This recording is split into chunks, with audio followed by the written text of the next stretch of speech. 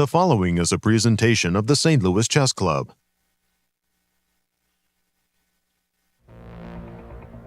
Trophies and titles are up for grabs at the Sinquefield Cup in St. Louis. After another incredible year, it's all come down to this. Fresh off his St. Louis Rapid and Blitz victory, Alireza Firouzja didn't let up, remaining in pole position throughout the event. After a slow start, reigning Sinquefield Cup champ Fabiano Caruana found himself trailing from beginning, battling to stay in contention and keep the possibility for a repeat alive till the very end. Can Alireza win back-to-back events and recreate his phenomenal 2022 finish, or will last year's winner spoil his chances? The final round of the 2024 Sinquefield Cup coming up next.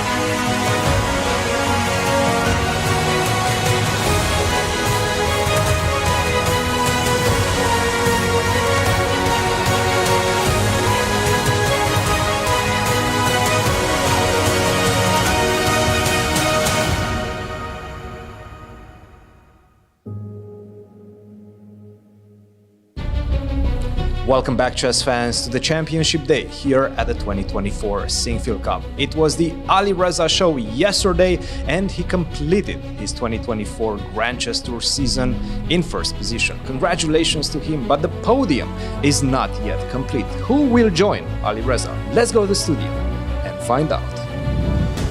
It's the final day. Sinquefield Cup and Grand Chess Tour champions will be crowned today. Round 9 starts right now.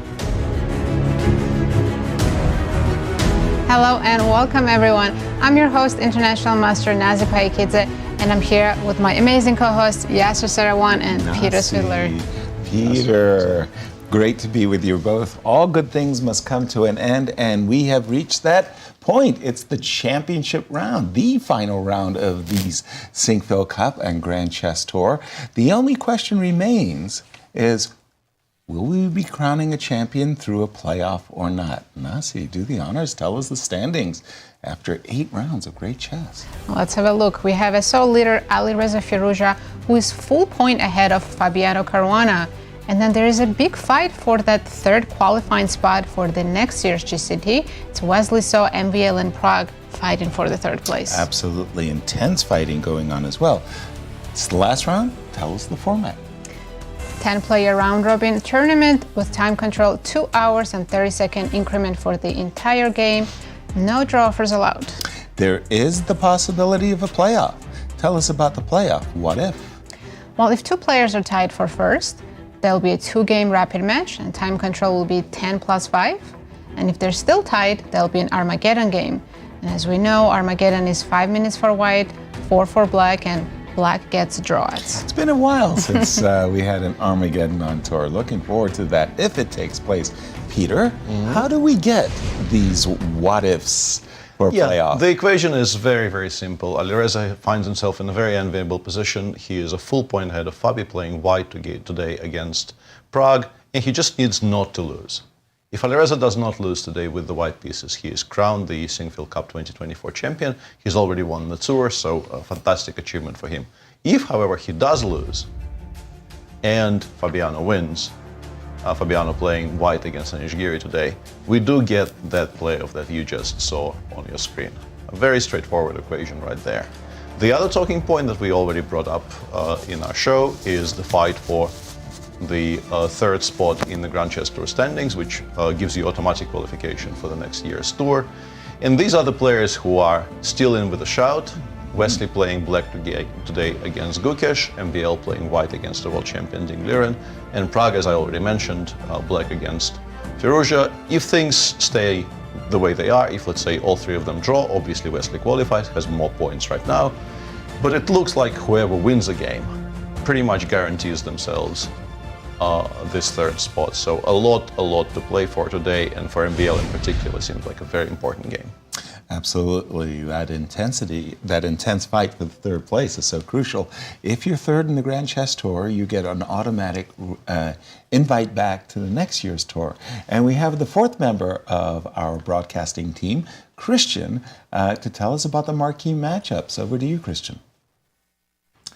Good to see you guys, and welcome back, chess fans, to the championship round here at the 2024 Sinquefield Cup. Alireza has been absolutely spectacular this event, but the job is not yet done. Let's take a look at the marquee matchups for today, because we have quite a few of them. I'm going to start with this one, a big clash between Fabiano Caruana and Anish Giri. And this is a rematch from Bucharest in Romania, the first Grand Chess Tour classical event in which Anish Giri in fact bested in the final round Fabiano Caruana. That meant Fabi had to play the playoffs against Alireza, Gukesh and Pragg and split the GCT points. Huge game that was, and definitely Fabiano will be looking for revenge in this one. Another big clash, of course, that I'm having my eyes on is the battle between Alireza Firouzja, who has been dominating the Grand Chess Tour, against Praggnanandhaa. Praggnanandhaa, we've seen him, he's in the battle for third position, but unfortunately for him, he has the black pieces. This is going to be a very difficult mountain to climb. But as you can see, 7 draws between these two players. Something has to give at some point, and definitely Praggnanandhaa prepared something sharp in this game. And of course, the battle for third position, we have to highlight this matchup of the day, Maxime Vachier-Lagrave versus Liren. MVL right now is in a must-win situation, not only for this tournament, but for the Grand Chess Tour. And I don't want to sound dramatic, but maybe even for his career, because if he manages to complete the podium, he will be playing the next year Grand Chess Tour. If he doesn't, at his current rating of 27-21, it's going to be very difficult to get invited. So he knows what he has to do in this one. Ding, he is not easy to beat, but definitely could be potentially under pressure in this one, especially with the black pieces, especially in those final few hours of the day. We've seen him crack in this event. That's exactly what MVL needs to do in this one. These are my 3 marquee matchups of the day, guys. All of them look terrific. Thank you, Christian. And in fact, tell us about all the pairings for this championship round. Nazi. Let's have a look. As Christian already mentioned some of them, Fabi will be playing Anish Giri, Alireza Firouzja against Pragg, Nodirbek playing Nepo, MVL against world champion Liren, and Gukesh against Wesley So. We know it's about glory, pride, honor, but also for a lot of money. Total prize fund is $350,000. First place $100,000, second place $65,000, third $48,000. Just great prizes for everybody. And great prizes for the Grand Chess Tour as well. Finish in the top 3, and you're rewarded with some bonus money, as we see Jan making his way into the playing hall there. And this game, MVL versus Liren, Peter, I hate to say it, but I think Christian's right. Yeah. This is simply a huge game in the career of Maxime. It is a very, very big deal. I've had dinner with Maxime yesterday, and he seemed very motivated, as well as he should be, honestly. I think the equation is pretty much just as Christian described. MVL has not had the most stellar couple of years, and at 27-21, which I believe is his current FIDE rating, I don't know the live rating, but it's not going to be much different from that number. He's languishing. Yeah, it's still obviously an absolute elite level of chess, but Grand Chess Tour is such a strong event, and the field is so great that you probably aren't getting re-invited, because the formula generally is you just get all the top players and the top 3 finishers. Right. So he does need to win today. There are some scenarios where, let's say, if Gukesh beats Wesley, MVL might be in with a draw. There are some scenarios where he might be okay not winning today, but of course you want to have your destiny in your own hands, and a win today puts him very firmly, I think, in the driver's seat, because Wesley beating Gukesh with black is a harder proposition to imagine, I think. There we see Fabiano coming to the table. Another key matchup today. Fabi also needs a win, not only for his chance for the first place, but also to secure a clear second in this tournament and get a lot of FIDE circuit points. Yeah, the GCT circuit for the candidates. It's not too early. It seems strange. Toronto seems fresh. The candidates earlier this year, but the GCT tour for the FIDE will reward the players who score highly with the FIDE points. So definitely that's a consideration as well. And also, like Christian mentioned, maybe personal revenge, right? Because turns out he lost the last 2 games to Anish. Right, exactly. Now, Peter, speak about your charge, Prague. What challenges, what motivations, what's behind this game?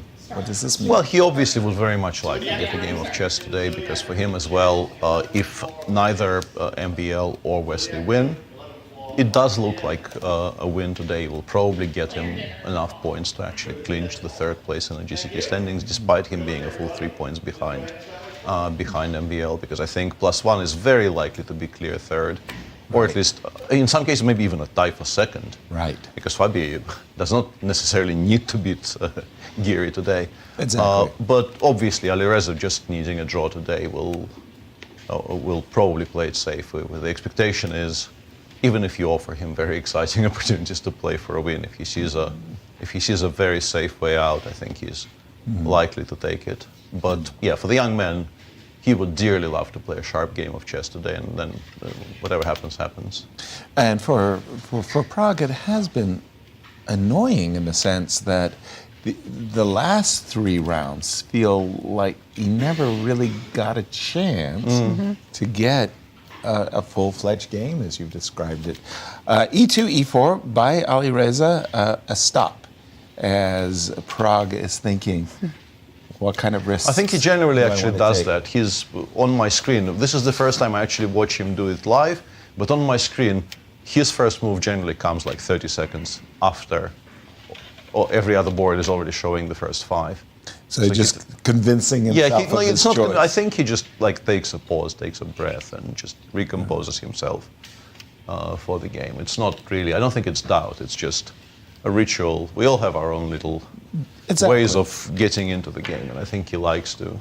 We can start with Fabi's game then. We have a couple of moves there. All right, let's do it. I was getting excited to see Catalan, but now I see pawn ended up on D3. Oh, no. Yeah. Wow. Okay, I'm assuming from a knight F3 move order, we kind of get an English, and then you're right. You're all set for a Catalan. Let's go. D2, D4. Nope. And Fabi says D2, D3. Did not eat enough porridge today, as they used to say in a Russian chess school. You know, why couldn't you lift it all the way to the fourth? You know? D2, D3.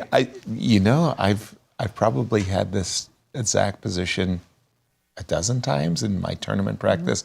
I'm almost always played B3, I almost always played D4 and B3. D3 never came into my mind. This is a newfangled thing, which is extremely quirky, because it already looks quirky, but it gets even funnier.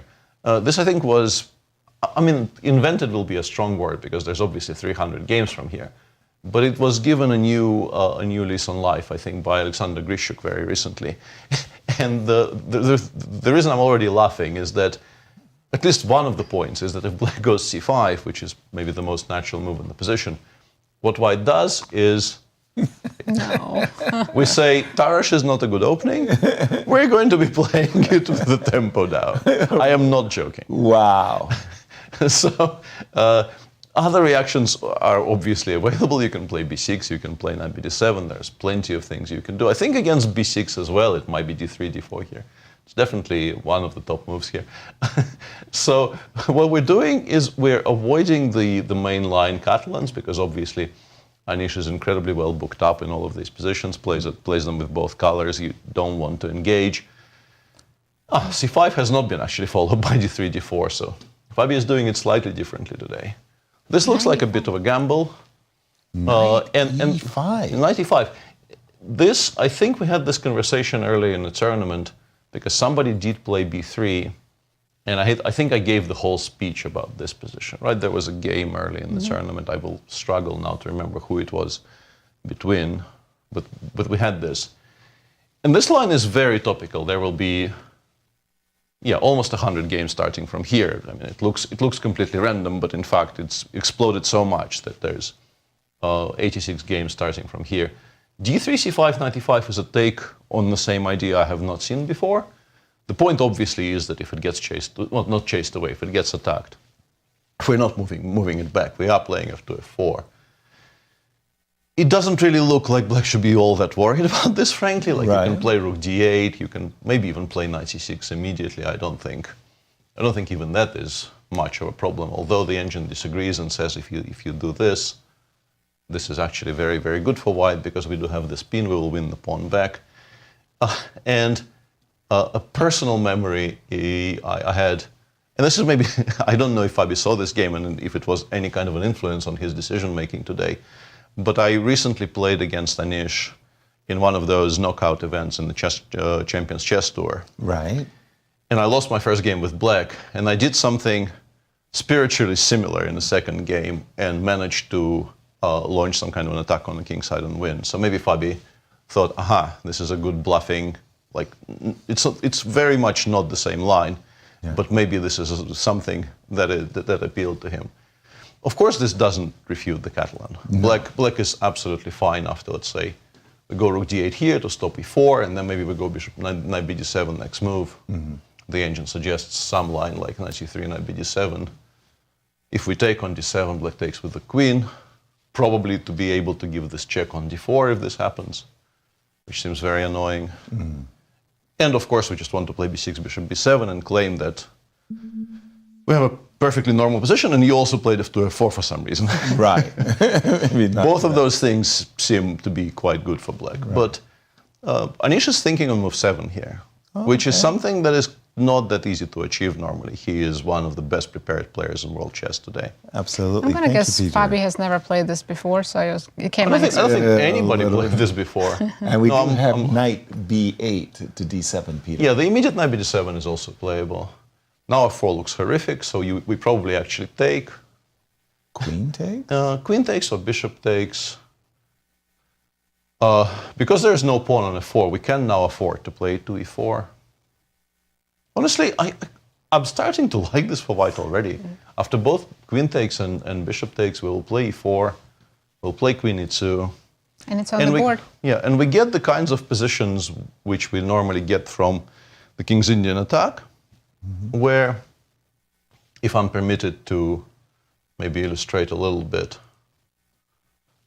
let's say we take it from here. Yeah, if we do the absolutely classical King's Indian attack, and we do it in this move order, which is the move order, let's say, that Sergei Karjakin used to play, which is why I had this fantastic idea suggested to me by my seconds during preparation for one of the candidates.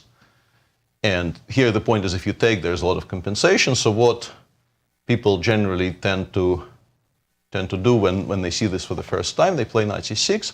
And the difference is we kept the knight on b1. So now we very happily play queen e2, and then we play c2, c4. And keeping the option of playing knight c3 later on. So what Fabi is doing here is, I think, spiritually very close to what I'm talking about. Once again, the queen will go to, I think bishop takes was played, yeah. The queen will go to e2. We generally do want to play e4, e5, but we are not committed to doing it immediately. We could maybe include some other moves, like perhaps bishop f4 might be a useful move. Knight c3 less so, because once again, just as an illustration, if we go knight c3 prior to playing e4, e5, it gets chased away and it doesn't have a good square. So if we want to put it on c3, we want to be doing it in such a way that we have the move knight e4 in this position, which also, I think, explains why maybe starting with this is useful, because we want to sort of preemptively protect it on the e5 square. This is a position, I mean, black is not going to be in a lot of trouble here. Black has done nothing wrong, really. Right. No sins were committed in the makings of the first 9 moves here, so Anish should be fine. But Anish is faced with a situation, he played knight bd7 really, really quickly. maybe he's actually looked at this. When you talk about Anish, you can never rule out him knowing absolutely everything. Right. It's possible that he also knows this. But it's a game. It's a game, and, well... We do have d5. G takes e4. Takes Interesting. e4. Interesting. I would not be so hasty in kind of defining the structure in the center. Agreed, for a completely different reason. But the potential of gaining space with d5, d4 is lost. Yeah, takes the bishop c6 played. We will, I'm sure, play queen e2 because I think Fabi is not very interested in playing endgames. He would very much like to preserve pieces on the board. And now e5, I think, is a pretty serious positional threat. So I guess black immediately sidesteps it with playing knight d7. The idea being we can hope to play bishop f6, bishop d4. Probably f4 for white? Yeah, we play f4. Machine says a6, knight c3, b5, and says black is doing okay-ish, but I don't know, this is very much a game. I think Fabi will be satisfied with this. It's a fight. Absolutely. Again, Anish has not been performing well in this Sinquefield Cup, but individually, their head-to-head, remarkably enough, is favorable for Anish. Yeah, Anish is +2, 5 wins over Fabi, only 3 losses, and of course, 32 draws. So you're talking literally 10 years or thereabouts of, dueling with one another. And Anish, as you can see, he has performed. Just not been his Grand Chess Tour. It's not been his Sinquefield Cup. Sometimes when you poke the bear, it's not a very good idea. But in this case, I agree with you, Peter. Out of a Catalan where Anish has looked at everything, 3 dozen moves deep. This is a fresh position. It is a fresh position, and I think it's a very playable position as well. The engine does suggest that immediate counterplay with a6, b5 is sufficient, and black is in no trouble at all, but honestly, we don't care. Yeah. It's a game, there are pieces on the board, we can play knight c3, e5, knight e4, there will be hopes of some attack on the king side, or maybe we'll land a knight on d6, and we're very happy.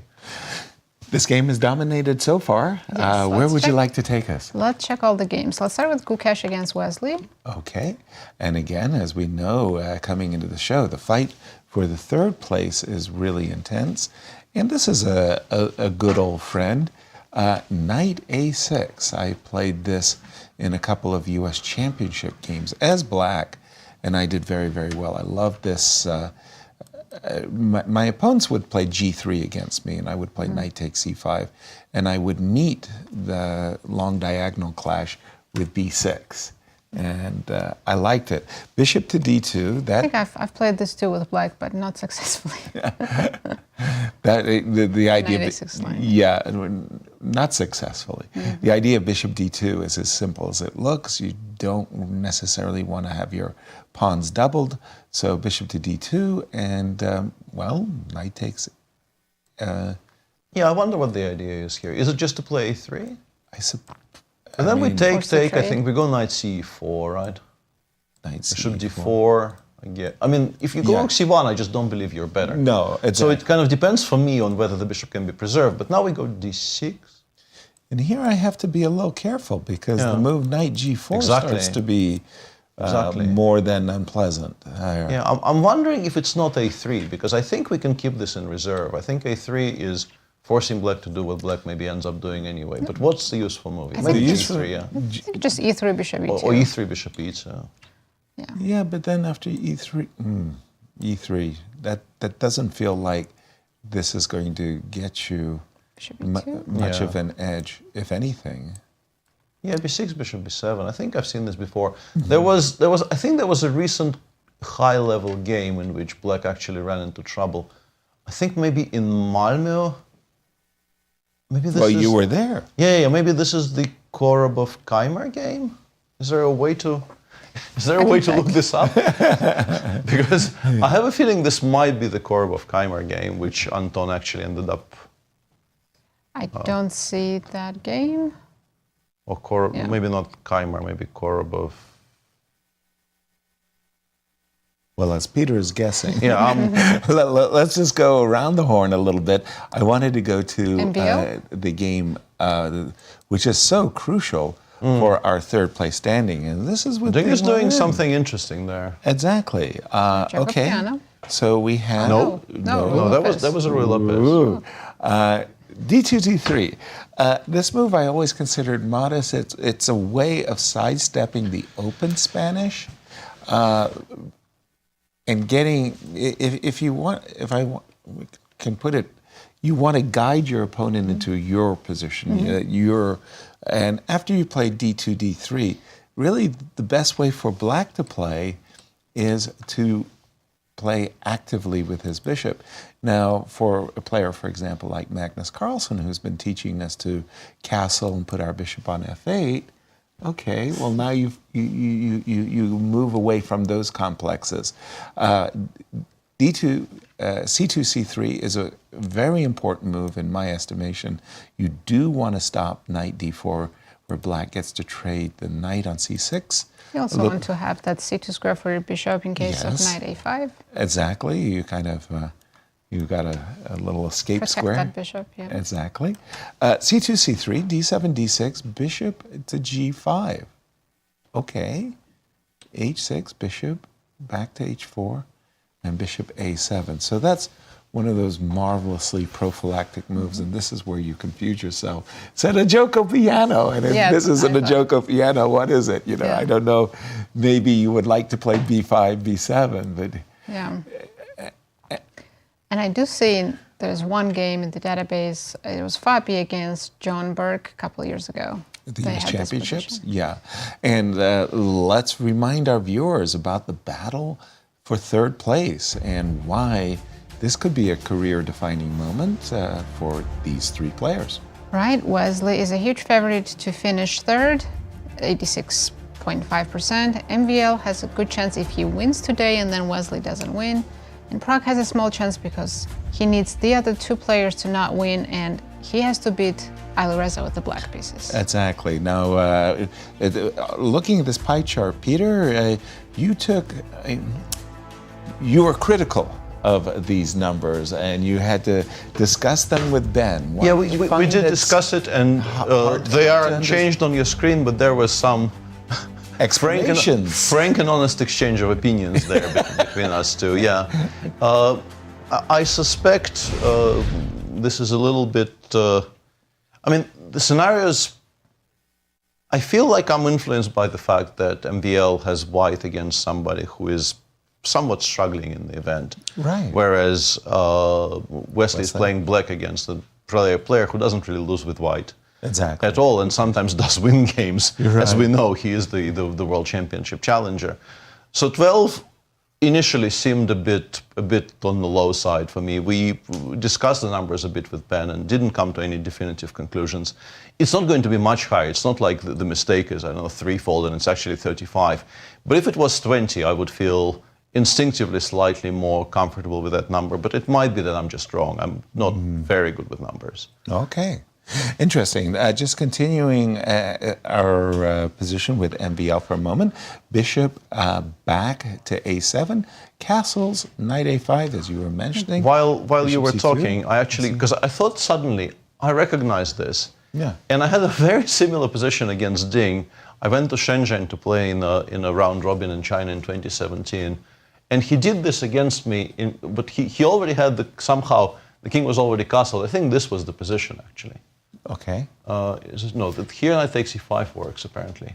I just had it on my screen, but it was from a different move order. But this kind of an outline was definitely on the board at some point, with this weird construction with a knight on a5 and a knight on h5, basically preventing this one from being on a good diagonal. And why the knight on h5, I don't need to explain. It's a kind of, having played g5, you often do play knight h5. The game kind of fizzled very, very quickly, because I think at some point he went knight c6, and we found some kind of repetition with bishop b3, bishop c2. Well, I found it. He wasn't really looking for it. But Ding does have history with this idea of, when you play the bishop g5 systems in the Spanish, not the Italian, he does like this idea of going bishop a7, b5, c5, and then still including g5 which looks like black is kind of trying to play everywhere, which is generally not advisable, I think. Right. I think they will tell you to pick a side and stick to it there a little bit. But it's something he's been doing, and he seems confident with these plans. He's been doing this before. I think the game against me wasn't even the only time he's done it. So, yeah, 2017, you say. Yeah, he seems familiar with this, and yeah, that's some quite a time history. ago. If we look at this position that I just put up my screen, I included the moves G5, Bishop G3 castles. You might remember his game against Alireza, where, like, there was a lot of maneuvering. This knight came to H5, Nothing went got to traded G7. for Yeah, queen size 35 structure. moves. Yeah, Queen size structure seven. looked different, though. The knight went back to F1. Yeah, but there was a lot of maneuvering going on in that game. We're going to keep our eye on this one. Where else Let's would check you with like the to go? tournament leader to see what opening they ended up playing. And, wow, Prague played the French. Wow. Yeah, this isn't a surprise. What happened afterwards is a surprise, though. Knight C3, Knight F6. Not the usual E5, but Bishop G5. Honestly, for me already the surprise was on move 3, because It's like the both Prague and I, he's been doing this even in games where he doesn't need a draw. He takes D5, he takes D5 with the ideas of pretending this is, a Petrov or something. And there were like 3 games like this in the candidates, and White won, I think, 2 of them. Wow. This has become a reply people do seriously. It's not just, an attempt to make a draw. And in particular, in Alireza's tournament situation, I felt that, he'll see the French, he'll just snap on D5, and he will even play. It's not as if he's going to beg for a draw. He's just going to play a position where it's so difficult to generate anything with black. But he actually came prepared. Prague played the French twice in the candidates, so it's no longer really a surprise. And he went for this line where options normally include D4, Bishop B4, and now Knight BD7 is an old school move. Bishop B7 is a much more modern, and now both moves are playable, although G takes F6 these days is much more fashionable. And of course, you can play Bishop B7, E5, Knight FD7. There's also the Shatar attack with H2, H4, but you don't need to do this.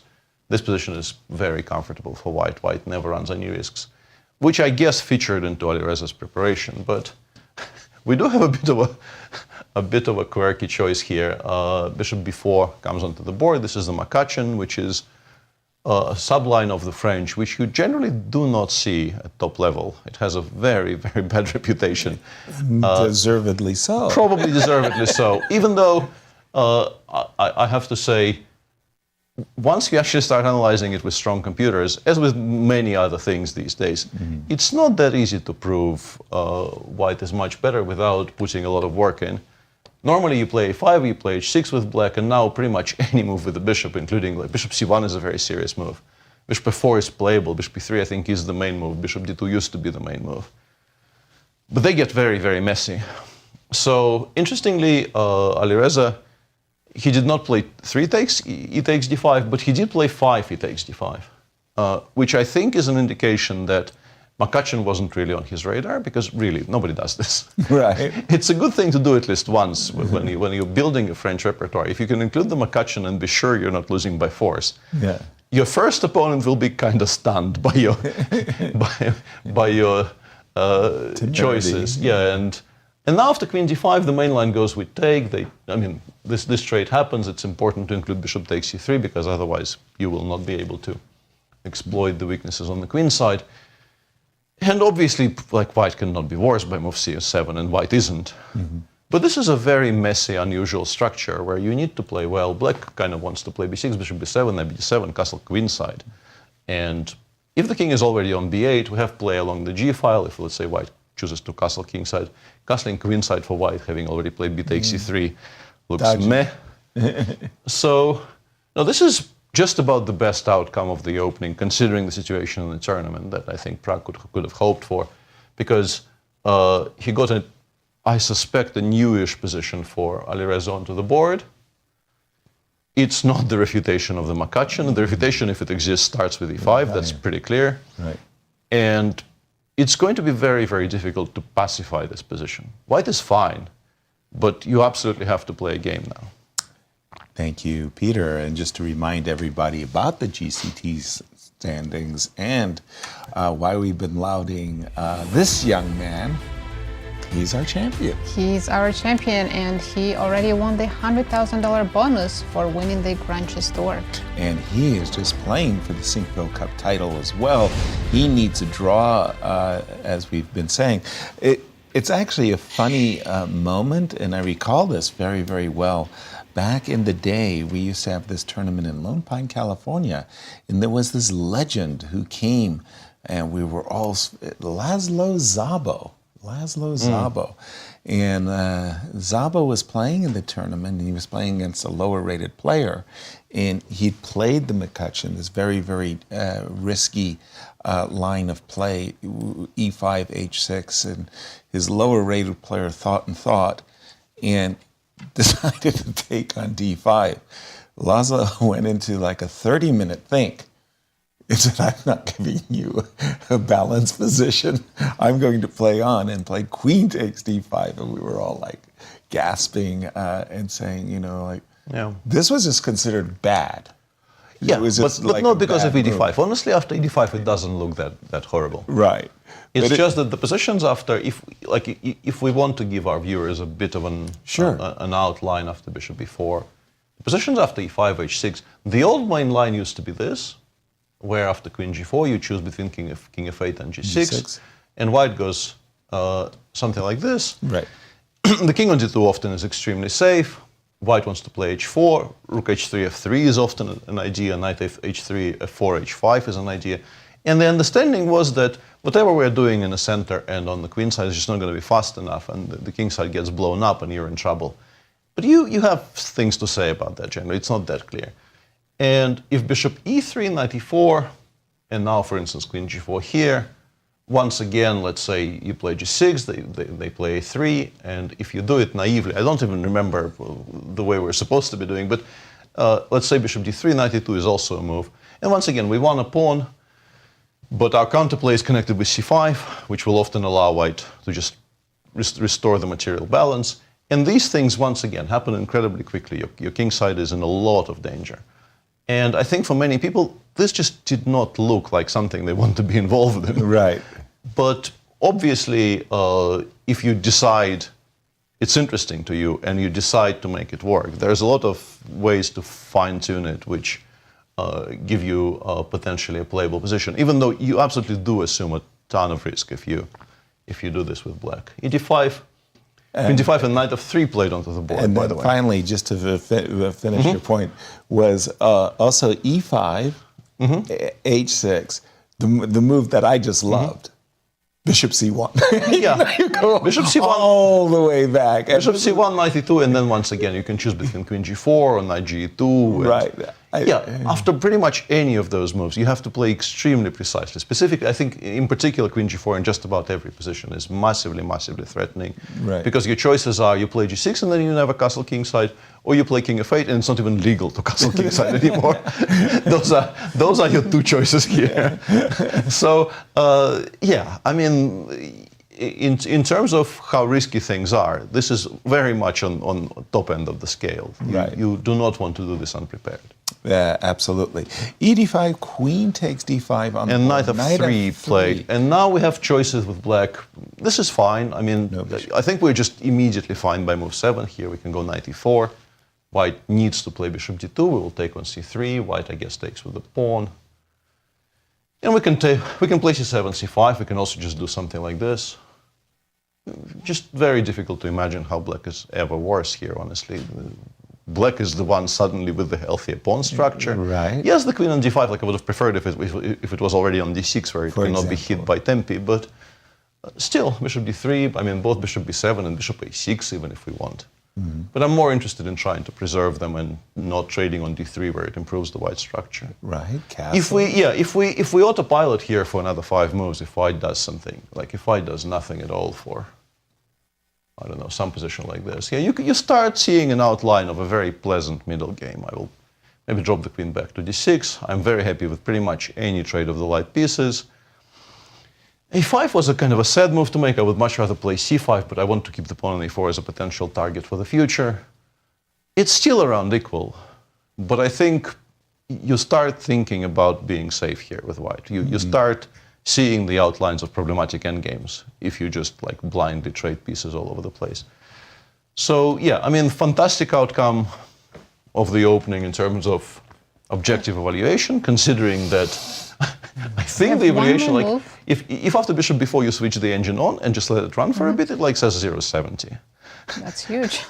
Yeah, which in modern parlance, people tend to translate 0.70 as lost, which it not always is. Right. And e5 followed by knight f3, we're back to like flat zeros, maybe 0.03 in black's favor. So on the one hand, you're very happy, but on the other hand, you wanted a mess.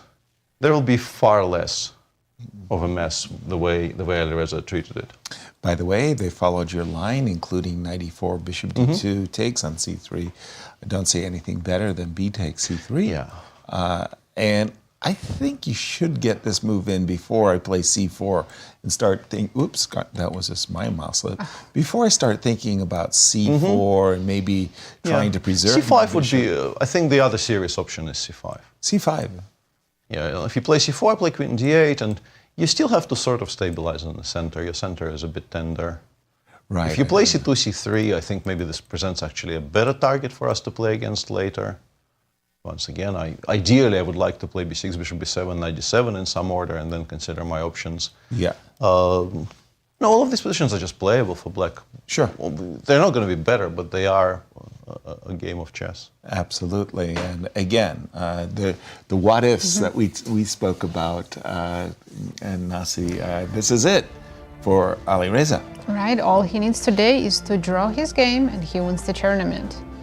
Because the only case Fabi gets to playoffs is if Alireza loses and Fabi wins. Exactly. And then we would get our playoffs and our Armageddon and no. Okay, we'll keep an eye on this one. One more game we haven't looked at all, and it's Nodirbek against Nepo. Nodirbek versus Nepo. Okay, what has happened? Oh, this is another one of the anti-Grunfelds with an early e2, e3, bishop d2, c6. And this is very aggravating. It looks like the like a Schlechter. Liren, remember c takes d5, queen takes b3. The bishop is on d2, not on f4, which I think will make a difference.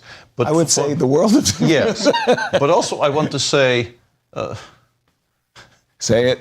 Buy my course, you cowards. What is this? How are we not playing c5 in this position? Come on.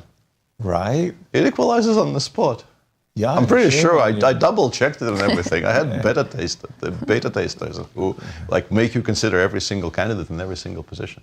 c5, I think the line goes dc, knight a6, cd5, knight takes d5. White kind of has to play bishop c4. I think we include a6, a4, and we go bishop f5. This is just comfortable for black. There's no issues here whatsoever. We go rook c8, we go knight fe4. There's so much play against the white queen side and the pawn on d5. I think that's what the course says at least. I'm not sure about the inclusion of a6 and a4, but it looks logical. I mean, a little bit of a shocker. Nepo has spent 15 minutes already. Yeah. He's down on the clock. Yeah, and okay, maybe he wants to play a game of chess because this will probably equalize, but also trade a lot of pieces and will be a draw. But Schlechter generally is not, recognized as a way to, aggressively play for a win, and particularly if you play queen b3, queen b6. So I'm a bit mystified. Wow. I got vibes there. Beta tested? Yeah, when you do a course for Chessable, yes, there is a team of people who get the early material. Okay. And they go through it with a fine-tooth comb, obviously with engine switched on, and then they send you feedback saying, why haven't you considered the 17th candidate move in this position? And there should be a page written of words about that move as well. So then you sit down and you do that. Okay. So it's very difficult to miss a move because they will not let you. Right. It's very different to how you write files for yourself, because for yourself you feel like you speak your own language, you know what you meant, you don't need to go into too much detail, and you also often don't need to analyze every single move in every position because you feel you'll probably work it out, honestly. Right. But yeah, writing a detailed Chessable course is very different to that. You absolutely do need to consider every half-sensible option for the opposing side. Yeah. Your choice is can be very straightforward and narrow, but you need to cover pretty much everything your opponent can do against it. So, it's an experience. I had a different image of the beta tester. So I'm going to be a beta tester for Peter's course, and Peter's going to tell the entire chess world that, you know, this is a very interesting area to explore, and this is the kind of outline. And then I crush somebody. They go, you know, like, where did you get this?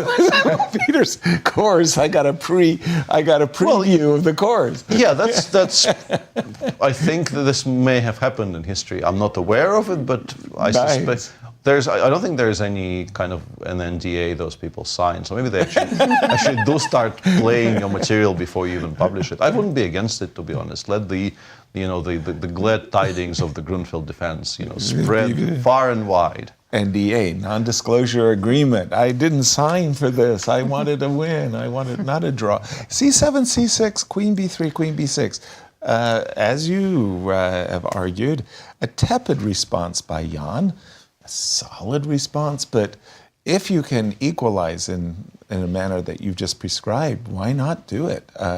So Jan being a little bit, well, cowardly. No. It's not cowardice. It's maybe a desire to sort of not get involved. Generally, if your opponent blitzes out E3, Bishop D2 against the Grunfeld, they have something. Right. Nobody does it just to do it. Right. So perhaps I need to go and revisit what I wrote, because Nodirbek is a very serious theoretician. He doesn't there's very, very little, pure chance involved in his opening choices. But I did analyze this carefully, because it's definitely one of the slow lines, which if you don't equalize on the spot, you might never actually get to play C7, C5, and you end up playing this kind of a weird mix of Slav and Grunfeld, where it's not everybody's taste. Like the other way to play this, and I also don't hate that, and this is what surprises me about C6, Queen B6. If you don't want to play C5, you can play E6, let's say Rook C1, Knight BD7, you play, I don't know, Bishop E2. DC4 equalizes, but also this structure. It's really not that bad at all. CD5, okay, ED5 before sometimes is slightly worse, but we can take with the knight. We will probably get to play C7, C5 later in the game, and we will be completely fine. So the choices as I see them here are, 1, play C5, equalize, be happy. Mm-hmm. Choice 2, you play some sort of E6, Knight BD7. You either then go for DC4, C5, or you go for B6, Bishop B7. You probably don't equalize as forcefully as you do, I suspect, in the C5 lines. Right. But your position is very healthy. Switching to Schlechter, yes, it's a Schlechter where white played Bishop D2, which normally, once again, for our audience, the pure Schlechter comes from here. Oops, I played C5. Yeah, that was a slip. A mouse slip. Yeah. So the G6. I guess E3. Not okay. Yeah. So it comes from here, and pretty much nobody plays Bishop D2 here. The main move by far is Bishop D2. Some people play Bishop D3, but yeah, nobody really touches the bishop on C1 because it's really not necessary. It's much more important to castle quickly. So you're playing a Schlechter with arguably a tempo up. You've done all your normal moves, and white spent a full tempo on a move they might even regret slightly. Right. But still, the resulting positions after both Queen B3, and even as you mentioned, of course it's a great big difference where the bishop is, but this one is still not an oil painting. So, yeah, a bit strange to me. Black is fine though, I'm pretty sure. Thank you, Peter. An oil painting. I'm still reflecting. Before we get too deeply into the round, let's talk about probabilities for these games. Thanks again to Ben Underwood for developing these stats for us. And this is for the round 9 today. So Fabi, despite his -2 score, he's still favorite to win, because I'm guessing it's because he's doing better in this tournament than Anish. Yeah, I was about to say, I think the AI took that and said, hey, look, he's doing really badly. This guy's doing really good. We're going to give him higher chances. And of course, the white pieces. That helps. Firouzja, Prague 2-1. Okay. Abdusattorov favorite to win against Nepo, slightly. That's interesting. NBL, this is the big one. Big favorite over Ding. Our world champion is almost a 2-1 underdog. Wow. Same with Gukesh and So. Wow. Okay. We've been seeing lots of draws. We've been at that 20%. We more or less get one We're win. back to exactly 20, yeah. Yeah, one win per round. Who's it going to be? Well, only time will tell. We'll know in a couple of hours. Exactly. Let's go back to Gukesh Wesley's game. All right. Kind of an interesting development. Okay, so when we left it these parts. We just seen bishop d2, knight takes as expected, e2, e3. That capture Voluntarily was taken on c3. really a surprise. Without I think, a3. Yeah, I think everybody plays castles here and just waits for a2, a3. The voluntary capture, okay, Wesley doubtlessly has something in mind. It's He's not been great, thinking though. here. A5? No. It really isn't great. He must be. No, No, but that looks kind of lost after this queen is just d4. terrible, right? No, he can't be. That's way too risky. I like. No, that just. I could be lost. No, here. game is over. Yeah, no. Knight e4, bishop b4. Maybe he just forgot the b4 square existed. So, I mean, it sounds extremely stupid, but sometimes squares just kind of fall out of your range of vision. And also, had You white. see pawns, Yeah. you see pieces. And maybe. What? Because white normally has a pawn on a3. Yeah. Bishop b4 is not really a move. If we talk about this, if let's say, if black castles here. Okay, if black had included b6, for example. Yeah, or this, yeah. And we go knight c4. Bishop b4, we play d6, and then we threaten a7, a5. And the bishop no longer has squares. It will actually get traded for the knight on e4 if we want. Clear.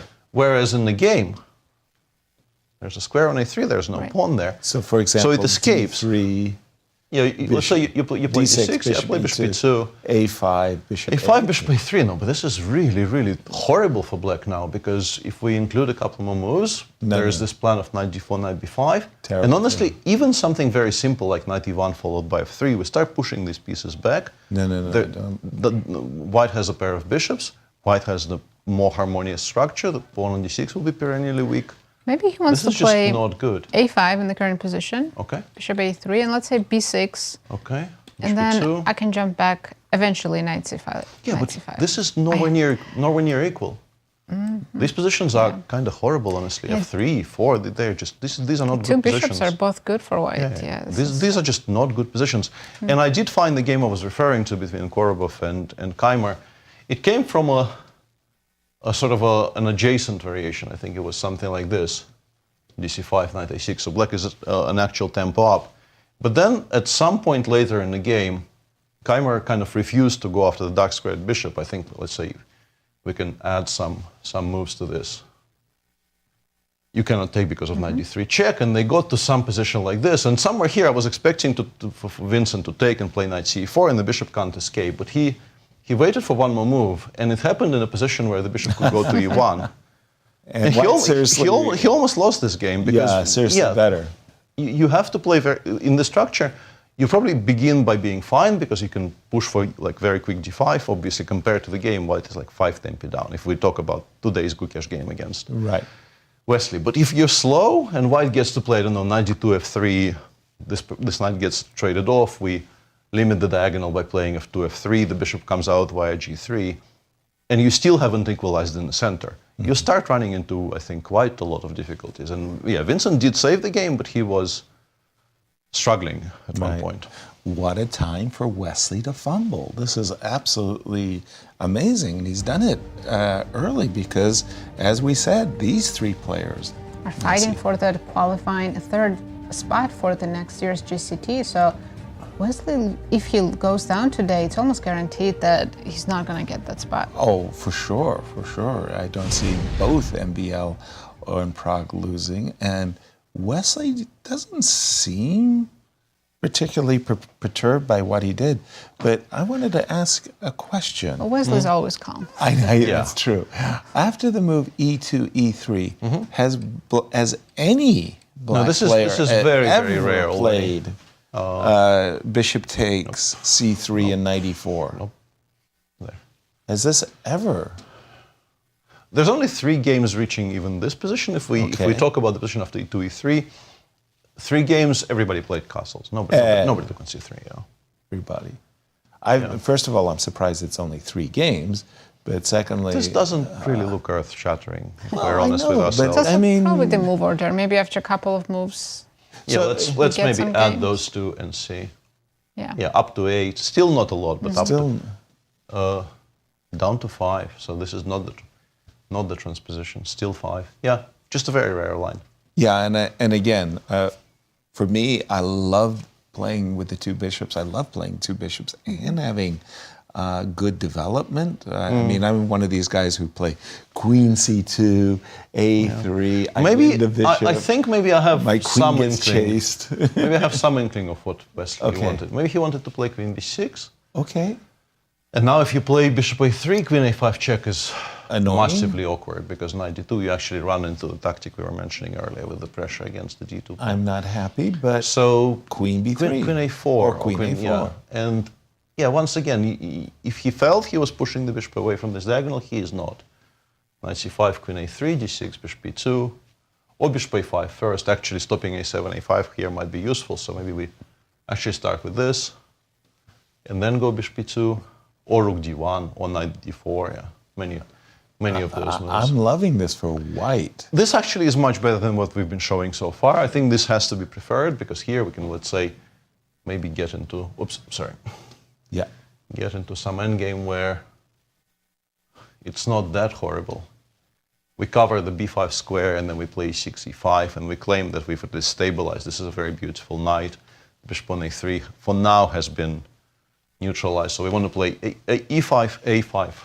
Some position like this probably appears on the board. We go like knight e2, a5, knight c3, some move, bishop c6. But once again, I just feel like white's the one. No, to take. you're not going to have fun here with black, Yeah. but compared to some other positions I was showing on the board, this is a dream. Because I think this actually feels like it might be holdable. He This is a actually very sturdy... Just made a move. He played D6. You played now D6, Queen B6. Okay. This is already Bishop dead. E2. Now after bishop e2, bishop queen b6, bishop a3 is now playable. This is a massive difference. Because now queen a5, knight d2, you do not have the move knight g4. And I just want to play f3 next move. Right. Those endings I'm loving. Yeah, I mean, they're a dream. You don't Yeah. win every single one, but you enjoy every single one with white. Just to, for our audience, what I wanted to say is I love those positions where I get the two bishops, and I very often in my career played this classical Nimzo Indian as white, where I play queen c2. My opponent's often castled against me, so I've already played one tempo move, and then I play another tempo move, and oftentimes my queen even gets booted around again, so I'm almost giving up 3 tempi to win a dark squared bishop that Wesley has just given away for free. Right, I mean, it's like a strange decision, for sure. and And nobody very, was very peculiar. taking it away from him. There was absolutely no need to commit to it immediately. Exactly. And again, this is the position where the move bishop takes c3 just was involuntarily played. And we think it's a terrible stumble. And Wesley, again, he looked very, very calm at the board. But I don't know if he just glitched there and missed something. Wanted to go to our world champion Ding Liren's game, if you don't mind. Yeah, he's And been just thinking a lot. He's down on the clock by half hour now. a half hour. When we left it, MVL had been playing very, very quickly, and I was He did go for G5. yeah, and I was mentioning the similarity that I was seeing between Firouzja's game against Ding Liren, from a completely different opening, by the way, and today's game with MVL. H2, H3. Nazi, what do you think about them apples? Inviting knight takes G3? Yeah, I was a bit surprised, but I guess it's avoiding... What's the point of H3? I'm asking you. I'm here first. There's even a stranger move after that, by the way. After Okay, H3. so H2, H3, basically saying, if you don't take my bishop, I have given myself. Also, if you do take my bishop, well, I will once again dream of bringing my bishop to b3. Rook b8. I think this is a hint towards, a nod towards white having the option of playing a2, a4, and we do not want to be opening anything on the queen side that is not of our choosing. So we kind of want to play b4 and then take with the rook if c takes b4 happens. h3, king h1. So what is his idea on the king side? What is he trying to set up? It's very unclear. Maybe knight h2, but Yeah. black just goes knight f4 quite happily, it feels. In some ways, I feel like it's just a move that's a decent waiting move. For me, as opposed to the move king h1, I would have found the move a2, a3 far more attractive. Not only am I really do, I genuinely do want to play b4 and bishop back to b3, but I'm waiting as well. And a3 is useful for those moments I'm playing d4, d5, and but the combination of... The more you continue offering me knight takes g3, the more I, honestly, with black, the more attracted I am. If we go back to your move a3... Then Please, yes. Why don't we... With black, I would be very interested to see if I can maybe take on g3 and go c4 check. c4 check. And now you have a kind of an interesting choice. d4? d4 probably is a pawn sacrifice, because I don't see you actually being able to keep it after knight c6. Yeah, but black's king is quite weak, so I think I'm okay with that. Yeah, still, I mean, it clearly is an interesting pawn sacrifice, but it's a pawn sacrifice nonetheless. And if you play king h1, I wanted to take on d3, Right? and discuss the structure with you, like bishop e6 here. Bishop e6 should... Somehow I want this knight on a much better square. I guess you play b4 here. I'm not ecstatic about this, because my knight gets pushed away, and I either have to play knight c4, which, I mean, the endgames will become tricky, or I have to move back, and a4 becomes very annoying. Exactly. Because my queen side is still vulnerable. I don't particularly want to castle king side. With the king in the center and the position opening up, but it's at least something that I would consider with black. Maybe... Knight c4 might be playable, honestly. Takes with the pawn, and wherever bishop goes, we kind of make sure we don't blunder anything on the queen side. We have very strong bishops. I know. So let's say I go king f8, king g6. Knight h2, bishop g4, though. I have to watch out for... Yes. For knight h4, or knight d2, bishop g4. That is a very strong plan. I need to think how I parry this. Right. Good news is that any check on the H file will be celebrated with flowers and bouquets and everything else. Yeah. We're going to keep an eye on this one. Garlanded. But I did want to ask you about the clock times. Yeah, 2 hours for MBL and 2 hours. Yeah. 1 hour, 25:14. So 30 plus minute advantage. Already. MVL, we know, very, very well prepared, but MVL absolutely knows the memo for today's game. Play very quickly, keep tension, do not give Ding clear options to simplify. So repeat what Alireza did. Bingo. That's, I mean, we saw that playbook by Alireza. It Rook worked. b7. Wow, okay. Second best move on my screen. Is Rook b7? Yeah, I mean, once again, this is a very basic computer. Basic. Yeah, I'm not entirely sure which of the squares on the 7th this rook is aiming at, because like e7 is the most obvious answer right now, but I don't know what it's doing there, since white really isn't pushing d3, d4 yet. And f5 followed by rook g7, maybe yes, but not with the king on e8, right? You probably aren't playing f5 with the king still back on e8. So this is, maybe weirdly you can describe it as a kind of a waiting move. It's doing more on b7 than it was doing on b8. This much is clear. Okay. It's covering some squares. It might find the work for itself on e7 or perhaps g7 later in the game. But for now, I think it actually is just a pass, but maybe a useful pass.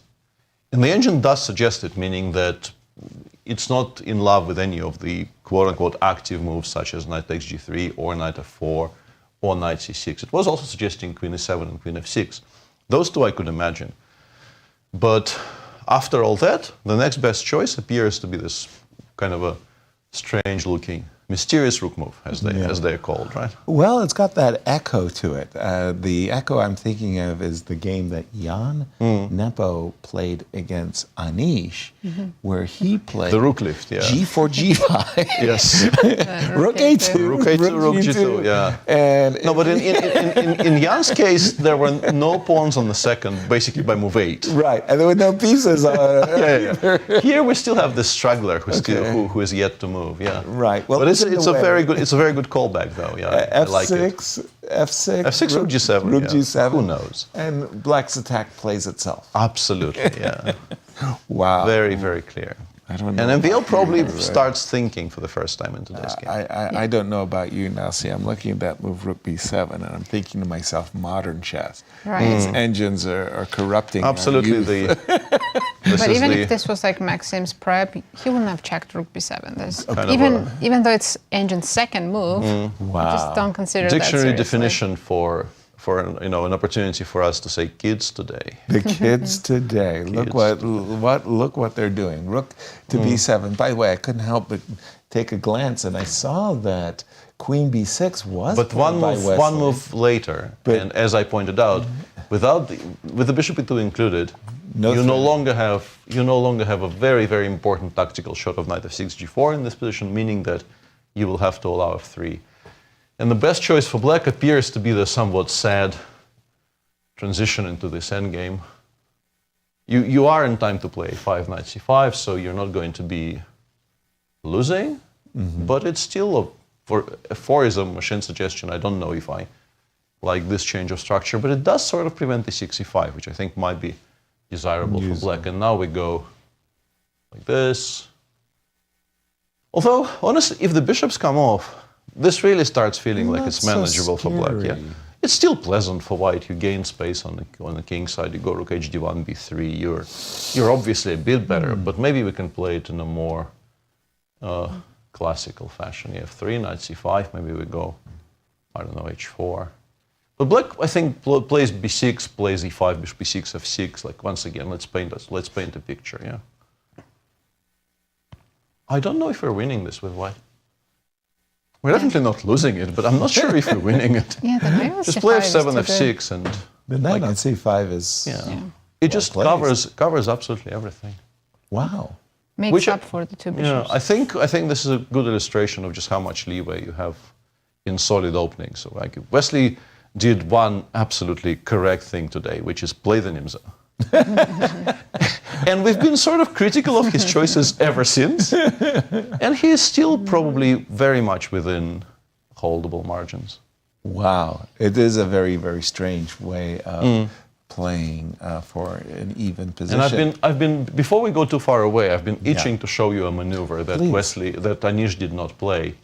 Because at 4a6, we were discussing this position on air. Yeah. After knight c3, the engine actually suggests the Volgas, the Benko, such as it is playable. It's not immediately obvious why this has to be so good, but it does suggest that after c5, c4 check, there is counterplay. Maybe even for 2 pawns, apparently, because black doesn't even try to defend this one. Just keeps on bringing pieces into play. In take c4, suddenly bishop b7 is very strong, rerouting it to this diagonal. But this is not what I wanted to show you. This is just as mysterious to me as it is to you, trust me. Okay. But after a4, I guess now the Benko is much less attractive because there will be a passer on b5. But there was a way here for Anish to start moving pieces back, which I think was very decent. Oh, knight coming to d4. Right. Right. And we freed up the square on c6 for this knight.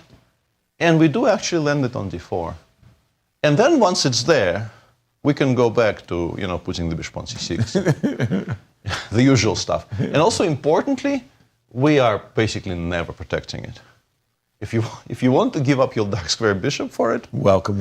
Be our guest. Yeah, we'll put the bishop on c5, play rook d8, and claim that this is fantastic compensation for the pawn. So this was an option, and it's not that what he played is bad. I just wanted to show this on the board because it's funny when in a position where you kind of got everything developed, you begin by putting 2 things on the back rank, right? Which is back where they started. Exactly. What happened instead, we did see A4, Queen C7, Queen C7, Knight C3, and now Anish actually provoked E4, E5. Isn't that something that White wanted to Yeah, play? I'm not sure I necessarily agree with this, but he felt that offloading some pieces and just sort of defining the position much more cleanly is good for him. The engine suggests for some reason that queen takes is more of a problem than king takes, but there's not much difference, and also I think nobody takes with the queen here. I think most people just don't even think very much about taking with the king. And now for black, you probably still want to play, like in some kind of an ideal scenario, you go rook a d8, Knight and then you D8. still do this, yeah. But the other plan, which is often very playable for black, is a rook to e8, probably the a rook. Let's say we play b3 and black goes rook a8, and black just goes f6 next move. Rook e8 is needed to make sure that the pawn on e6 isn't hanging. Right. Bishop d2 is a horrible reply. White should do something else. This is just to demonstrate why I played rook e8. This is instantly fine for black because the bishop gets to d4, you play queen c6, you play knight f6, you start pushing for e6, e5. These types of positions end up, I think, despite white seemingly having this very, very beautiful square for the knight, there's enough play for black around that knight to be quite safe. Yeah. Of course, white should not be ignoring what our opponent is doing. You start with knight e4. Now if black plays f6, you can take, and knight takes f6, knight g5 is very awkward, and if you take with the bishop, we very happily snap it off, put the bishop on b2. This is obviously how you should be meeting this break. But I wanted to point it out as an option. For now, I think Fabi is still thinking of the bishop e7. The immediate knight e4, beautiful as it looks, is maybe a bit too early because it does give black a chance to play knight b8. I think the reason for that, the reason, let's say, that black doesn't play knight b8 here is you don't want to be allowing f5. So e5 is still protected, and also we have the knight d5 jump if e5 happens, in comparison to this position in which both of those things would be untrue. Exactly. e5 is hanging if you played f5, and you also don't have the d5 square for the knight. I think this is how to explain the idea that we're not in a hurry to play knight c3, e4, but it's a playable move. I think maybe like b3 or maybe bishop d2, rook a1 first could be slightly more precise. All right, thank you. It's not much, but we like this for white, right? Yeah, we got some space. Yeah, and a very, very important game for Fabiano as, again, he's coming in, needs a win. He needs help from Prague. And Alireza's in the lead with full point ahead, so he only needs a draw today.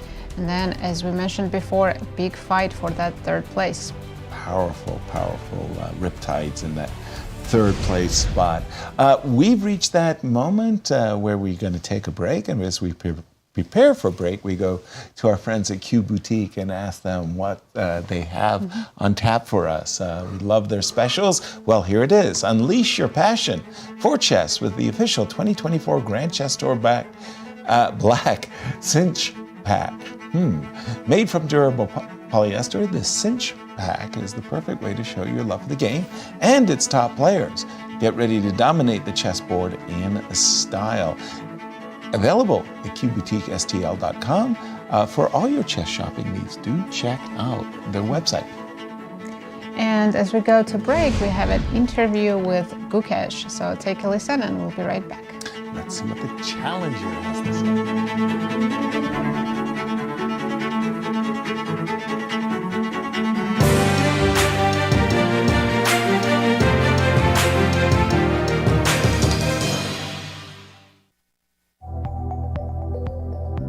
Gukesh, welcome to St. Louis. It's your first time in US, first time in St. Louis. How did it feel to come here and see the chess club, the Hall of Fame? What feelings do you have? I've always wanted to come to the US, especially the St. Louis Chess Club, and yeah, I've seen so many videos and so many games from here, so it's nice being here. And yeah, I visited the Hall of Fame by accident before coming here, so that's also nice. And yeah, looking forward to the experience. What are your first memories about the Sinquefield Cup? Were you following all of them or some of them? Yeah, I've been following this tournament for a lot of years. It's been so many years that I don't remember what my first memory was. But yeah, a lot of interesting games and a lot of exciting tournaments here. And yeah, one of the most traditional and one of the top events in chess. I've been very eager to play here. So you're looking forward to playing this event, and what are your hopes? And also considering the previous GCT events and your situation now in the standings, what do you think about this event? Yeah, my overall Grand Chess Tour standings is not amazing, but I mean that was not my main goal anyways. I want to take this tournament as an individual tournament, and I just want to give my best. And I've seen a lot of videos in this tournament with the board and pieces, and I've always wanted to play. I think I never played in this model, so yeah, I'm quite excited for that. I was wondering if the Sinquefield Cup is kind of a warm-up event for you before the World Championship, or you take it in a different way? For sure, it will be a good practice and good experience playing such a tough tournament before the match. But for me, this is an individual tournament. The match will be different. What happens here doesn't really translate into the match, but I just want to give my best in this tournament, and yeah, any tournament I play, I want to win the tournament, and it'll be the same. But the fact that also Dink is playing here, is it somehow affecting your mood and your approach, and makes the tournament a little bit more special because of him participating? It's obviously nice that I'll get to play against him here before the match, but it doesn't really change anything. I mean, it's a different tournament, as I said, and yeah, I'm just looking forward to play some good games. Have you started your preparation for the match already? And maybe you can share some secrets. How big is your team? Where did you have your training camps, or where are you going to have your training camps? It's just 100 days before the match, so we're all curious about some details. I have a team, and we're having a lot of fun. We are doing some nice work, but other than this, I can't reveal much more than this, but really eager for all the preparations and everything about the match, and yeah, hopefully me and my team will be able to do a good job, and the result will be in our favor. Are you checking a little bit the history of the previous World Championship matches, and which match you find the most fascinating in the history of chess? For me, from childhood, the 1972 Fischer-Spassky was the most fascinating for me. I've read a lot about it, I've seen all the games, and I mean, it's just a very special match in chess history. So I'm always fascinated by that match. I followed pretty much all the matches since I started playing chess, and also the historical matches. So yeah, it's nice that I will be a part of this rich history. And you were the youngest, of course, competitor in the World Championship matches. And of course, there will be one more event after the Sinquefield Cup. Are you going to play in the World Chess Olympiad, and how important this tournament for you as well? Yeah, it's always special playing for my country, and everybody is very strong, and I think we'll have a lot of fun, and we'll try our best. So of course, all the best of luck for Gukesh. Looking forward to follow your participation in the Sinquefield Cup. Thank you for your time. Thank you. Thank you.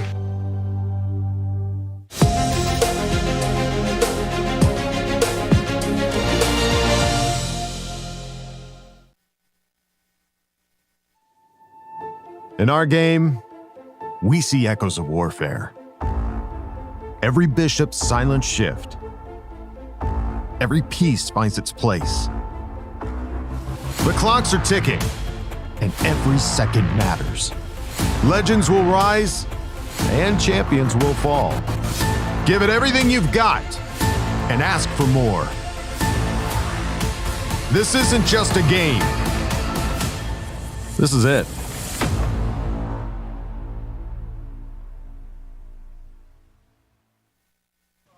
I'm Grandmaster Maurice Ashley. Join me on October 24th to 26th for the St. Louis Chess Conference, to be held right here in the chess capital of America.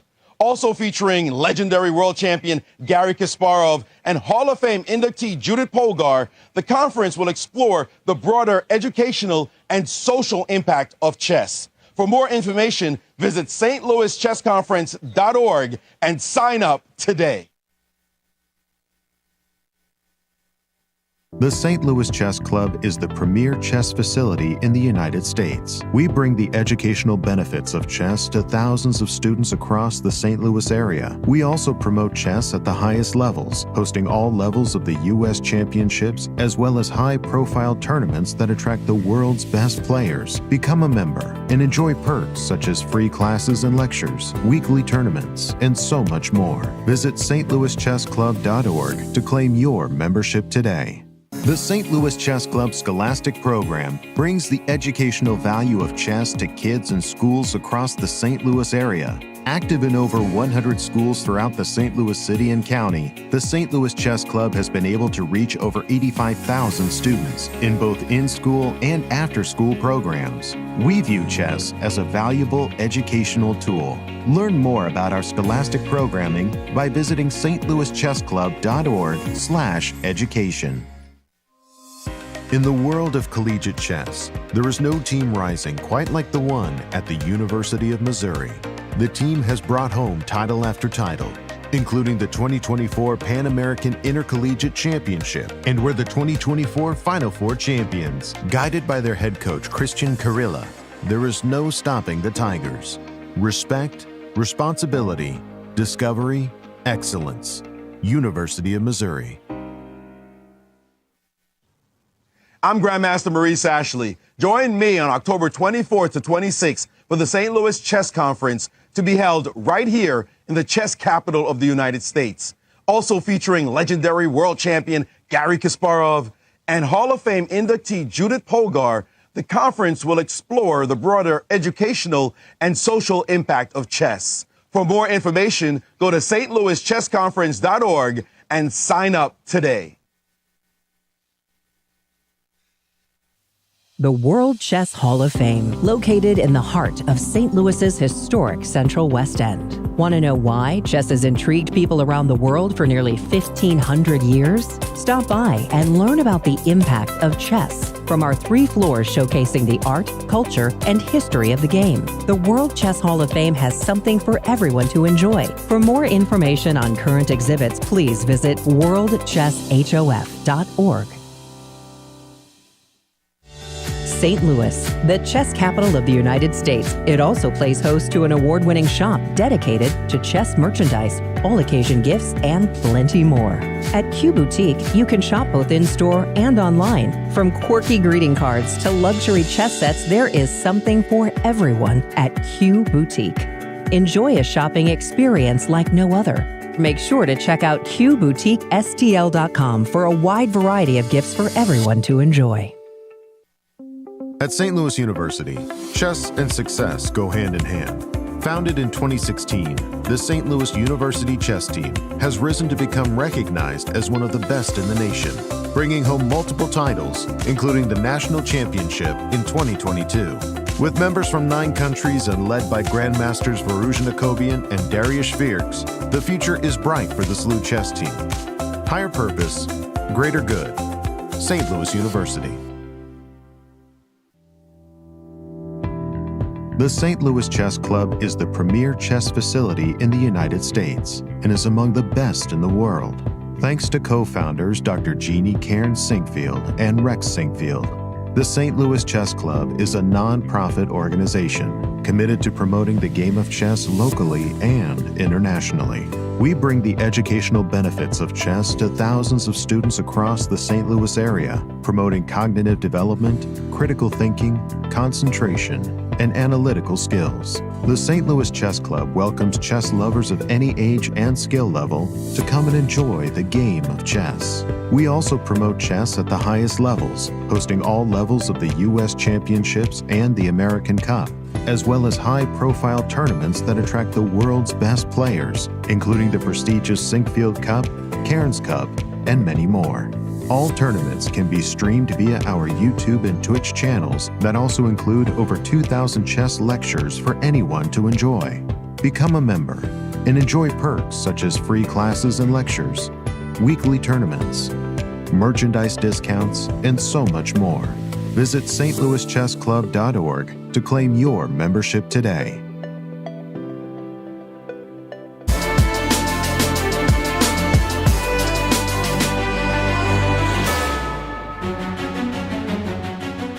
Welcome back, everyone.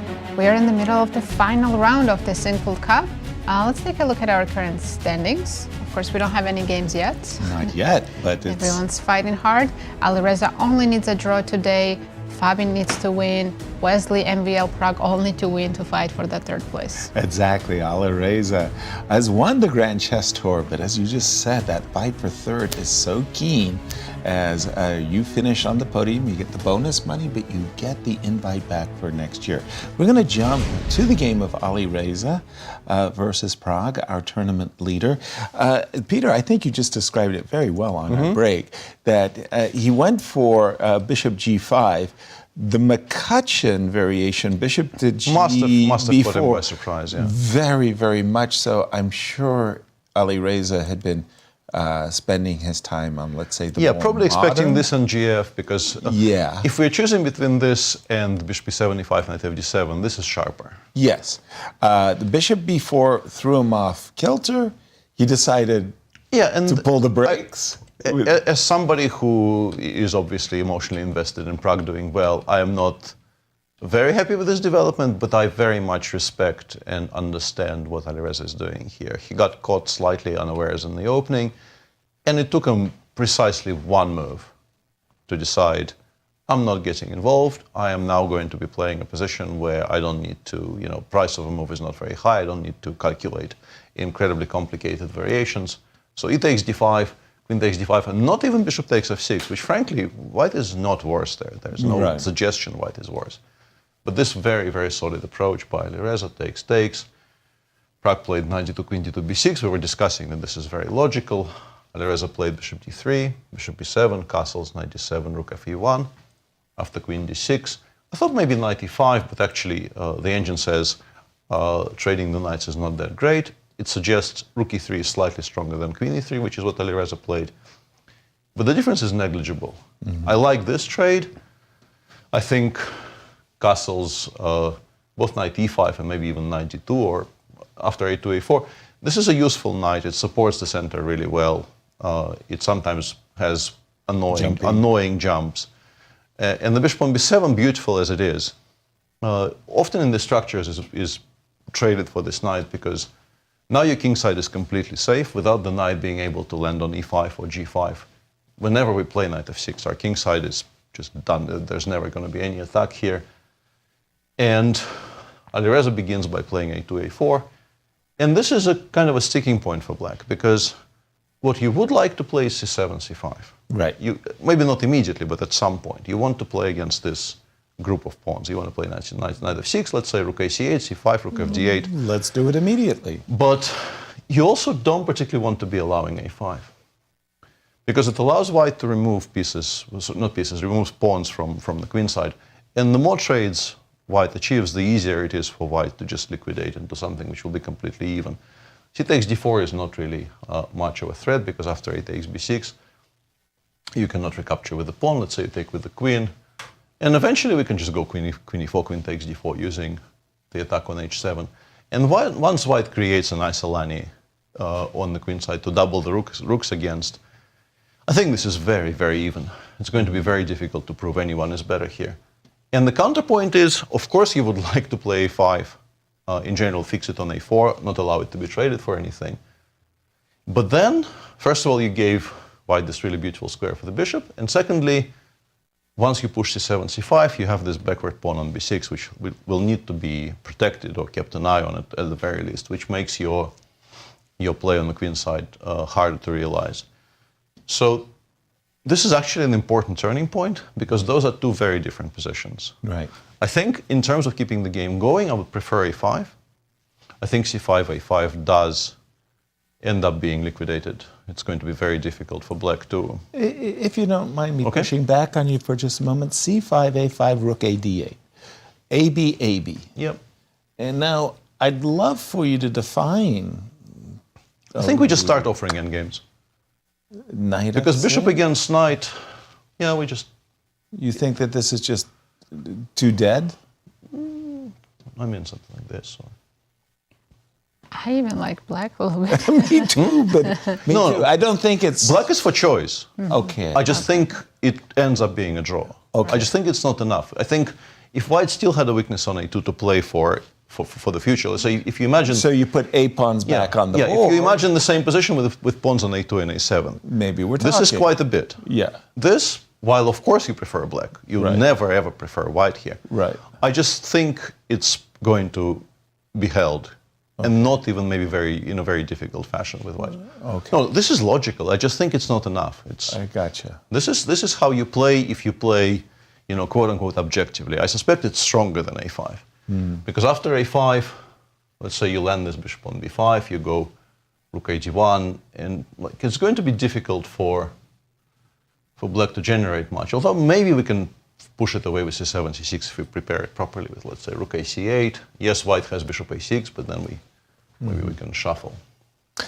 Thank you, Peter. It's kind of funny for me. I think you were on the same page I was there for Nazi, was this idea that, well, I'm slightly better. I have achieved something marvelous, haven't I? Slightly better for Prague, perhaps not enough. I want to go to the game of Fabiano.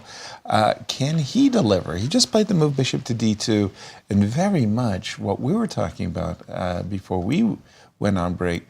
When you play, at first you're rather proud. You've got this space and you can play behind it, rook e1, and you get everything nice.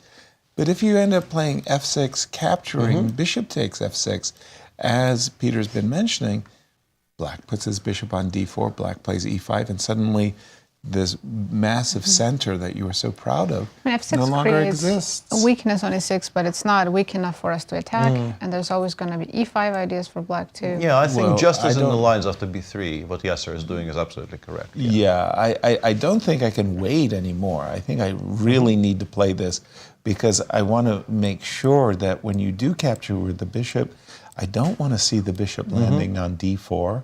So I do want to capture. Put ours on c3 and we're actually quite happy. Exactly. And if you take, conversely with the knight, well, that's not bad. But then, then I've got at least something I can clamp my teeth on and say, well, you're the one who's going to have to nurse the weakness. Okay, let's turn it around though. After knight d4. Go back. Let's ask a question for black. Do we play... I think there are two choices here, as I see it. Knight b8. One is knight b8, and the other is queen c6 and wait. Queen c6 and just say, okay, now the knight is pinned. Maybe now I do want to play f5 if you do nothing. So let's say king g1, Yeah, I want to make sure I can meet knight g5 or knight takes f6. Yeah, and my argument was going to be, what does white do? But I can see at least like three very clear improving moves. Bishop c3, rook a g1, maybe even f4, f5 will start. Happy moves? Yeah, I've got 3-4 happy moves, So I guess we go knight b8. Better, I think we go knight b8. Knight b8, knight c6. Okay, but now, can't I land on f6 with a massive... You can and you should. Do we have f5 now? Oh, you're ready. Okay. Yeah, and then black takes with the bishop, I think. Yeah. Oh dear. And plays something. And then knight d4. Something. This knight d4 is a move I can start by knight d4, but you can still force me to do the same by playing queen g4. Yeah, it looks like it becomes very much a calculation exercise, because I don't think I'm getting mated, because I do have king h8, rook g8. Also knight f5, but even mechanically, if I play king h8, rook g8. Because the way we lose this with black is the rook somehow lands on the h file, and the rook is, both of white's rooks are this is where we... still some way away from where the h file. we show our puzzle rush technique. Yay, baby. Yep. I think Ken Rogoff did that to me once, that queen h6. Rook up and over. He was a chess grandmaster that went on to the IMF as their chief economist and became a professor at Harvard. Big shout out to Ken. I know he watches our broadcasts, and we've got some serious critics out there. Speaking of critics, rook b7 by Ding Liren. I mean, I'm still coming to grips with that. That's the second best move in the position. I'm not confident about that. It was the second best move on my screen, but I mean, my screen is a fickle beast. I gotta tell you, that was not in my, I'm looking at King F8, King G7. I'm looking at castles. I'm looking at knight takes G3. If I'm scared about anything, I'm looking at bishop E6. He couldn't decide which move and made this prophylaxis waiting move. Except that the engine really, really approves it. I'm really kind of surprised about the whole non-capturing on G3 as well. Check this out. I thought H3 was to preserve the bishop. Remember when we played C3 in order to preserve that bishop? Yeah, I think white doesn't care if it's taken or not, and black doesn't care to take it. Well, you said it perfectly. That's exactly what the two players have done. Knight H2, I don't want your bishop. Knight F4, Knight G4. I want you to want my bishop. So knight's headed to E3? Yes, it is. Okay. And again, I'm forcibly reminded of the game between Liren and Alireza. Absolutely, yeah. I'm very confused by this game because it's, I think, very difficult to work out exactly like who wants what. Obviously, the knight goes to E3, but after that, I'm still unsure how white is supposed to deal with this knight on H4. And I suspect it's my lack of pedigree in the structure showing, but I was wondering, what happens if we do this and just do this? And shut everything down. Yeah. White is probably switching to play for D3, D4. I guess now that the pawn is on H4, we can safely put this knight on F3 and start preparing the break in the center. H5, H4 is not an attractive move, obviously. You want to preserve at least the option of playing G5, G4. In fact, maybe it's playable. It probably provokes H4. And now, I mean, this is normally not very good, but the option exists. And it's not very good generally for these types of very concrete reasons. Right. I think if we just won the pawn on H4 for nothing, we'd be quite happy with it. But specifically those types of ideas of putting the queen on E1 and then meeting the capture with the attack on the H4 knight. But knight H6 is just not the thing. What I wanted to try for black is, I don't know, castles or bishop E6 and castles, or maybe get this knight all the way over to G6. Is white ever threatening F3, Peter? In that absolutely, yeah. You probably need to prepare it, but in very interesting comparison to the game between Ding and Alireza, there's a pawn on C5 here, which I don't think was there for most of that game, meaning that F2, F3 doesn't lose any material immediately. You don't even have to protect the knight on E3 for the time being. And C5, C4 is something black could try, but it also makes playing D3, D4 faster. I think, and I mean, once again, it's not a particularly hot take, but MVL being 45 minutes ahead on the clock with 32 pieces on the board. Useful. Yeah, we saw it coming sort of a mile away in the game between Alireza and Ding. Right. The fact that Alireza even passed up on some very attractive opportunities in the middle game there, just to not give Ding anything concrete to calculate. And then when he got down to 3 minutes, he just randomly collapsed his own position in 2 moves. Seems like not only the outline, but even the plan for MVL is extremely similar. He got the blueprint. Yeah. Yeah. He saw that game and he thought, okay, now I know what my task is for today. Keep it as complicated as possible. And let's take a look at that fight for third and why this game is such an intense one. Right, currently Wesley's just 1 point ahead of Maxime in the GCT standings, and if Maxime wins and Wesley doesn't, Maxime takes the 3rd place. Exactly. Even if Wesley draws, in that case, Maxime wins, gets Yeah, the he'll leapfrog over. And for Maxime, who's coming in with, who's just slipped out of the world's top players, getting that invitation. Yes, when your rating drops below 2740, it's already really hard to get this invitation. Yeah, then it's panic, and here is the probabilities. Yeah, Wesley's a huge favorite to get that 3rd spot. But as you can see, after a number of discussions we've had with Ben, the number actually... he adjusted. It got adjusted a little bit. It went up from 12 to 21 for MVL, which, yeah, honestly, this is what I thought it was going to be. Not the precise number, but somewhere in the 20% ballpark, I felt was at least closer to my instinctive understanding. So you're not a numbers man, No. but you've made your point. Sorry, you said that you had dinner with MVL. Could you clarify for the record what his streak is? Did he tell you? I have some interesting information on that topic as well. I think it currently stands at 25. But Draws in a row. Draws in a row. But he gave us a very interesting tidbit. For the past maybe year and a half, maybe there or thereabouts, I'm not entirely sure on the timeline. But if not for the fact that MVL found a very welcoming home in the Austrian league, where he plays for an Austrian club, and where in the past year he actually won 4 games of chess, maybe even some of them in a row. Ooh. If not for that, if you just forbid this to be included in the counting, his streak would be at around 41.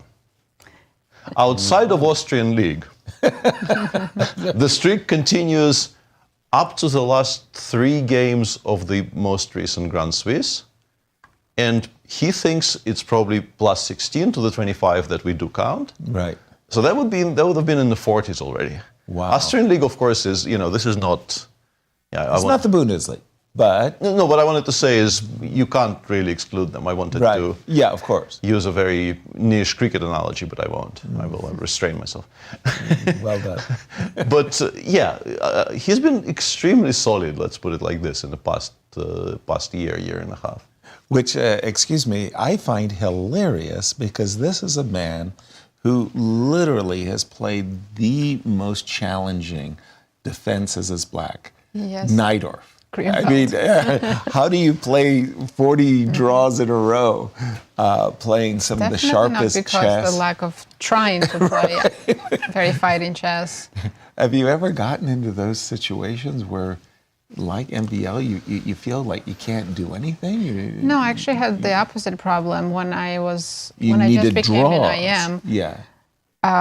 For 6 months, I played a lot of tournaments and 0 draws. Right. Just wins or losses. And my All the coach was time. like, you have to learn how to make a draw. I think that's a very important skill Yes, it because is, yeah. as we're witnessing today, Firouzja, all he needs is a draw, and he's got first place in the Sinquefield Cup wrapped up. And that ability to be solid, to pull the brakes, It's a skill, of Yeah, course, and you need that. Knight G4, by the way, it is once again Ding Liren, whose clock is Below an hour. burning. And you mentioned H5, pardon me, 93. And whether you play G4 or something else, is it because how do I put it? It's a closed position. Is it because there are so many options? I think your mind instinctively reaches for clarity, right? Right, of course. You want to simplify the most complicated. Simplify is maybe not the right word for this position because none of those actually simplify anything. They just define the structure and you no longer have to choose on every single move between H4 and G4 and doing nothing. Right. So I assume H593 does happen at some point. H5. And then basically until you make a decision on every single move, you have to ask yourself, is it time to play G4? Is it time to play H4? Is it time to do neither of those things and do something else elsewhere? Yes. And that occupies so much of your thinking, RAM, so to speak, that it kind of gets to you, and you do want to. And this is also, let's say, there was H5, by the way. H5 played, yeah. And 93 is going to be instant. in one of the most exciting games of our tournament so far, that fantastic game between Gukesh and MVL. This is how you potentially miss a win by playing H takes G4 in that endgame. You just do not want to think about this. You want looking to, for clarity. having to calculate GH3 on every move, having to think of what the difference is. He also had very little time. This is not a problem for these players. H5 and G4 actually, and once again, clarity. Wow. Clarity. We have Right. clarity. Okay, and this is where you were saying that, okay, you've induced white to play H4. Yeah, you fix kind of have to play H4. Yeah, Allowing fix- GH3 is a strange choice. the king side, and then you were saying, be careful. I don't think don't go pawn I hunting. don't think Knight G6 is coming. Don't go pawn hunting because of this. Keep moving. F4, right? The X-ray Nazi Very of the nice, queen. yes. Isn't that I do spectacular? actually like the idea of immediately. Whoops, not that.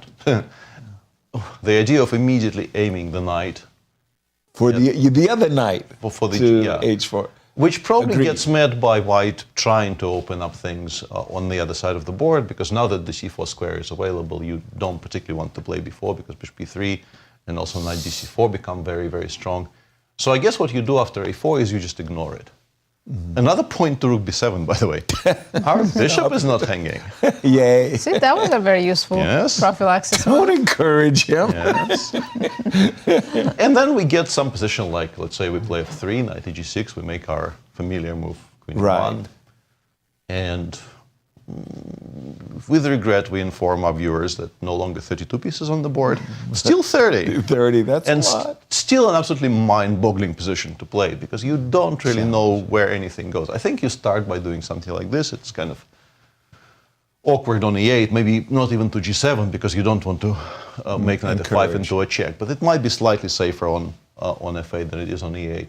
But yeah, this is just a very, very difficult position to play, and the lines I see on my screen are all very non-obvious. I think currently the preferred move here is bishop f2. Wow. Maybe with the suggestion of sometimes playing g3, maybe with the suggestion of moving the knight away and supporting the break in the center, maybe just a useful waiting move.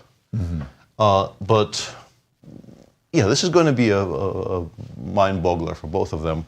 And clocks and sort of general ability of handling pressure, I think, will play as big and maybe even a bigger role than what is actually happening on the board. A gainful waiting move. I don't hear that expression for a long time. We should go to Fabi's game, because Let's do it. what we were looking at after knight e4, Giri didn't go knight b8, instead chose that queen c6 move, which we didn't end up liking as much. No, we didn't. We didn't like it. We dropped our king back immediately. King g1 is very strong. Queen f3, a move which I actually wouldn't have wanted to play, because queen f3 allows, let's say, f5. Yeah. And you might have to trade queens. But the engine says ef6, knight takes f6, knight g5, despite the queens coming off, is still very, very strong. e6 is too weak. Yeah. You're not in time to do anything about it. I will play rook a1 next. What is queen f3's idea? Because I still can't push f5. So if I don't We want react bishop to it- c3 and f5. Bishop c3, rook a1. Okay, you're still prepping. Yeah. Yeah, bishop c3, f5. Mm-hmm. Yeah. And also, we just don't allow the black queen to dominate on a long diagonal. Mm-hmm. I think for me, the reason I instantly liked king g1 and didn't really want to play queen f3 is that idea that, in particular in a must-win situation that Fabi is in, I want to make sure the queens stay on. Yeah. But if we don't have to worry about those endgames, queen f3 is very logical.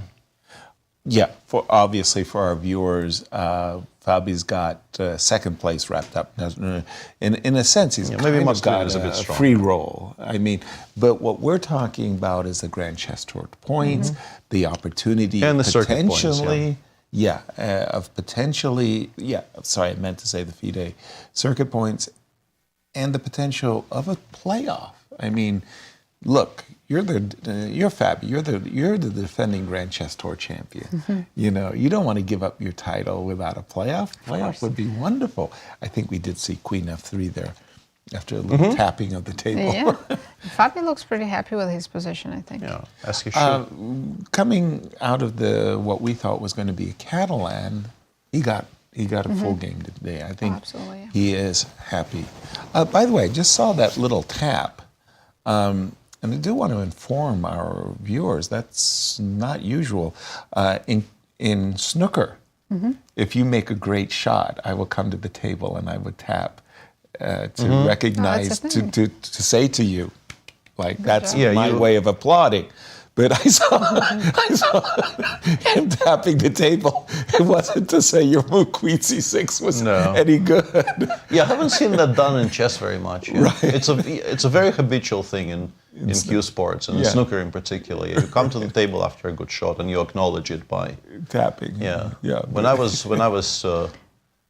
quote unquote a billiards player, in Russian billiards they used to do this thing.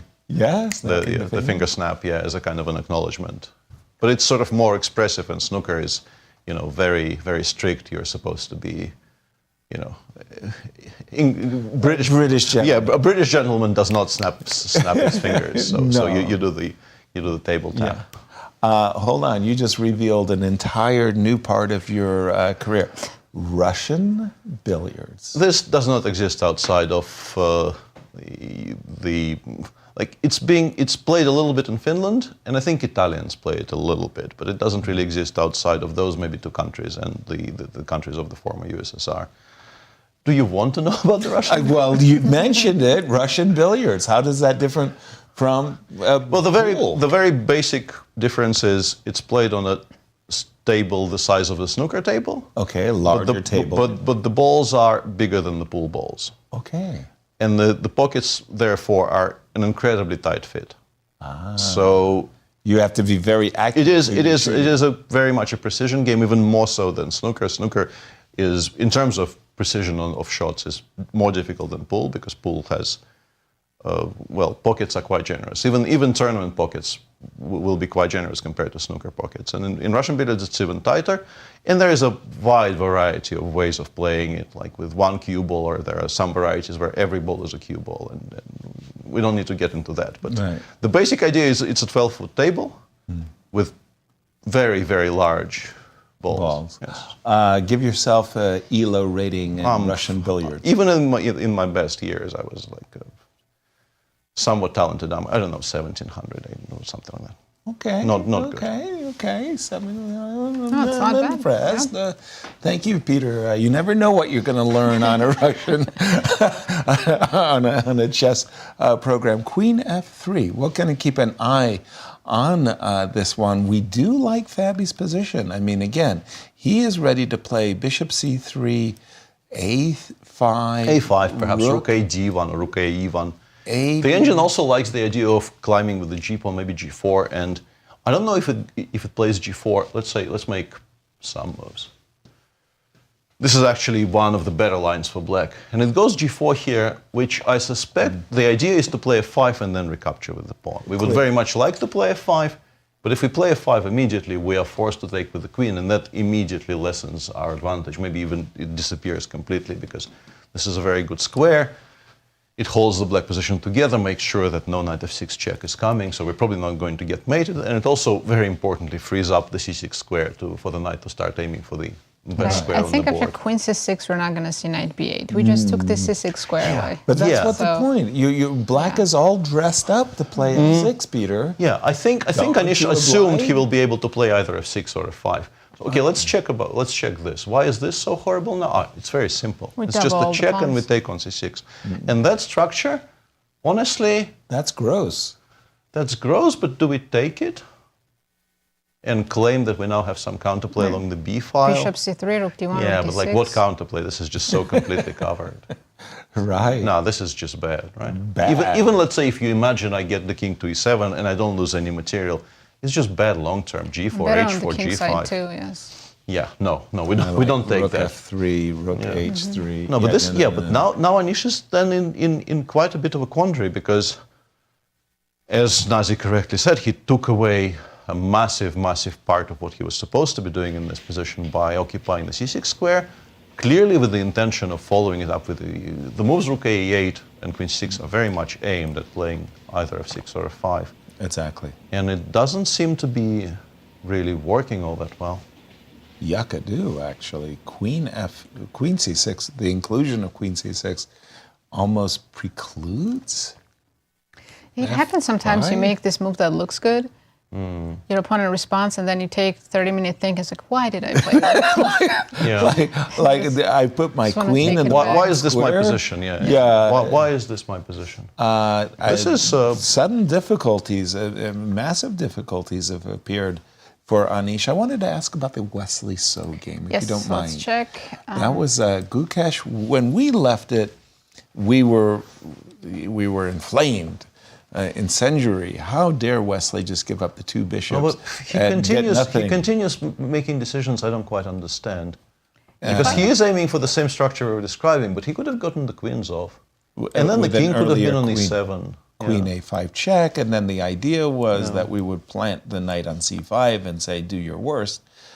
Current position, Peter. Speak to us about the current position. Rook well, it's very pleasant for white. I think knight e4, knight e4, bishop f3, for instance, is a very playable approach. Bishop f5, let's say. Bishop f5, you have to calculate queen d5, even maybe. The engine also goes h4 often in these types of positions, I think, just to take away the G4, g5 square. yeah. Take away the g5 square from the knight. So Maybe threatening G4, right? introducing, Introducing very much the Yeah. idea of g4 and just G4. winning this piece, yeah. Yeah. And if you have to play knight c5, I will put my bishop on d5, and now the ideas of f2, f4 even become something. Oh, no very question Yeah. about it. And once again, why have this structure in a situation where you can also suddenly find yourself under an attack on the king side? Exactly. Queens, I think, should have come off. So current I am position. very surprised they hadn't. So current position, we've been looking at knight e4, and that looks really Does very Gukesh usually pleasant. think like this? Cover his face? And I was just looking at his body language, yeah. I think he's calculating with his eyes closed Yeah, a takes lot. bishop f3 is fine. The engine also says a normal move like rook c1 or queen c2 preserves most of your advantage. as well. The engine just does not believe this is equal, basically. Even in the best case scenario, something like, let's say, rook c1, bishop f5, it takes, plays bishop d3, bishop g6, it plays... I mean, here it actually lessens. Something like queen e2, bishop c5, bishop takes g6, hg. I mean, we're still enjoying ourselves here. We'll put a rook on d5, the other one on d1. Maybe at some point we will start trying to open the h file. The bishop on a3 is not going to be on a3 forever. Eventually we'll play b3, maybe reroute it to e3. And I come to my previous point, which I will be making, I think, for the rest of today's show. Why are queens on the board? Right. Why isn't this an endgame? It's an easier life without the queens for black. It's not like black is losing. I suspect, honestly, this is holdable with precise play. But if we compare this with this position, I think I take this one in a heartbeat. Because, I can just park it on e7. It's never going to be under attack. I want to play knight c5, b6, c5, and just... No arguments It's not like what Wesley is doing is going to give him very many winning chances. So, a bit of a strange decision to my eyes. Nasi was just asking about Gukesh, and oftentimes he's analyzing the position with his eyes closed, like he's not looking at the board. He's just kind of... a lot of players look away from the board. Hikaru Nakamura, most especially, is one for me that always looked away. Also, Vasily Ivanchuk, right? Vasily Ivanchuk is always looking up, and Boris Gelfand always looking at E0. Yeah, I've done eyes closed. Eyes closed. Like the kind of, you just rest, you don't really need to know where the pieces are. You know where they are, so you're just resting your eyes. And, There's also less distractions when you close your eyes. The only thing you see is the position. Yeah, I think that's Focus. absolutely right. Yeah. We do have queen c2. Knight takes e4, knight takes e4, queen c2. Yeah, this is a way to...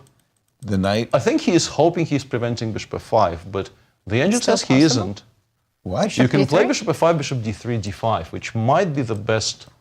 That's shocking. Take? I thought that this... Take rook a8, yeah. Oh, and queen b1, knight d2. Queen b1, knight d2. Here, black actually equalizes because you don't really have a good square, and some position like this That is suddenly...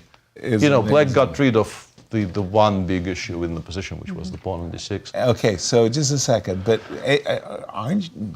Bishop Hold on. d3, d5, you're supposed to play something like rook a d1, Right. rook ac8, queen b1, continuing to preserve pressure along this diagonal. And now, really, the only thing that appears not to lose is the move bishop g4. Stunning. Using the fact that e3 is hanging, so this is, I mean, it's still a fork, but black will have counterplay here. Both knight f2 check and knight d2 appear to be playable. Even the strange-looking move bishop h5 using the pin on this diagonal is playable. So instead of f3, the suggestion is, if we want to play for a win, the suggestion is to do this. Yeah, sacrifice exchange for 2 pawns, yeah. Bishop e2, rook e1, bishop c4, we take on h7, black goes king h8. And now I think it's kind of an interesting choice here because I feel like if you play d5, d6 here, black will in some cases be returning this exchange. And you also have the option of bishop f5. And he's returning the After which exchange. black will be returning the other exchange. So you have to choose which of the rooks you would prefer to win. The engine does seem to say that positions like this could be manageable. And once again, now, actually, I would very much like it to, in particular, C3, probably yeah. on c3, but even on g3, maybe on a3, it's not doing very much at all. So this appears to be manageable for black. Well, you just roll off a 15-move variation. But also, and Wesley- explain the ending is about even. Yeah, but Wesley needs to convince himself he needs to calculate all this. Because if here, let's say he autopilots some move like knight f6, Yeah. and white goes rook f d1, bishop b6, b3. This is going to be quite annoying for black. You would like to play d6, d5 already, but unfortunately for you, currently bishop b7 is quite strong. And if you play, let's say, rook a8, and white goes queen b2, we have now... You're not playing d5. Yeah, you're not playing d5 anytime soon. I want to probably double or go rook ac1. Rook takes c6 and c4, c5 need to be watched over constantly. This is, I mean, once again, game is still very much in progress. Black will not lose the pawn on d6 in the next 3 moves, but it's very pleasant for white. Right. And if he chooses knight c5 in the current position, will white play b4 at any point, or? Rook fd1 for now. Say a5. I'm trying to kill the bishop. Yeah, well, just maintain your... Here, actually, the pressure along the d file appears to be bishop a b6. bit too strong, yeah. Bishop d6, rook a1. I'm not sure what the threat is, but the evaluation Queen bottomed c7? out. I think we're just playing bishop f3, bishop g5. It's starting to look like a Najdorf to me, from the black side. But this is the end game that Peter's been pointing out for some time. Black would desperately like the queens off the board. The pressure would be much less. It's still, I don't know if we necessarily lose this position with black. Let's say we just take, play b6. But it's horrible. You're under pressure. You don't lose every single horrible position, to be fair. But yeah, b3, once again, this bishop will not stay there forever. I will at some point start gaining space on the king side. And you're so tied up to the protection on the pawn on d6 that you don't really have much to do against it, apart from just waiting for the pawn to get to somewhere and stop it. Yeah. It's just such a pleasant free roll for white. Yeah. And the evaluation, this is equal material position, no direct threats, +1. Yeah, this is the Michael Schuba situation where white is doing and black is watching. Yes. It's a very good description of this position. Yes. How are we doing? Where would you like to take us, Nasi? Well, let's check with Alireza. That's how the game developed. Absolutely. As our tournament, my goodness. Yeah, Alireza got the memo. I think this is the exact position we had. Pretty much exactly the position we were discussing. God, these guys are good. Yeah, we had the position after queen g3 on the knight f6 on the board, and I was taking on d6 immediately. Alireza preferred to keep the queens on for now, but it's very difficult to avoid this exchange. And yeah, it seems like if you play g6, the one thing I don't quite really understand is the engine very, very happily simplifies into this. Wow. Which, I mean, optically looks like we're just a pawn down. Yes. Like this construction, there will never be a passer on the queen side, and this is a very, very clean 4 against 3.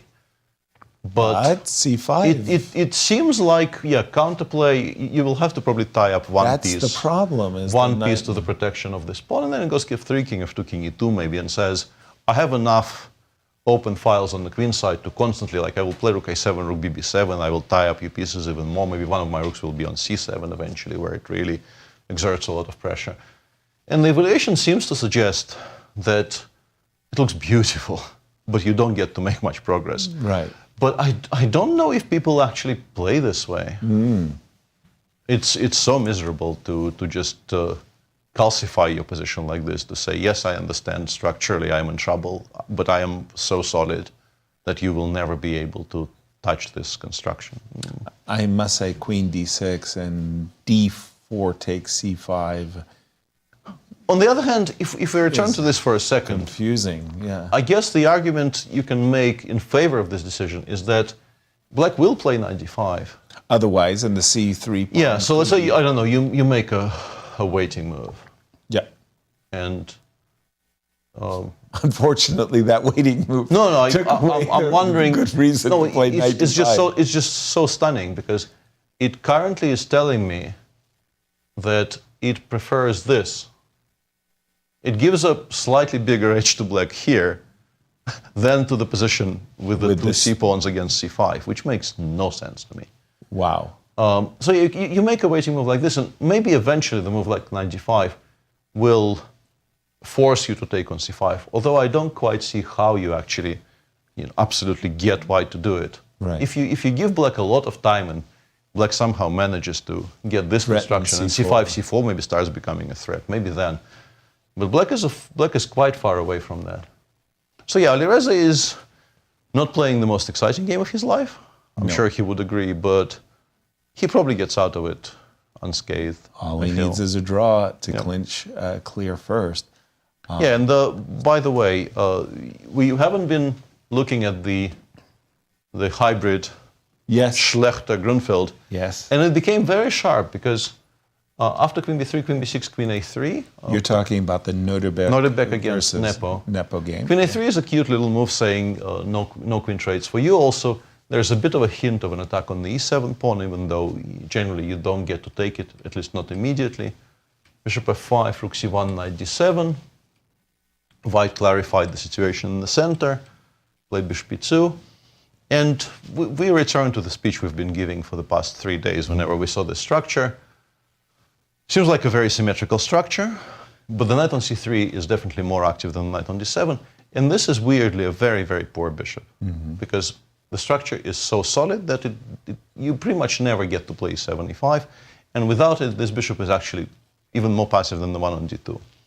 The game continued rook fc8, castles bishop f8, an attempt to do something with this bishop, because we have now created the idea of e7, e5 attacking the white queen, but the queen obviously leaves that diagonal.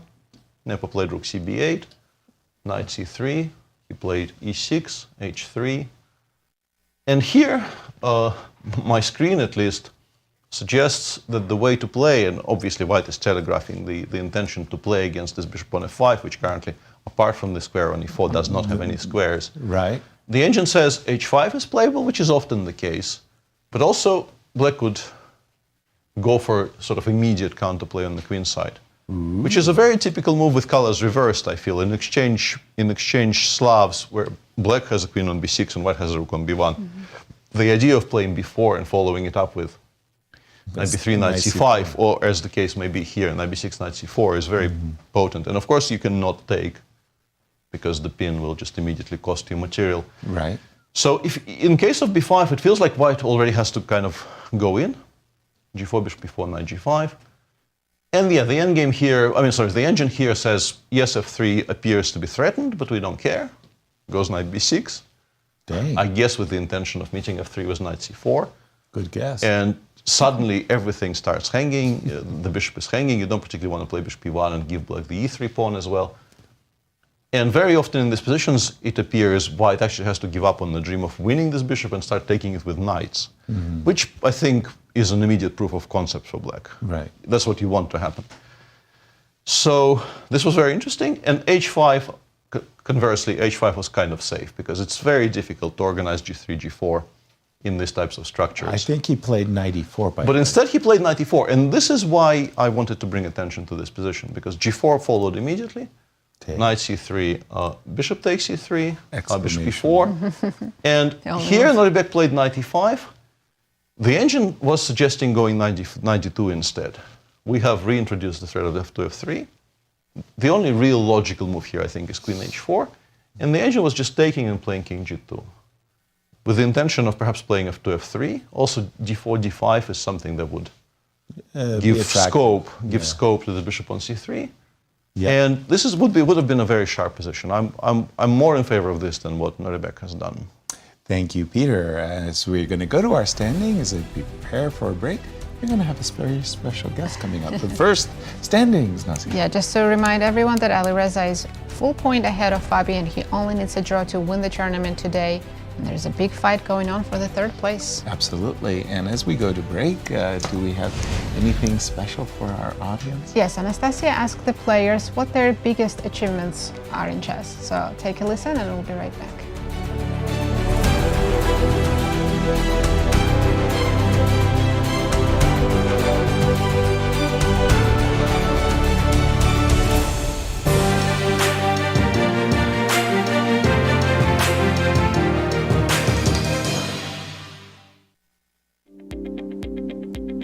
Looking at your career, what do you believe was your most significant achievement? I always try to, to answer it. I still hope it lies ahead. So yeah, let's see. There are two events at least that come to mind. Of course, the World Blitz Championship in Warsaw in 2021, but maybe the hardest one was winning the Sinquefield Cup back here in 2017. ahead of Magnus and lots, like literally all the top players in the world, simply because I wanted this win. I had not won outright an event with Magnus, I think, and felt like at this point in my career I was having like a succession of 2 very good years. I was showing I was like easily top 5 in the world, sometimes top 2. So I felt like it was long overdue that I showed that I can win this type of event, and the fact that I managed to do it felt really good. Yeah, I guess I won Grand Chess Tour was a big achievement, of course. And also passing 2800 was very good.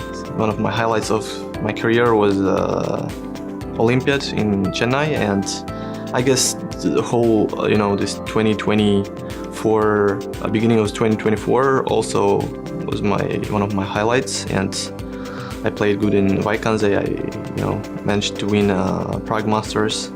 And I raised my rating to top 4, and my breakthrough was, of course, in 2021 when I won the individual World Rapid Championship. Yeah. I think so far it's winning the candidates. Yeah, there's no doubt about that. Well, of course, winning the World Championship match last year. Also finished second place in the candidates tournament 2 years ago. Winning gold medals in the Olympiad, or winning a Grand Chess Tour and stuff like that. Yeah, I don't know. There are many other players who are more accomplished than me. Yeah, World Cup performance would be I think one of the tournaments at the top, and also playing the candidates is it's an amazing feeling. And yeah, these two are the things that come to mind right now. But yeah, I would say that I haven't really done too many achievements, so I really hope I can do more in the future. I would say the candidates in 2018, winning that, the highest pressure and the toughest tournament to win for sure. By performance, of course, it wasn't. The Sinquefield Cup in 2014 was my biggest performance. But if I look back on like what was the most difficult and what took the most energy, what I'm most proud of, it's probably the candidates 2018. I think also the more the stakes are heightened in an event, the more difficult it is to win and the more proud you can be of a victory. So that's why the candidates takes pretty much the top spot. Of course, the match usually takes the top spot, the World Championship, but the candidates is right below that.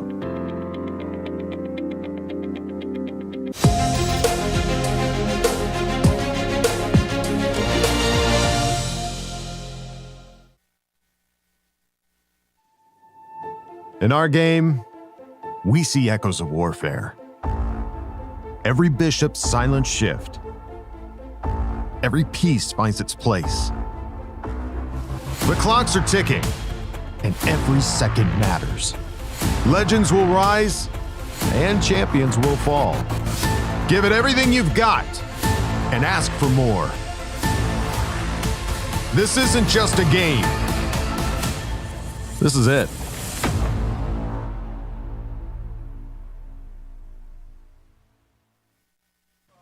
I'm Grandmaster Maurice Ashley. Join me on October 24th to 26th for the St. Louis Chess Conference to be held right here in the chess capital of America. Also featuring legendary world champion Garry Kasparov and Hall of Fame inductee Judith Polgar, the conference will explore the broader educational and social impact of chess. For more information, visit stlouischessconference.org and sign up today. The St. Louis Chess Club is the premier chess facility in the United States. We bring the educational benefits of chess to thousands of students across the St. Louis area. We also promote chess at the highest levels, hosting all levels of the U.S. championships, as well as high-profile tournaments that attract the world's best players. Become a member and enjoy perks such as free classes and lectures, weekly tournaments, and so much more. Visit stlouischessclub.org to claim your membership today. The St. Louis Chess Club Scholastic Program brings the educational value of chess to kids in schools across the St. Louis area. Active in over 100 schools throughout the St. Louis City and County, the St. Louis Chess Club has been able to reach over 85,000 students in both in-school and after-school programs. We view chess as a valuable educational tool. Learn more about our scholastic programming by visiting stlouischessclub.org/education. In the world of collegiate chess, there is no team rising quite like the one at the University of Missouri. The team has brought home title after title, including the 2024 Pan American Intercollegiate Championship, and were the 2024 Final Four champions. Guided by their head coach, Christian Carilla, there is no stopping the Tigers. Respect, responsibility, discovery, excellence. University of Missouri. I'm Grandmaster Maurice Ashley. Join me on October 24th to 26th for the St. Louis Chess Conference to be held right here in the chess capital of the United States. Also featuring legendary world champion Garry Kasparov and Hall of Fame inductee Judith Polgar, the conference will explore the broader educational and social impact of chess. For more information, go to stlouischessconference.org and sign up today. The World Chess Hall of Fame, located in the heart of St. Louis's historic Central West End. Want to know why chess has intrigued people around the world for nearly 1,500 years? Stop by and learn about the impact of chess from our 3 floors showcasing the art, culture, and history of the game. The World Chess Hall of Fame has something for everyone to enjoy. For more information on current exhibits, please visit worldchesshof.org. St. Louis, the chess capital of the United States. It also plays host to an award-winning shop dedicated to chess merchandise, all-occasion gifts, and plenty more. At Q Boutique, you can shop both in-store and online. From quirky greeting cards to luxury chess sets, there is something for everyone at Q Boutique. Enjoy a shopping experience like no other. Make sure to check out QBoutiqueSTL.com for a wide variety of gifts for everyone to enjoy.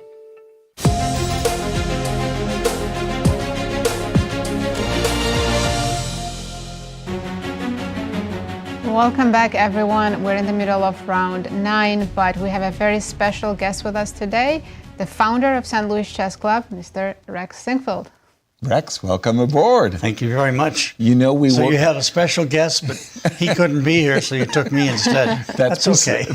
We were looking for a ratings boost. That's what this is all about. Rex, I got to start with the Sinquefield Cup.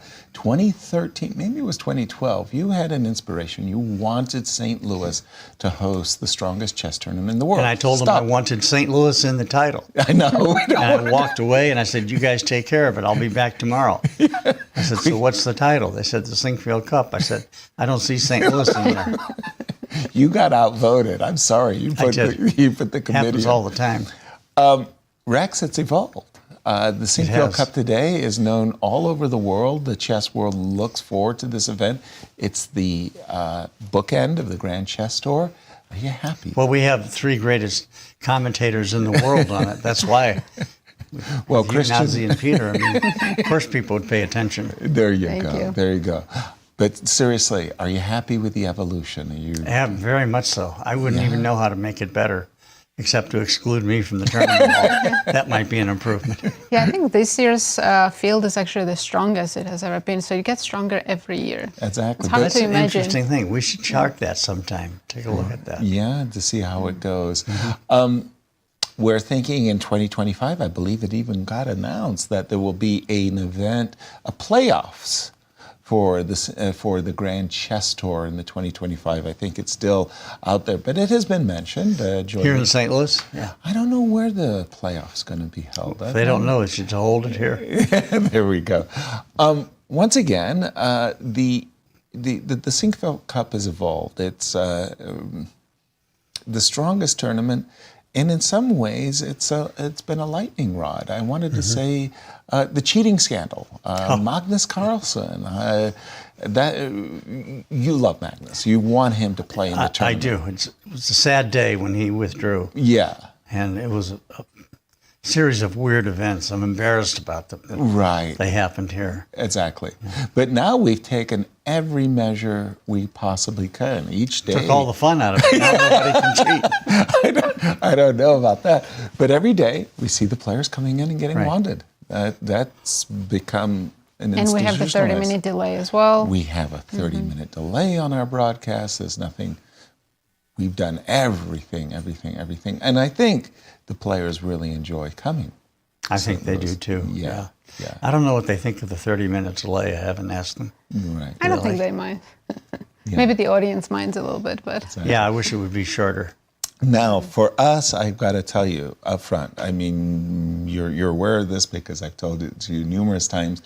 We just had the St. Louis Rapid and Blitz, and then we had the Sinquefield Cup, classical chess. The Rapid and Blitz for ourselves as commentators is so much easier to do. The action is so fast. Sometimes the players go into a 20, 30, 40-minute thing, nothing happens, and we've got to come up, and that's why you're here to tell us some great stories. You've got to come up and make stuff up and keep the audience interested. I'm saying it's a challenge. Rapid That's why and Blitz. Our attendant numbers drop off all the time. Rex, what's your favorite format? Like we have American Cup, U.S. Championship, Sinquefield Cup, and there's always different time controls. I'm torn. I would like a slower rapid event or a faster classical event. Or those somewhere in between. Right. Yeah. Actually, being able to do 2 games in a day would be nice. Right. But it'd have to be quite a bit faster.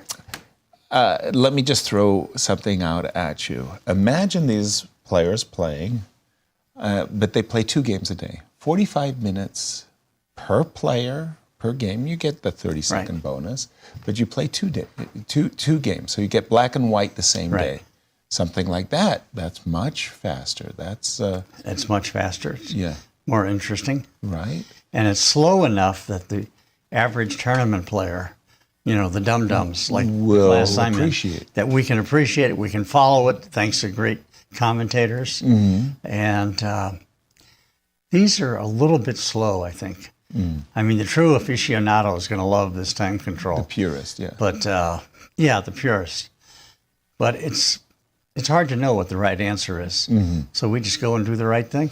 Well, one of the things that I've always liked about St. Louis is we've really experimented. We've been the ones coming out with the different time controls and trying different things. And we're doing for young women now, well, for women in general, giving them $100,000 each for the first, I think, 5 that become GMs. Right. We should have a new crop of GMs pretty quickly, I would think. And Nazi, are you looking forward to getting your Grandmaster's titles, the overall? That would be wonderful. Yeah. Well, I know that Anna Zatonski's going to go for it. Exactly. She's closer, I think, Right. She's got one from the Cairns Cup. She's got 2,500 performance already. Right. And Alice Lee is the potential is great. And a lot of talented young girls, yes. Absolutely. So Rex, I'm sure you've been following the tournament. What do you think of Alireza's performance? Oh, Achter lieber Gott, das ist nicht sehr gut. Oh, I'm not allowed to say that, am I? Well, he's impressive. Truly. But I'm not sure I'm ready to see somebody that dominates for a whole decade. Right. And it looks like he has the potential to do it. He's a very young man. Very young. I mean, if he progressed 20s. At the same rate, he would be the dominant player for at least a decade. Exactly. Prague, Gukesh, Arjun, these 3 young players from India, they look like they're going to be a fixture on the Grand Chess Tour for maybe, as you just said it. See, I didn't mind it when it was Bobby Fischer, but now it's different. But the young Indian And I'm players. old enough to remember Fischer, as are you. Did you ever visit the Piatigorsky Cup back in the day? No, I didn't. I've thought about it. I was very impressed by Mrs. Piatigorsky. I thought what she did was a marvelous thing. Right. And she did it with such class and style. Right. And she had her own symphony. Her husband was a great conductor, Yeah. So. And of course, the Piatigorsky Cup was a signature event in the 1960s that featured a lot of the top Soviet grandmasters, including Petrosian and Spassky, but also Bobby Fischer, as you just mentioned. And I think, essentially, because of the Piatigorsky Cup, we modeled this event based Very on much her on name, that, Sinquefield Cup. I mean, she really paved the way. Yeah, exactly. We have to give her credit. Yeah. Now, one thing that you is a historian, and you're a historian of St. Louis, and you just absolutely Only because I remember all that stuff from my childhood. Right, and you absolutely love the fact that St. Louis was the first host of the first World Chess Championship. I do love it. It was 1886, and I just you were recall on the going appeal. through the exhibit. Yeah. Well, Fischer was the second American world champion.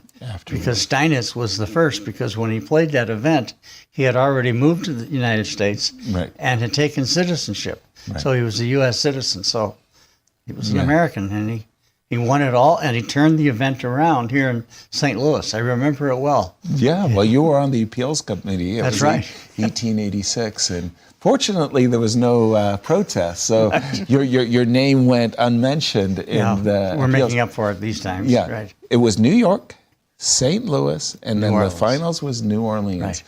You have it in your mind a dream that St. Louis will one day host World Championship. I do have it in my mind, but it has to be a St. Louisan playing in it. That kind of restricts it. So you're waiting.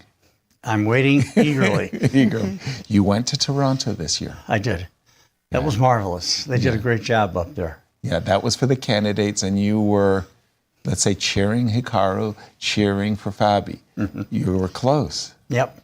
You were close. And I went to a church there that called St. Basil's, and I met an order of priests called Basilians. If you can believe that, it doesn't even sound true, but it's true. It's a religious order of priests in Canada, in Toronto, who follow the teachings and formation rules of St. Basil. And they're called Basilians. Yeah, it's kind of weird, isn't it? Isn't it? I think of gazillions and bazillions. See, right away your mind goes to money. I got to get my mind out of the gutter. Rex, really, we've done so much here at the World Chess Hall of Fame. We could talk all day. Big, grand plans ahead. You've done so much. You know what? What else can you do? I don't know. All I know is, and I say this proudly and happily, everything we've tried has worked. Yeah. I've never seen an event like that, an experience like that Exactly. anywhere else in my life. Yeah. You know. For me, one of the things, we've had two guests on air that I've really enjoyed speaking with. Christian, who's in our broadcast, but Firouzja as well. Both of them are coaches, one at St. Louis University, one at Mizzou. Full scholarships for boys and girls. That is just fantastic. And when I was applying at the University of Washington in Seattle, I told them I was the champion of Washington State. They said, congratulations. that and full tuition will get you to our school. Yeah. That was a great We initiative. have Webster College And here, we too. have Webster, So- certainly. I'm not sure about the status of Lindenwood, if they're still doing it. If there's still, but there are scholarships around the United States now. But we have, Tony was telling me the other day, we've got like 30 grandmasters now in St. Louis / Columbia, Missouri. Right. Which is pretty impressive. That probably rivals any city in the world. Well, for density, that absolutely has to be true. Yeah, definitely. If you're around the St. Louis Chess Club in that area, Yeah. it's impossible not to run into a grandmaster. Right. You're bouncing. Yeah. I will tell you how you got to improve it. I will. Here it is. Really, I am a big believer in the fans in the playing hall. I love having an audience, even if they're noisy. Just I think that's a good idea. And the club is going through a massive remodel. We as will we're have talking. room for them. That's what I'm asking you about. Yes. We will definitely have room. We're going from 6,000 square feet to 30,000 square feet. Wow. So, you know, today it's, as they say, today it's Maryland Avenue, tomorrow the world. That's very exciting. Looking forward to it. Rex Sinquefield, thank you so much for Thank joining you. us. Thank you, It's Nazi. really It's wonderful great. being with you. Fantastic. My favorite people. You Thank you. included. Our Thank favorite you. guest. Thank you. And our standings as we are in our championship round. Nasi, you've been saying it all day, but here you go. Well, just to remind everyone or people who have just joined us, Alireza is in lead with a full point ahead, and he only needs a draw today to win the title. Fabiano also looking for a win to secure the clear second place. Absolutely. And then big fight for the third. Yeah, and I meant when I said that Fabiano's got the Grand Chess Tour second place clinched. But certainly a big prize fund in the Sinquefield Cup. So we're going to throw it over to you, Peter, and ask you, where's the action? Well, the action... Oh, sorry. We will begin by talking about... I think we can start. Apologies, Peter's still Peter. being We set just up. got Let's we're go going to to the get you game. set up. I forgot. Let's go to Ding's game. Ding's game. He made a mistake after Queen E1. Just a second, Yeah, MPL. let's go there. We have plenty of action in most places. Oh, good. So let's go there first. We did see the move knight of 4g6, which I was saying is unnecessary and perhaps even slightly counterproductive if, as the case is, you're not actually taking on h4 next move. If this is not a move you want to make because of very simply f4 and f5, and yes, you have h5, h4 as an option, but then after bishop h2, your kingside starts collapsing, and if Absolutely. after f5 if you go knight f4, I think very simply you can even take twice, but bishop h4 appears to be very strong as well with the intention of... This is very beautiful, actually. Look at this. Look at that gorgeous beast on d5. Oh my! Yeah, That's and white is overkill. just crushing here. We will just take on f4 and then start pushing in the center. There is now no attack because the bishop on h4 successfully blocks everything on the king side. Oh, that's just King- so beautiful. Yeah, Ding played king f8 here, and here it's actually very similar. And MVL played a very logical move of 2f3 here. Sure. But the engine suggests Blast f4 with the intention of just giving this exchange. And once again, once this happens, I have queen g3, rook f1. I will maybe start pushing for d4, d3, d4, e4, e5. Rook It says f4. this is pretty bad for black. It's hard to criticize the move of 3 because white is still massively better, and c5, c4, the move Ding chose in reply. We can simply, let's say, play knight d5. This is kind of going very pear-shaped for black. We now are back to threatening f3, f4 without even maybe needing to sacrifice anything. cd3, let's say bishop takes d3. Thank you for the help. Yeah, let's say we go bishop e6 here as black, and yeah, you can start playing f4. Well, the bishop on c2 is You can suddenly absolutely emerging start as playing a, f4, a and star. for instance, in this line, if this knight was already on e5, this would have been playable, but the way it is, yes, for instance, oops, not rook d7, rook d7, I guess you can bring this rook in, but it kind of starts looking like you're going to get mated in the center. I will play queen g3, I will play rook f1, maybe queen, I guess g3 because I don't want to blunder the pawn on h4 randomly and just get mated. Right. I guess the queen pretty much always goes to g3. This looks like a disaster for Yeah, the position starts collapsing in the center, and honestly, apart from knight d5, nothing else is as convincing. But knight d5 is a very natural move in this position. It's just what your hand wants to play. It's a very nice central square for the knight. As I keep on saying, it supports f3, f4, which, yes, in terms of style points, I think f4 rook takes f4 would have given a lot more style points. But MVL really isn't letting go of the advantage here the way he's playing. But Let me just interrupt you on this one, Peter, to say this is a huge game for MVL. I cannot emphasize, if you don't mind, showing the audience the Grand Chess Tour standings and why this fight for third. Right, so if he wins this game and Wesley doesn't win, Maxime gets the third spot. Leapfrogs, yeah. Gets invited to the next year's GCT tour, which is very important for his career. Absolutely secures him a spot in the most prestigious tour in the world. Absolutely. Also, I mean, defeating world champion doesn't sound so good. It so is, bad either. so it wasn't so bad. He made a very strange decision here, though. I really dislike Whoa, this move. D3 takes. What does that have to do with the slice? What? Yeah, well, allowing black to trade a lot of this material off the board, which I think is what Ding will just blitz this out now. And the big difference is now I will play bishop e6, I will play king g7, and this is a very passive piece now, and it's going to be so much harder. Ding took on e3 instantly. This needs to be done, and not even because you will lose the pawn on c4 otherwise.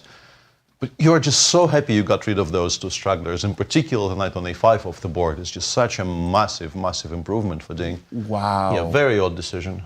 Wow. And again, this move c5, c4, if that isn't the biggest invitation in the world to occupy a central square.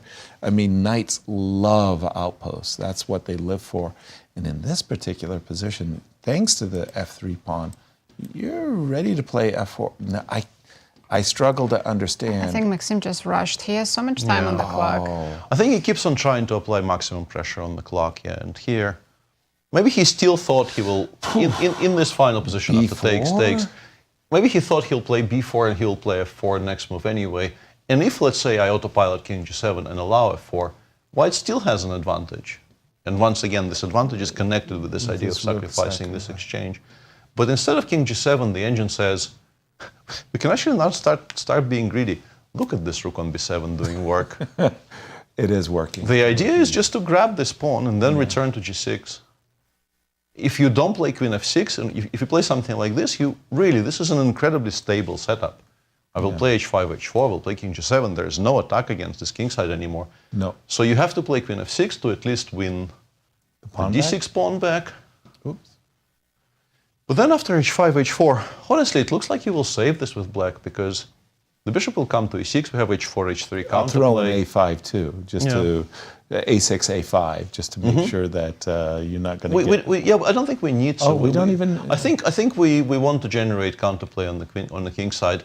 If rook takes a6, rook d7, d2 is massively threatening. Fair. So yeah, I just want to say, we kept on hammering the point home that what MVL is doing today is sort of exactly the game plan that we've seen from Alireza yesterday.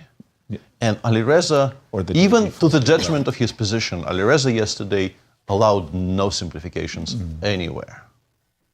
And even if you don't actually see how strong knight d5 is, just keep as much material as possible on the board. Yeah.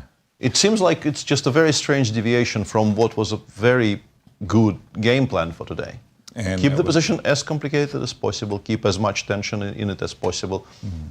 Helps that it's also a good move, but even from this very, very kind of a basic, simplistic viewpoint, just why let black trade so many pieces? Peter, could you please tell us what's happening in Nepo's game? I wanted to start with that. Just blundering. I wanted to start with that. I think, after 95, g5, I was expecting g6, g5 here, which apparently is a bad move because f3, bishop g6, bishop d4, the engine likes quite a bit for white.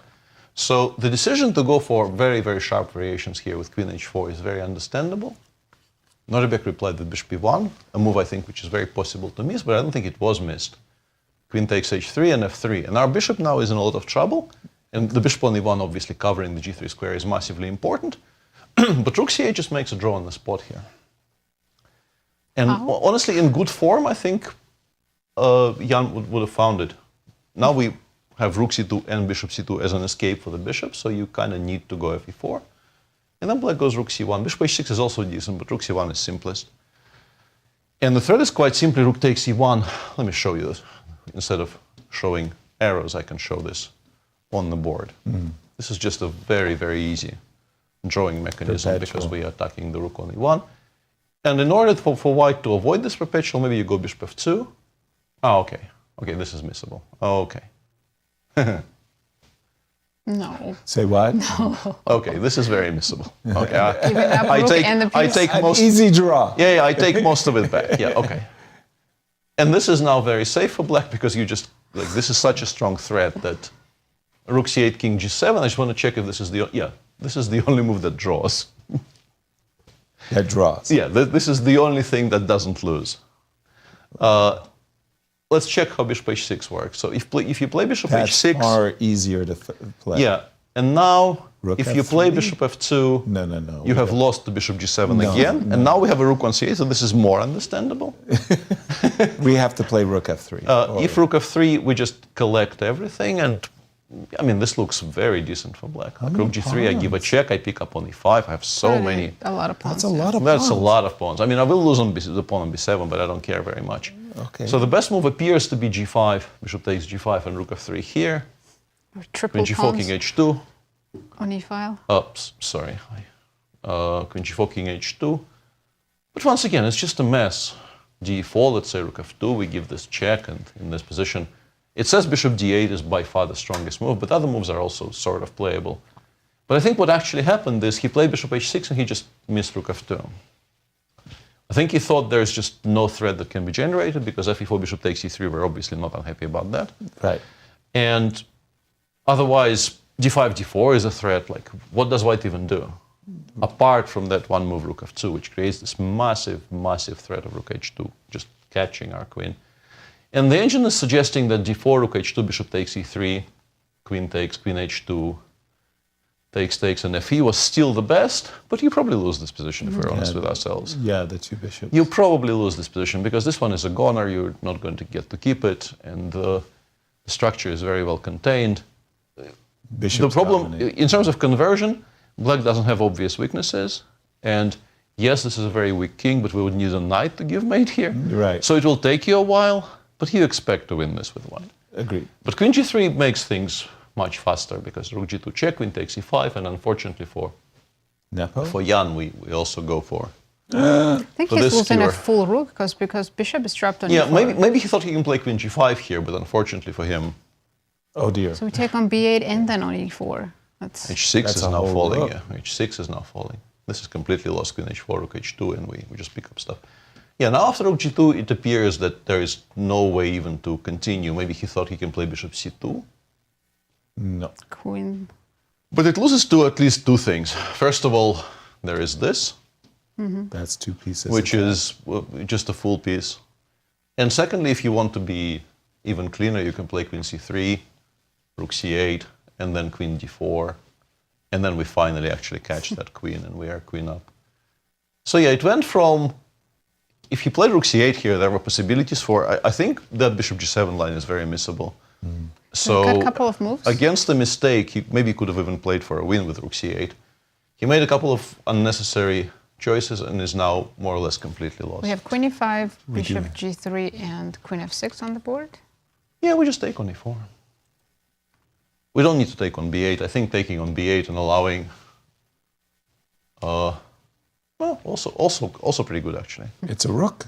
Yeah, I thought maybe there were some jumps, but in fact, black still has to play rook takes b8, f takes e4, and d5, d4.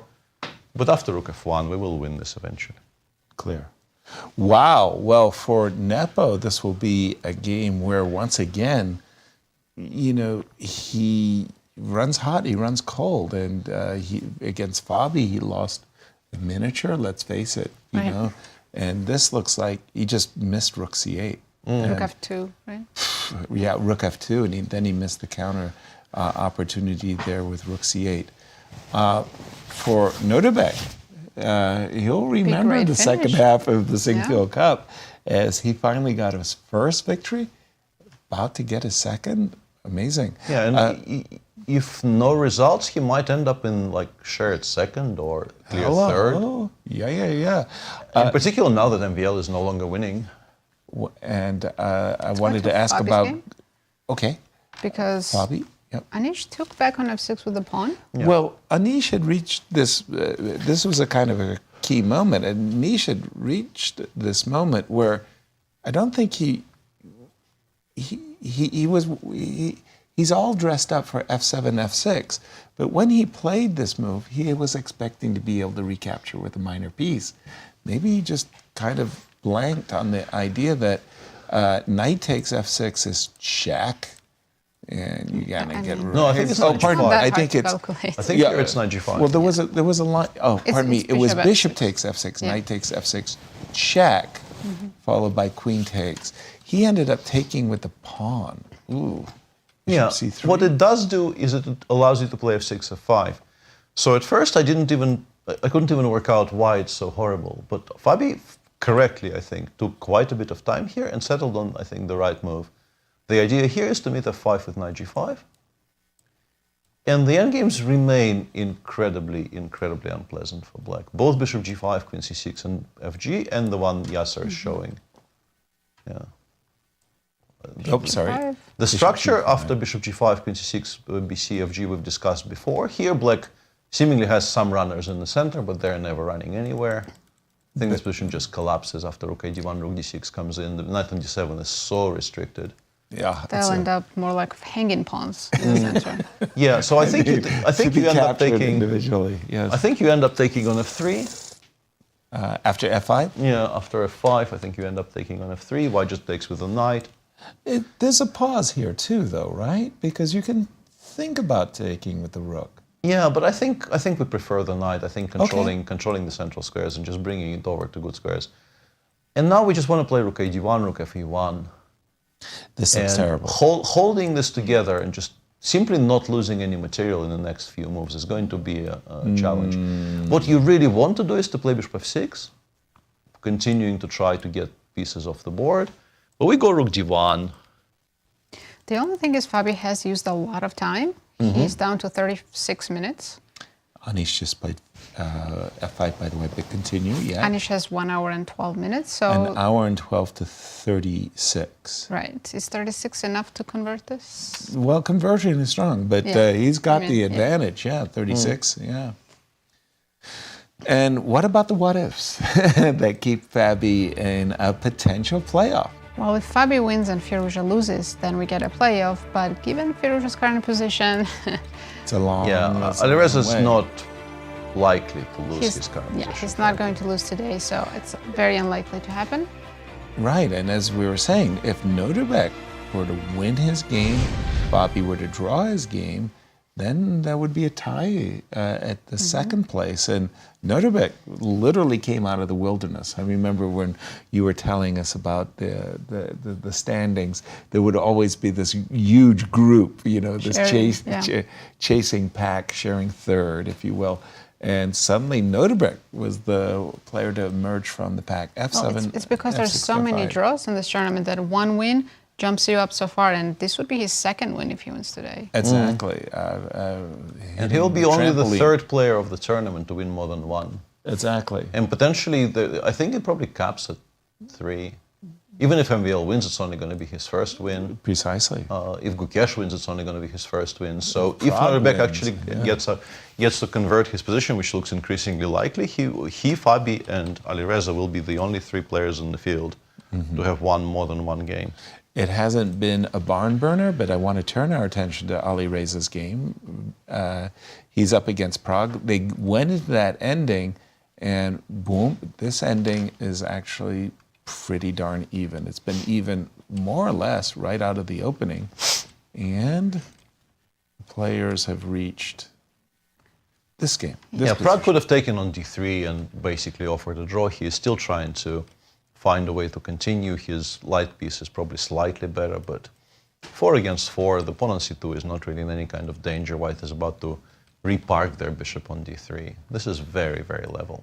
Yep. This is nothing to doesn't discuss have much here. life left. I want to go to the game of Gukesh Wesley So. Out of the opening, we were really stunned, frankly, that Wesley had accepted what we thought was a worse position. Yes, but he found this great idea of bishop f5 and d5, which is very concrete. Yes. And he seems to have calculated it all, and maybe now it's not that bad. Well, the cute one was c takes, and this sudden, you know, like, I'm winning, I'm winning, I'm winning. No, you're not. Oh dear, I'm not winning, I'm not winning. This is not what we signed up for. But what we were looking at was rook d1. It remains the best move in the position. Rook a d1, rook a c8, and probably queen b1. Queen b1. Yeah. And now I'm ready to win, win, win. There's bishop g4 here. Bishop g4 is very strong. If not for bishop g4, I think this is a massive problem for black. But bishop g4 is very strong here. But this was and another move that I found really to my great consternation, I wanted to say, bishop e2. That was important because I was just thinking, oh, how nice it was going to be. I was going to get a second pawn. I was going to anchor the pawn. And unfortunately, the desirable d6 allows bishop f1. So I have to play here. You were going to play back. And then we were getting into the... Either bishop f5 or d6. I expect it's actually maybe d6.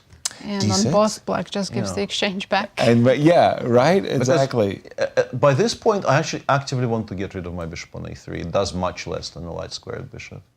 That makes sense. If we compare this position with the position after bishop f5, bishop takes d5, I think that would be the way to explain it to the viewers.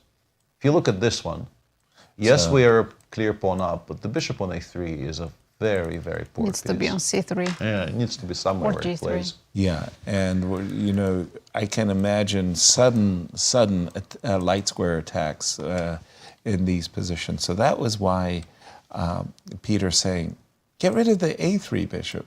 This pawn on d6 is so strong, we would expect something like this. Take, take, take. And here we're Let's say pawn up. bishop f5 or bishop b4 somewhere, yeah. Yeah, we're pawn up. Should we go and stay with Nepo's game? Because I think he's going to resign soon. He's going to be down so much material with no compensation. Yeah. Oh boy. Not including the bishop takes b8 is quite smart, by the way, because it makes attacking the e3 pawn much, much harder. So. Sorry, bishop h6. He just resigned. He just resigned. Yeah. Nodirbek's not even at the board, so he's going to come back and game's over. Right. This has happened before. It's not the first time in the history of mankind that this has happened. Yes, indeed. It is over as Nodirbek gets a second victory. Always great to finish with a win. Oh boy, is it ever. You know, even if you had a bad result, and especially in this field, I mean, wins are so, come by so difficult. But I have to say, I'm absolutely stunned by the turn of events. F2, F3. In my mind's eye, Nasi, I'm thinking you're going to take my bishop, and I've got this great move, bishop h6 planned. So I've got a whole move in my pocket to use. My rook aren't working. This is the most simple move in the world, and those variations that I mean, it's somewhat unfair because it very much hinges. Like, I guess you can start calculating bishop h6 here. Yes, because the line rook c1, it absolutely depends on you seeing the rook sacrifice. But bishop h6, trying to provoke bishop f2 and then playing bishop g7. Because now white does not have rook f3 anymore. I think the point is, we've prevented rook f3, and once the bishop lands on e5, it's very, very bad for white. But even these positions where I've fallen into it, I've provoked you to play, I'm catching some pawns. Yeah. I mean, it's not a fair fight. I'm a piece down, but I've got some pawns. But what Nepo did was a disaster. Rook F2. He just completely missed it. Because once you see rook f2 and your queen's getting trapped, your bishop's already trapped. No, bishop g7 doesn't work. Bishop g7. Just briefly, yes, the game is over, but just to kind of, for our own clarity, if in this position, you absolutely do need to play bishop h6, because bishop g7 white starts with this. Oh, I'm sorry. f7 is also weak. It forces you to play rook f8, and now it goes bishop f3, bishop takes e5, and rook f2. And this is worse for black. Because now you get to play queen takes e4. Let's say you can win this rook, but there is no perpetual after bishop c3. And with the rook on f8 and b7 pawn already gone, this looks very dangerous. It's still better than what he played, but this, I think, is enough reason to reject the line. We're just trying to figure out his thought process that led him to not play rook c8. Rook c8. Yeah, so obviously, like, it hinges on finding this, which is far from obvious, or realizing you actually need to actively provoke bishop f2 in these positions. Right. So that bishop g7 becomes that much stronger, f7 is not hanging. It's findable. In good form, he would have found it. In really good form, he would have found it in 3 minutes. We've seen him do it. Yeah, but absolutely. Not today. I was going to say disastrous outcome. For Nepo, indeed, he finishes the tournament with a loss, but Nodirbek all of a sudden jumps into second place. Hello, Fabi. Needs to win, otherwise he will be sharing second. Exactly. Massive turnaround in the Ding game. Let's go to MVL. Yeah, sorry, that's not what I wanted to do. What I want to do is to show you this position. MVL did play before, as we expected. Ding instantly went g takes f3, which is a very good move. Queen takes f3. And now he doesn't play knight takes h4. He played bishop g4, and now this pawn will survive. But after knight h4, didn't white have queen f6? Yeah, but we had this on the board. Queen f6. Right. And then we go for this endgame with h5, h4, and it appears to be manageable. It's still, of course, there are weaknesses on the queen side. If all 4 rooks disappear off the board, you're probably in some trouble. But the king on h1 is not very safe. It's definitely a playable position. And now after bishop g4, I assume MVL just plays queen f2 instantly, because why give up on h4 if you don't have to give up on h4? And the problem is you play something normal like queen g7, and I start going after that bishop. And if you imagine those bishops coming off, obviously bishop takes d1 is a horrible move, but helps. Here your position will start collapsing because you're basically worse everywhere. Structurally, you're worse on the queen side because white will start pushing the passers, and you're never really getting d6, d5 in. You have a much weaker king. d6 is weak.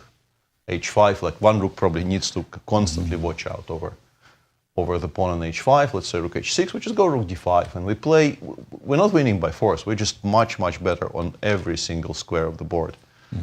So yeah, not playing knight takes h4 very much brings MVL back into contention to finish in the top 3 in the tour. Queen f2 already played, yeah. Yeah. For those of you who are joining us late, I just have to share this moment. It's one of the most beautiful, dominant exchange sacrifices that I've seen in my career. But once you see it, it's like a flower in bloom. One? Yeah, this position after king f8, f2, f3, a good move, but f2, f4, basically, Ding does not want to play en passant, because then either knight takes f3, which I think is really, really good, knight g5, and you've just opened up the f file for your king. Doubtlessly, Ding Liren had prepared captures. We don't want to trade queens. We want to sacrifice an exchange. At first blush, you just say, okay, I'm going to exchange up. But then you look. You start seeing it. Queen g3, rook f1. All our knight pieces d5. are better. Total domination. Bishop g5, bishop takes d6. Anytime you play c4, don't even reach for that pawn.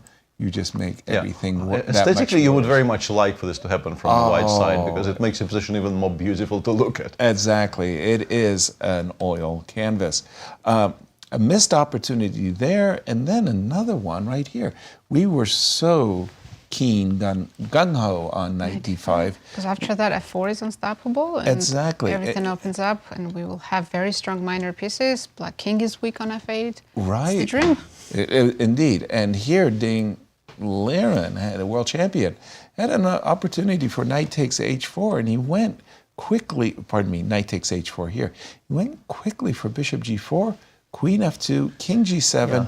I love the move bishop d1. Well, MVL also structurally, it's never a mistake to play a2, a4. Exactly. Like, I love playing a2, a4 just to make sure that a5 will be answered with, a protected pass pawn. Yeah, this basically switches off the queen side forever. Black never has any breaks, and now you can get to the important work of dismantling the black position in the center and on the king side. Absolutely. I have a feeling MVL will not let it go from here. It's just such a comfortable edge, and he is such a good player of these types of positions. And for MVL, it would be a dream come true. I mean, the end of this 41 game, 26 game non-win streak. And something I wanted to research and didn't in the break, and I will try to get to the bottom of it now. Ding famously at some point had a 100+ unbeaten game streak. Right. Vladimir. I want to try and figure out who broke it. Oh, someone broke it. Yeah, I know that Sergei Tivyakov he wasn't playing the same competition, but he had a very, very long unbroken win streak. Vladimir Kramnik did. Was it way? No. Can you imagine not losing it was MVL. 100? It wasn't. It was MVL. I thought so, yeah. 100 games. No, Shakhriyar. Oh. No. Hold on.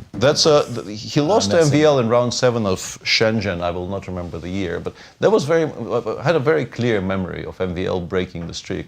And now the reverse will happen. Yeah. Because it is now MVL's streak that he breaks, but once again with a victory over Ding Liren. So there's some symmetry to it somehow. It's the circle of life. It's the circle of life, yes. A2, A4, rook E8, rook E8, bishop. Yeah, now in particular, bishop D1 looks very bishop attractive, D1. because H5 is now unprotected as well. Because you were mentioning that in those positions where the bishops are traded, somehow this pawn on H5 sits out there like a sore thumb, Nazi. And Black has way too many weaknesses in this position. C4 is weak, D6 is weak, Even H5, A6 is weak. F7. By the Every way, single pawn except for E5 is weak. this is not a comfortable position at all. We think MVL, wow. So it looks like if MVL wins this, he will be gaining 9 GCT points. That's huge. That would be really hitting the trampoline. But he gets 9, and Wesley probably ends up in if he doesn't lose, ends up in a tie for 5th to something, which is going to be like 6 points. Right. So MVL is easily overtaking him. But if you look all the way at the bottom, we have a Nodirbek who hasn't distinguished himself, but thanks to these 2 late tournament victories, he's sitting there going, wait a minute, I'm going to tie for 2nd. Give me a big check and some Grand Chess Tour points. MVL looking great at the moment. Everything is in his hands. Wesley So, let's switch to Wesley and the Gukesh game. Okay, whoa. Many. That's analysis. No, that's our analysis. Okay. Finally, Rook A-G1 was played. Wesley doesn't really have much choice. He needs to play Rook A-C8, I think. Okay. Yeah, you can start with Bishop G4, but that makes White's play a lot simpler because I can respond to it. With Bishop G4? Yeah, but allowing Rook C1, you probably end up playing Bishop F5 back, and then you are not happy. Why did I? Yeah. You are not happy. You have to play Rook C8. I think it kind of hinges on you seeing Bishop G4, but you do see Bishop G4 because you obviously start by analyzing every single move you have, which attacks your opponent's pieces, while also unpinning. Yeah. Exactly. But we do have an interview. Christian is with Nodirbek. Nodirbek, you came a couple of rounds ago after your win against Wesley. You said you're feeling good, you're starting to understand how to play against this player. You're gaining more experience with each and every round. And finally, you finish with a victory. Your initial thoughts right now, how are you feeling after this final GCT game for you? Yeah, first of all, I'm happy to end the tournament in a high note. I managed to score 2 victories in 2 White games. Yeah, that was that gave me, first victory against Wesley gave me, very high, optimistic feeling. So I was also trying to play some, interesting game against Ding, but it turned out to be very boring and dry. And yeah, going for today's game, I was very optimistic and I was looking forward to get some interesting position out of the opening. And somehow I didn't expect him to play Grunfeld. I really didn't expect the Grunfeld to since he was for a fight as well. Yeah, I thought he'd play some D5 and expect some London or some other opening, but yeah, it turned out very fighting position. I'm sure you were welcoming that. Also. Yeah, of course. I was really happy to see it. I chose to play some, long and kind of complex positions with E3 Bishop D2, and obviously he was not prepared. Nodirbek, I'm sorry to interrupt you. We're having some transmission errors that we're dealing with right now. Just final question. Tell us a bit about the mentality that you came into this event, because again, it seems you prioritize fighting chess. Tell us about that mentality of yours. Looking at the Superbet in Romania book tournament, I changed some things in my opening, in my gameplay, and overall just refocused my my thoughts, my initial thoughts, and I decided to play differently, and it worked out well in this tournament. I gained physically before the tournament. I tried to do a workout every day, and not bad. It also helped towards the end of the tournament. And I feel like this kind of small changes help a lot. When you play in super tournaments, it's very small margin among these players, so it's kind of an experience, and you do better in every tournament by doing these small improvements all over again. Thank you very much, Nodirbek. A lot to unpack there, a lot of very important details. For the moment, back to you guys. Thank you, Christian. Our apologies to our audience. We had some really audio difficulties there. We're just, we have so many questions for Nodirbek, and there were some really great complicated lines that we'd He won hoped. a great game today. Yeah, he did. Very We'd exciting hoped to get his insights. Audio problems curtailed that. Let's just jump to the game of Fabiano versus Anish, because Fabi threw in a Rook D1 move. Yeah, an unneeded finesse, I wanted to put it like that. I really like those positions that we were looking at where the knight was coming to f3. You know, we were controlling the e5 square. We were going to bring our rooks very quickly to the center, e1 and d1. And it looked like Anish was going to have just a very, very difficult time trying to save that game. Instead, the move rook d1, Peter, was that clever? Well, maybe a little bit too clever for its own good. I think Fabi was trying to maximize his options by playing rook fd1. We're also introducing the idea of playing knight d6, because the queen trade will have to be included at some point, and white does not lose a piece on d6. But it's specifically this move knight b6, I think, which improves black's life a little bit. You're still worse here. Your structural problems have not disappeared. You still have this glaring weakness on the e5 square. Your structure on the queen side, most likely a5, a4 will come in, and your structure is fixed there. But you do get some time to stabilize. You can, let's say, go rook d8, king e2, rook d6. After a5, you can maybe even hope to do something like this if you get time. I'm not sure if you do get time, but it's still very unpleasant. Let's say knight c8. I'm sure I can offer a rook trade, but the engine also suggests suddenly starting to generate some attacks, some attack on the king side. But I think, you know, Fabi would be happy with an advantage like this before the start of the game. Clear. It's just that he had more. I think, in particular here, knight takes f3 is very strong. The move king takes f3, weirdly, might be even stronger with very concrete ideas of bishop f6, rook fd1. Something similar to the... And things are kind of...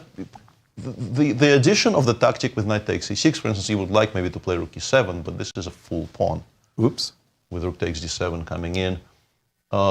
It's just that it seems that it's much harder here for black to maintain balance. Knight b6 now will be borderline unplayable, because after a5, knight takes c4, just straight up loses to b3, the knight has no squares. And also rook d7 is coming in, so this is just very, very bad for black. I think it's just in comparison to specifically this position with both knight takes f3 and king takes f3 that the move rook fd1 slightly falters. And in more simple terms, because the pawn on c4 is now hanging, we had to move the knight back. Right. And maybe Fabi was a little bit worried he will allow bishop takes g5 in some position in which it is strong. But looking at what the computer says, there's basically never a good moment for black to take bishop takes g5. So he needn't have worried about that. And let's check in with Christian and hope that we've got good audio. Back over to you, Christian. We apologize for the technical delays. While we were working those out, I got to chat with Nodirbek, and he actually showed me what Nepo missed in this game, because they did discuss the game after. And it was at this point, after bishop to g3, obviously we know that white is completely winning, but what Nepo missed, the detail that he missed, was that after bishop to c2, bishop takes c5, bishop takes b3. Now, unfortunately for him, white has the winning move g5, a very important detail. If you don't see this move, of course, taking on b3 wouldn't work. That's better for black. And if you have to defend the pawn on e3, then I just move my bishop, and once again, black is better. But of course, after g5, you have the two bishops under attack. You're going to lose a piece, and you're going to lose the game. So this very minute detail, probably he missed it from afar before he even played bishop to h6. That was Nepo's mistake, and unfortunately, it was a very costly mistake for him. Absolutely. Did you, by chance, Christian, did you by chance get to talk to Nodirbek about the move rook c8? instead? Yes. He knew that the position most likely is close to equality. Again, I think Nepo probably saw that move, rook to c8 as well. Perhaps calculated this bishop to c2 that I just showed you, missed that g5, and thinking that he will go into a slightly better position, he just went for this one. What he had to do probably was double check, make sure he's not blundering, and of course a player of his caliber would never miss the move g5. But again, it's all about the mindset. We know Nepo right now, unfortunately, he's not in his best mindset, and when that happens, things don't go your way. Thank you again, Christian. Big victory for Nodirbek. Our congratulations. But for Jan, this is an event that he's going to look back on, and he said, I left a lot of points on the table. I mean, he really. Everyone has bad tournaments once in a while. Yeah, I'm sure he'll recover and. Yeah, but he's going to a few games here are going to sting. In particular, the loss to Wesley, that ending totally. Well, that's what started the whole avalanche. Yeah. Yeah. This very, very unnecessary, unpleasant loss to Wesley in round 4, coming so soon after this absolutely brilliant game that he won against Anish in round 3, which the game of the tournament still. Yeah, would have made anyone happy, and he was, I think, very happy after that game. Yeah. And then, in the way he lost to Wesley, he has a poor score against Wesley. There's also maybe some friction between those two, and he doesn't like losing to Wesley. No. And the way he just kind of blitzed out from a drawn rook ending, he kind of woke up and it was lost. And in between, he spent maybe 3 minutes on 10 moves. This is unnecessary, and he obviously immediately realizes just how unnecessary it is once it happens. And ever since, he was very much not himself. The loss against Fabi is also. We've spoken at length about that game where he played an interesting idea in the Najdorf. Oh, sorry, not in the Najdorf. In the Dragon, got a promising position, and then proceeded to blitz out the sequence, which loses by force. This is not Jan Nepomniachtchi anywhere near his best, regrettably, because at his best, he is a very exciting player to watch. Yes, absolutely. Let's pick up the action. Where would you like us to go, Let's Nasi? jump back to MVL Ding's game. Whoa, rook d7, doesn't this... MVL played bishop d1 move, which was the best move. Absolutely. Rook to d7. Well, just a second. Are we going to transform this weakness into a far more prominent weakness? Bishop takes pawn. Currently, if you take and play h5, black probably has rook h8.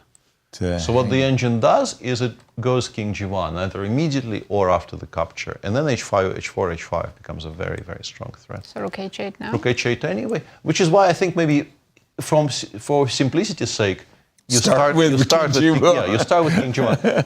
Because here you kind of have to calculate, you're not winning the g4 pawn, you're trading it for this one. The engine says this is still borderline winning, because there's never going to be any kind of an attack on the h file. We'll bring the second one over to f1, and it's going to be just very difficult to hold. But on top of that, your endgames are poor, because after a5, you constantly have to watch for white opening a second front on the queen side. This is bad, but also you don't need to do this. You can start with king g1 and ask black, do you want to actually play rook h8 without the trade even appearing on the board yet? And keep it on h8. It just came from there. Ding played rook e8 2 moves ago, so he clearly didn't intend to keep it on h8 forever. But allowing bishop g4 and h5 is completely impossible. Like if you make some kind of a move like, I don't know, f6, this wins on the spot with queen f5 takes g4 coming in. So the threat needs to be addressed. And the question is, do you take on d1, bringing the white rook to a better square? And now you have to, once again, constantly watch over queen f5 ideas. Ding is just in trouble, more or less, whatever you do here. It's just a question of MVL. MVL made one, maybe two, but one kind of a hasty decision in this game where he took on c4 quite quickly. Since then, he's been, I think, doing it correctly, thinking where he needs to think, and he is in a very, very comfortable situation on the board. Once again, I would expect him to convert from here, but of course, against a strong player, you need to be watchful. King g1. Nasi, jump in on this one. I'm looking at bishop takes g4, h takes g4, queen f5, and I'm loving it for MVL. I'm thinking that even if we just trade these pawns. I can post up, and So one-sided. Right. I mean, you get maybe the knight on g6 holds for a while, but you do get the feeling that once that bishop on g3 finds, a way to get to g5. This is slightly easier for black to deal with because weirdly, the inclusion of rook h8 check and king g1 maybe favors white. Okay. So if we don't start with king g1 here, we give black the option of basically never giving us this check and keeping the rook in the center. So the engine goes f6, we do rook f1, rook f7, and our business. Yeah, black just kind of never goes rook h8. But of course, we're still massively better. Right. It's not like the variation changed. And also importantly, we're never worried about queen b6 check because we're probably quite happy to transfer the bishop over to this diagonal. No, this is just bad for black. There's really nothing much else to be said about this position. Yeah, but that's the problem. Sometimes you have to weigh these advantages. King g1, right now you allow the capture, leave the pawn on h5, make the capture yourself, trade off your h-pawn for the g-pawn. Both positions are good for you. How do you evaluate, on a scale, right? What do you say, this advantage appeals to me more than that advantage? Yeah, I think it depends player to player. It's about your preference, your style, which one looks more comfortable for white. There's also a very good move a5 here, which he just played. a5? Yeah. Completely on the other side of the board. He does have 2 against 1 on the queen side. That There's is true. bishop a4 threat is also there. Yeah, that actually is kind of relevant. And honestly, I can definitely imagine a scenario where, black's, I don't know, if you play rook e6 here, for example. It's probably unnecessary, but I can definitely imagine white playing b5. In this scenario, you were saying... That's all. But I just wanted to illustrate another advantage to a5. Apologies. Just rook e6, just play, let's say, bishop g4, hg, b5. b5? Yeah, a b5, a6, put it on a7. Once it's on a7, once black also needs to think about the pawn on a7, I think I just give mate on the king side. Yeah. It will distract so many of your forces to the protection of the a8 square. And I will play queen f5 for free, and I will just give mate on the queen Black has to put a whole rook on a8 just to stop the pawn? Yeah, you're right, and your pieces are being the move MVL made here kind of introduces a new twist, kind of jeopardy to Ding's position, because he now has to think whether he is blundering b5 somewhere. And as Nazi correctly pointed out, we are currently threatening to win a full exchange with bishop a4. Good move. Let me just... First line after rook e6, stronger than h5. For some reason. Why is h5 not good? Knight f4 takes, queen f4, queen h4 check. Whereas b5 is just straight up winning. I want to pat myself on the back here a little bit. Don't hurt yourself. We have knight f4 on the board. Okay. a5, knight f4, an invitation to win an exchange. Would you like to win an exchange? Yes. I like exchanges. Ends the game, basically. Take on f4 first? Yeah. We get rid of this, we go bishop a4. Damn, this... Has Ding just missed this right? existed? Looks like maybe he just missed it existed. Because the position just collapses. Yeah. I will take on d7, then I will take on it. f4 and play king g1, and this is one check, I don't care. Right. Okay, MVL, our 2025 Grand Chess Tour player, seemingly. I don't see how to continue from here. Would appear. This is kind of very reminiscent of Ding going e4, d5 and resigning against Firouzja. Exactly. It's not like his position is good here, but knight f4 is a move of somebody who does not believe he will hold it, frankly. And he didn't... Well, maybe after bishop a4, rook takes e4. Is there any but we just take on d7 and then we trade one more rook with rook a1. And you know how Black's this movie position ends. is still really bad. Yeah, like bishop d7, rook a1. Yeah, all the pawns are weak. Yeah, This whole thing will collapse in no time. Rook e1. I'm sure both moves are winning, but like the way the engine does it, it just gives up this one on h4 with check, just to take this one off the board, and then full collapse of everything. By the way, in those endings, you've always got to watch out for b4, b5. So your bishop can't anchor itself on d3 and say, I'll play against your rook. And if MVL were to win this game, look how it impacts the GCT standings. Bam! I was told he gets about 9 GCT points, which would, yeah. Assuming Fabi doesn't win. If Fabi does win, he gets 8.5. Still enough to win the third place, unless Wesley wins his game against Gukesh. Wesley will need to win. Yes. And honestly, Wesley's game, they're following the line we were describing. And generally speaking, you would say Gukesh is not running any risks at all, but he is down in exchange. And if he continues not going for safer lines, if we go here, all the way up to bishop takes c4 is already on the board. We're expecting bishop e2 and bishop c4. We're expecting bishop h7, king h8. And now let's say we play d6, bishop e6. We play, I don't know, e4, bishop f5. Okay. And I mean, still, it's very hard for me to imagine how white can be worse here. You got 2 pawns for like you need to blunder. You need to blunder something like this. You need to allow queen a5, and then you somehow need to allow b5 and not have a good reply to the very simple threat of running this pawn down the board to b4. But yeah, I don't imagine this happening. Let's say takes, rook f1. If you play b5, after queen e4, your position starts kind of falling apart. Yeah, I mean, experience shows us you can lose almost any position. Right. But you shouldn't. You shouldn't here with white. It's possible, and you know we will not rule it out entirely, but it doesn't seem likely. Now, looking at all these current positions, MVL's going to win, which means no one else can win. It's 20%, right? Yes, also so that, yeah. How good is Fabi's position? It's good. It's good, but like, what's the plan? It's good. A5, knight f3. A5, We're just better. We're not trying to win immediately. We're trying to rook d6. Yeah, we go a5. We ask the knight where it wants to go. Black played rook d6. Yep.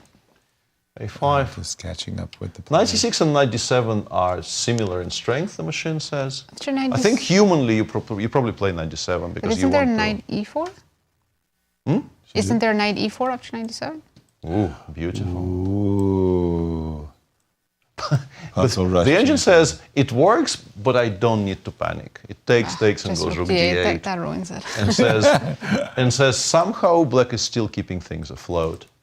Looks like it's collapsing, but it's not really collapsing. It feels like it should collapse, right? Knight to g5. Knight f8. Black just doesn't take any pieces. Okay. Okay, MVL played bishop a4 instead of taking on f4, which is still winning, but less winning. A bit less winning. Sorry, you said MVL did not capture on e4. Yeah, he went after the exchange without including bishop f4 ef, which I'm a bit surprised about. Seemed cleaner. Look, I'm a pawn grubber, and I understand MVL completely. I mean, the engine wants to give away this f4 Respect pawn. the octopus. Exactly, but bishop takes f4, correct. I view that knight as actually very, very powerful, so bishop f4 would have been my choice. So let's say he's... Queen b6, maybe? Yeah. Ready. He will play queen for an b6 exchange? no, I mean, he's still a massive favorite to convert from here, but I would have wanted to start simplifying. When you're just up an exchange, I think the more pieces you trade off the board, especially since we have trumps everywhere else as well. It's not like our only good thing about our position is being an exchange up. If you compare this with any of these positions, with this knight denying us all of these squares on the back rank, I mean, still assume he will win after queen b6 because it's a rook for a bishop for nothing. But let's say queen c8, bishop d7, bishop takes d7. You can take on d6, but then it gets a bit cramped in the center. Okay, this I can see is getting dodgy.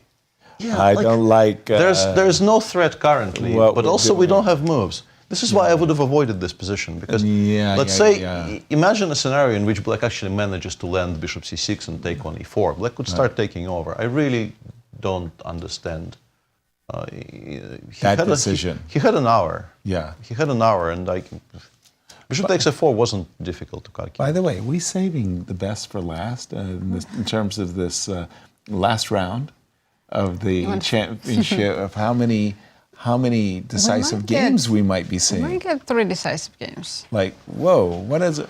I think our biggest was 2. Yes. We've had 2 at one moment in the event. Well, in the Rapid and Blitz we had 5. Oh yes, oh yes. That was fun. So we think that Gukesh is for choice. I actually like his position very much. MVL, of course, much better, and Fabi also a little bit better. But Alireza, that position has been heading for a draw for quite some time. I think the current position is the first time there's like a massive draw for on the table, because after knight g4, I'm pretty sure Alireza blitzes out bishop f3, and it just came from there. This is the first time they got to a point where there's a logical repetition on the board. But it is kind of ready to start pushing the c-pawn. And also, what do you do with black? You can play rook e2, but after king f1, king e1, it has to go all the way back. It's not like you have a massive plan of improvement here. I think it's difficult to pretend you're better. You have to leave, sir. The party is closed. Well, he's played rook d1. He's gone rook d1. No Yeah, he's trying to get the rook over to d2 and then play knight g4. But actually, how does white defend? Well, you can park the bishop on f3. That's easy. Yeah. Then you're kind of stuck for moves, though. Yeah, you can push c-pawn. So. Yeah, because knight d3 will be a very strong response. Yeah. Bishop a6 chosen by Alireza. I guess he wants king f1 and bishop e2 after rook d4. Oh, I see. Well, before things get a little bit too crazy, as this last round is kind of blowing up on us, let's take a quick pause, shall we? Let's take a break, and on break, you can see the interview with Liren. So take a listen, and we'll be back shortly.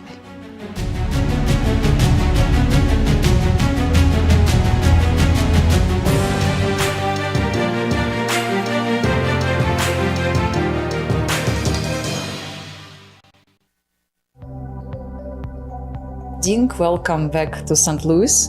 Do you remember when you were here last time, and what are your memories about this? Yeah, last time it was in 2019, it was 5 years ago, a long time ago. Exactly. Before the COVID, when I win the tournament in the end after beating Magnus in a rapid tiebreak, ending the 10 years winning streak by him. Yeah, absolutely. I mean, how do you cherish those memories? How does it feel now to be here after those years? Yes, when I came back this time, everything changed. You're not the world champion, and also I'm not the defending champion. These memories when you won this Sinquefield Cup, I mean, do you think it was one of the highlights of your chess career? Like, how was it? How did you feel at that moment? Yeah, of course, I had a photo when I lift the big trophy over the largest chess pieces. It was an amazing experience. Yeah, absolutely. I mean, such a great moment for you, and now you have to play in the Sinquefield Cup once again after 5 years. So what are your hopes? What are your expectations now after so many years? Well, it's hard to repeat the success last time, but I try to place on top 5 among all the participants. Yeah, also Magnus is not playing here this time, yes, so it's a little bit different event. And what do you think about the field, about the players of this tournament? Except him and also maybe Hikaru, every strong player is there. They are fighting for the final stage of the Grand Chess Tour. I'm not the main player, I'm the wildcard player, so I don't have this kind of pressure. So do you feel that it's kind of easier for you to play without this extra pressure on your shoulders? Maybe it's a little bit easier, but classical chess is always depressed. Were you following previous events of Grand Chess Tour? Who was the most impressive player? Who made the biggest impression on you? Yesterday I watched the live video a little bit. I followed last 2 games of Hikaru. He won both of the games and finished 3rd place. So his performance impressed me a lot. And from Romania classical event, were you following it? Yes, I remember Dick's performance. He lost 2 games in the first rounds, but then he managed to hold on and draw the last remaining games. The fact that also Gukesh is playing in this Sinquefield Cup makes this event, of course, I think special for you because you are going to play the World Championship match against him later. What do you think about his performance so far, and are you looking forward to meet him in this tournament? Well, he's not having his good days, best days in the rapid and blitz tournaments, but he did hold his own in the classical tournament, and his rating now is higher than me. And he is among the world top 10 players, so he has a bright future ahead. But you have quite good results against Gukesh. I think you are leading in your personal score. Does it somehow give you extra confidence and helps you before your game in this event? Well, before the Nepo and Carlsen match, Nepo also had a plus score against Carlsen, but in the end, it's all leveled or maybe favored Carlsen at that time. So this was all past. Can you please tell a little bit about your preparation? Have you started to prepare for the World Championship match, and how is it going? Are you enjoying the process? Yes, I started to play some training games with my second. Also, the Chinese team organized a training tournament in Hangzhou last days, and I finished the first place. Ah, great! Congratulations! I didn't know about that. Yes, this is really. Is it helping for you to gain confidence and these training camps? Like, what are you doing during? If you can tell a little bit, like during those times. Yes, it was held. The games are not published. Yes, we play the games ourselves. Yeah, in the end, I overtake Wei to finish in first place. Will we see Richard Rapport as one of your seconds of your team? Well, I won't tell you it now because it will be revealed when the tournament is approaching. I see. Okay, it's looking forward to learn all this information, of course. And of course, there will be a very important event after the Sinquefield Cup. Of course, everybody will go to play in the Olympiad, and Chinese team is participating this year. Are you looking forward to this event too? And what are the goals of the team? Because we are the third seed, our main goal is to finish the top 3 place. To fight for the first place is quite difficult. Or not even extremely difficult. Yeah, but still, I think everything is still possible, right? Yes, yes. So, all the best of luck for you, Dink, in this tournament, and thank you for your time, and thank you. Thank you. Thank you very much.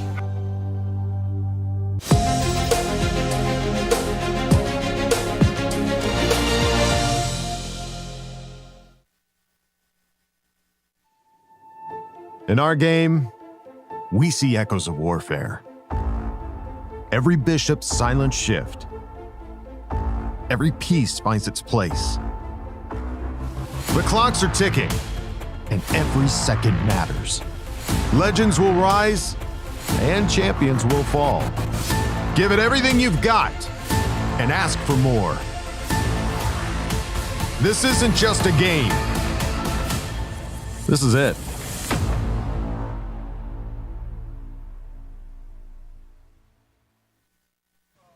I'm Grandmaster Maurice Ashley. Join me on October 24th to 26th for the St. Louis Chess Conference to be held right here in the chess capital of America.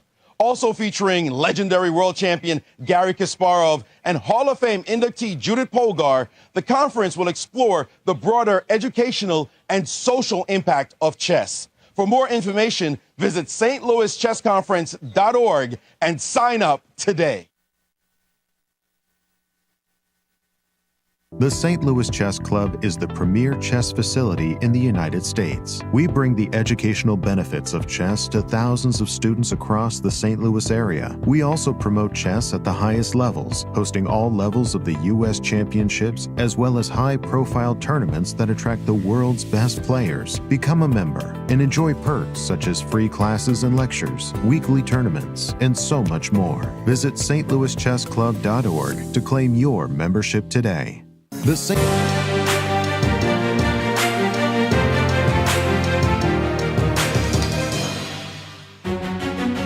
Welcome Welcome back, everyone. We're in the final round of the Sinquefield Cup, and let's take a look at our current standings. We have a victory. Wow. We do. Nodirbek defeated Nepomniachtchi and jumped to second, and probably will share second or third place. I swear I saw at least a share of third, yeah. Yes. Potentially a share of second, which is very good. I saw a graphic where Nodirbek was at dead last at one moment. Those two second half victories, I want to put it that way, have propelled him. But let's jump to a huge result as MVL, who's, we've said it, fighting for his tournament career. Absolutely, and he seems to be succeeding in the fight to stay in the tour. Yeah, Ding is dejected and yeah. My mom is a huge fan. She will not enjoy watching this. He won an exchange, did MVL. He just played queen takes a6, bishop e2. Rook f5. I noticed that queen takes c4 is even on tap. Well, rook f5 to stop allowing queen the knight g4. f2 check would be maybe unnecessary. Good grief. Good morning, St. Louis. Knight f2 check. Yeah, you can play rook g6, but then after king h2, your kind of attacking moves have somewhat run out. You can play bishop g4 in this position, I suspect, but among other things, I can go rook g5 simply, or rook a-f1. Yeah, I was about to suggest rook a-f1 actually. Yeah, there is a pawn is unstoppable. Exactly, because you are now also losing on the other side of the board. You can include d6, d5 at any point, but I just play queen a8. I mean, now f7 is hanging, but if we ignore it for a second and just go queen a8 here, yeah, the queen can no longer be chased. It actually is supporting the center via the exactly that diagonal. If you include bishop f5, rook f5, h5 will start hanging, and once again, coming back to our original point, the a-pawn is about to queen. So and we did double against the f7 pawn amongst all of this as well. We do see a very dejected world champion, which is really sad because we have seen Ding Liren come to St. Louis, tie for first with Magnus, and absolutely beat him on tie breaks. Yeah, the first tie breaks in about 10 years that Magnus did not win. Magnus had a lot of tie breaks in those 10 years too, including when you think about the World Cup as well. But Ding Liren definitely in terrible form for this event. For the back end of it, I mean, he began, he made the first 6 draws, I want to say, in this tournament, and some of those were from very, very promising positions. Favorable, where absolutely. Frankly, it felt like he wasn't even giving himself a proper chance of winning those games, because he would often just wrap things up the moment he kind of stopped being very much in love with the position and just thinking, okay, I'm doing well here. Yeah, that looks like someone who is maybe waiting for MVL to return to the board, honestly. Yeah, very, very sad moment. That look to the side there is... Although, no, I thought maybe MVL was sort of in the direction of him looking, but... I'm still trying to remember, it was the exchange Slav type of position where his opponent had one piece on b4 and Ding shut down the game. Against Nodirbek. Nodirbek, yeah. And we were sitting there saying, well, you play f3, you trade on d3, you go e4, you're better.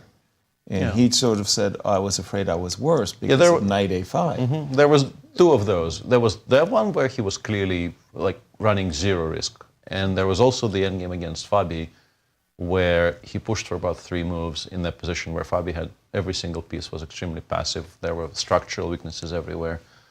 And you cannot imagine a scenario where white can be worse there. And he played it for about 5 moves and then just traded one final active piece and offered a draw.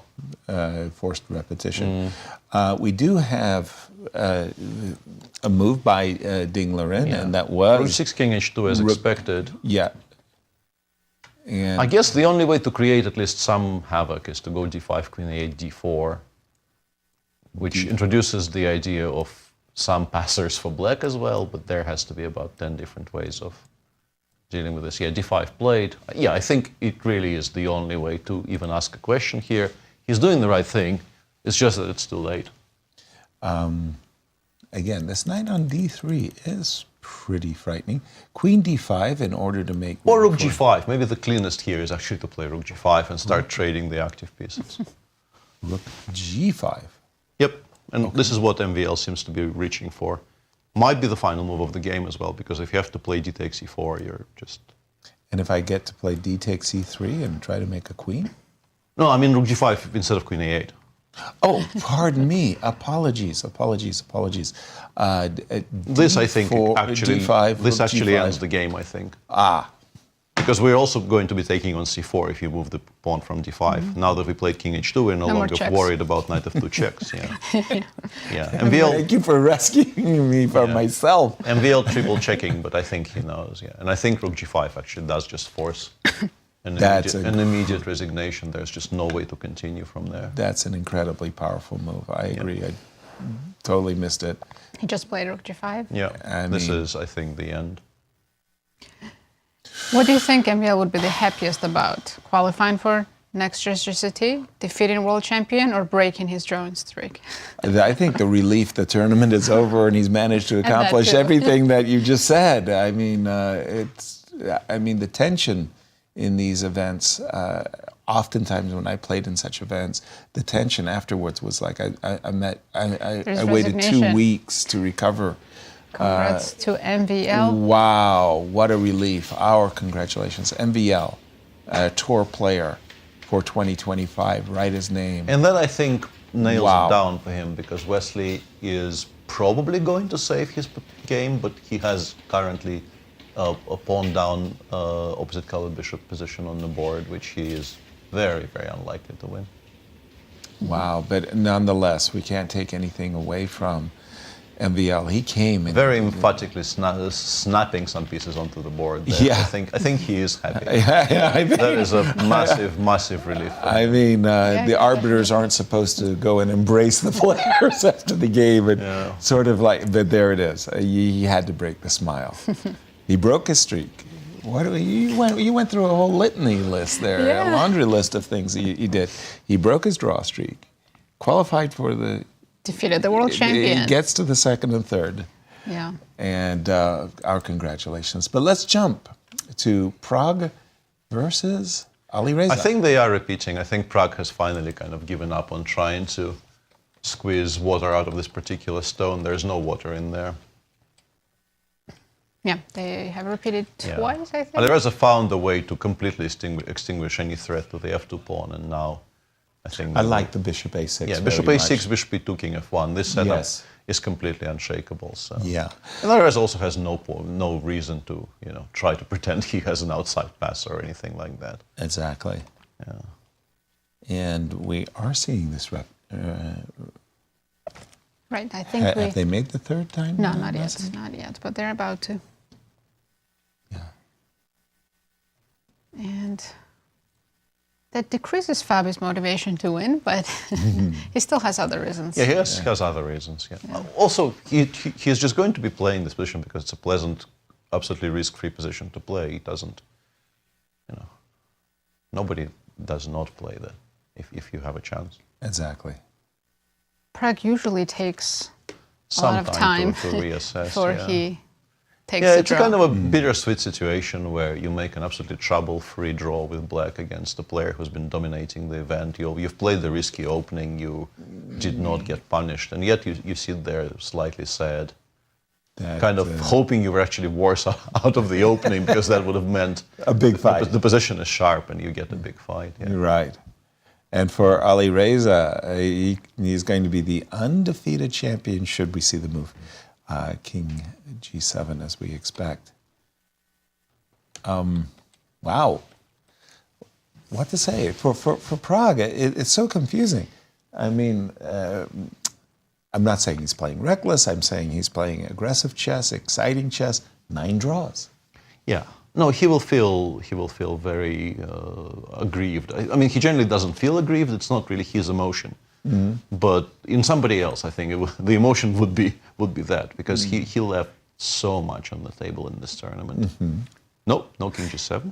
No King G7. Game continues. Okay, so we were thinking about rook to D2, and the King F1 only move. King F1 with the idea. But he played it with this intention, so I don't see how he plays anything else. With the intention of meeting knight G4 with bishop E2, your knight was likely to go back, and then we can evacuate the rook. But, okay, no harm, no foul, because after rook D2, King F1, we could also play rook check, and invite the same repetition as So before. why I guess the deny king actually one goes to repetition E2. and do the other? I think the king actually goes to E2 in that case. Of course. I see no downside to playing king E2. No, agreed. King F1 very quickly played. Honestly, with I mean, it doesn't really shake the equilibrium in any way, but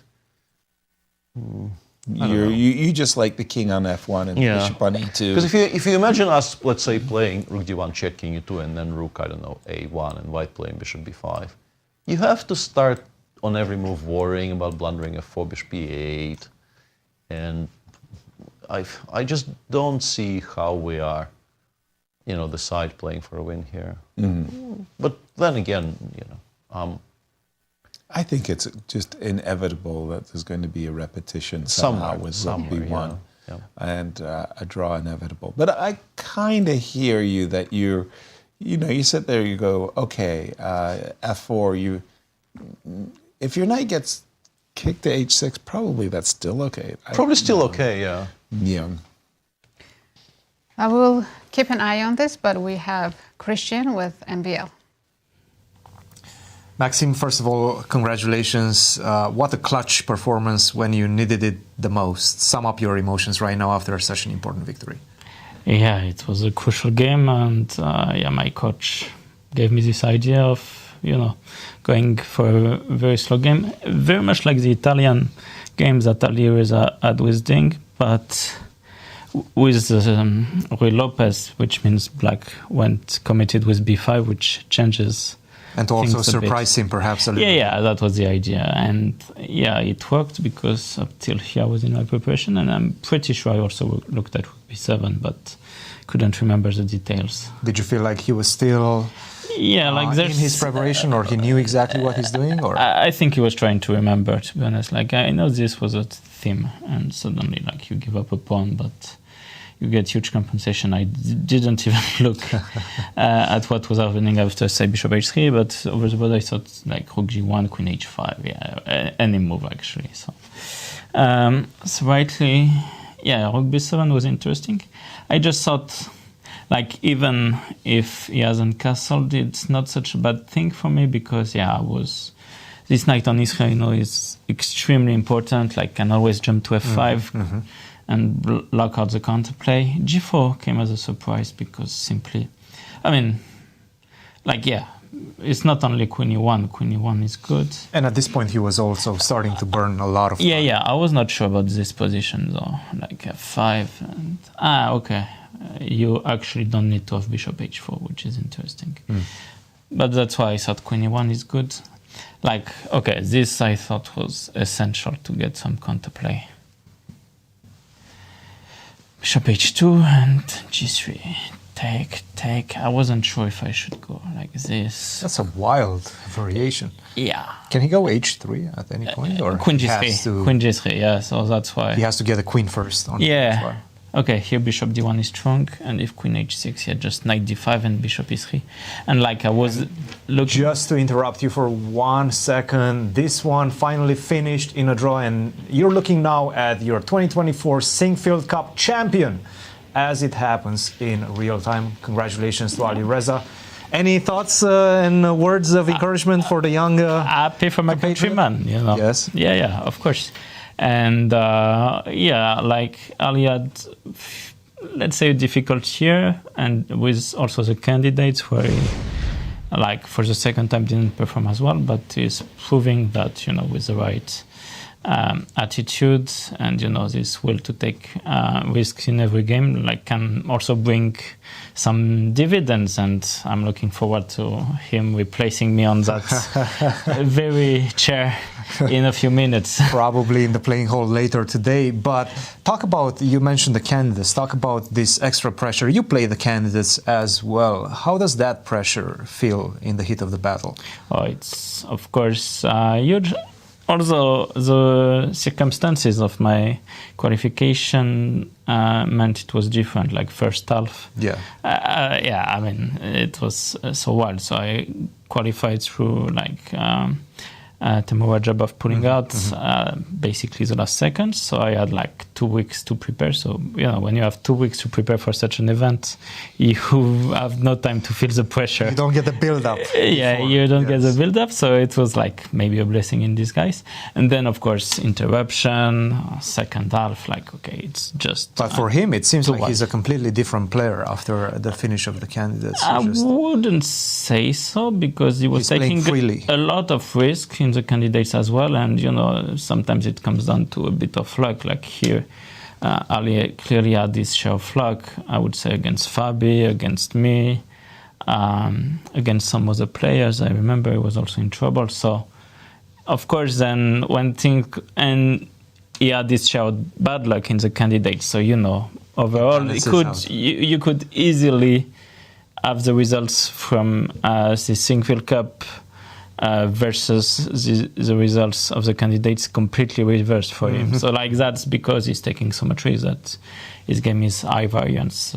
Let's get back to your game. Yeah. It's such an important game as well. Tell us a bit when you felt like the DC4, imbalance is finally created.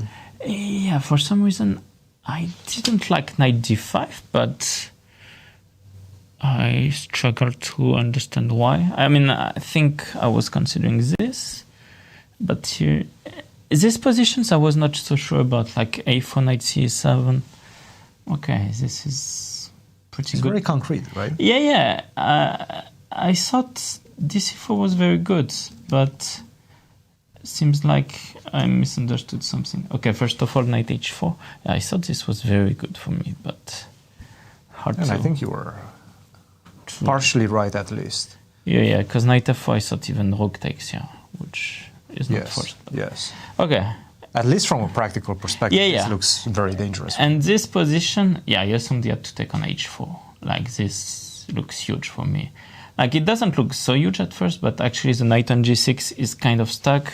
The queen is stuck because of always queen f6 check, and it just proved in the game, like, I didn't know how much winning I was. Well, computer, is very happy.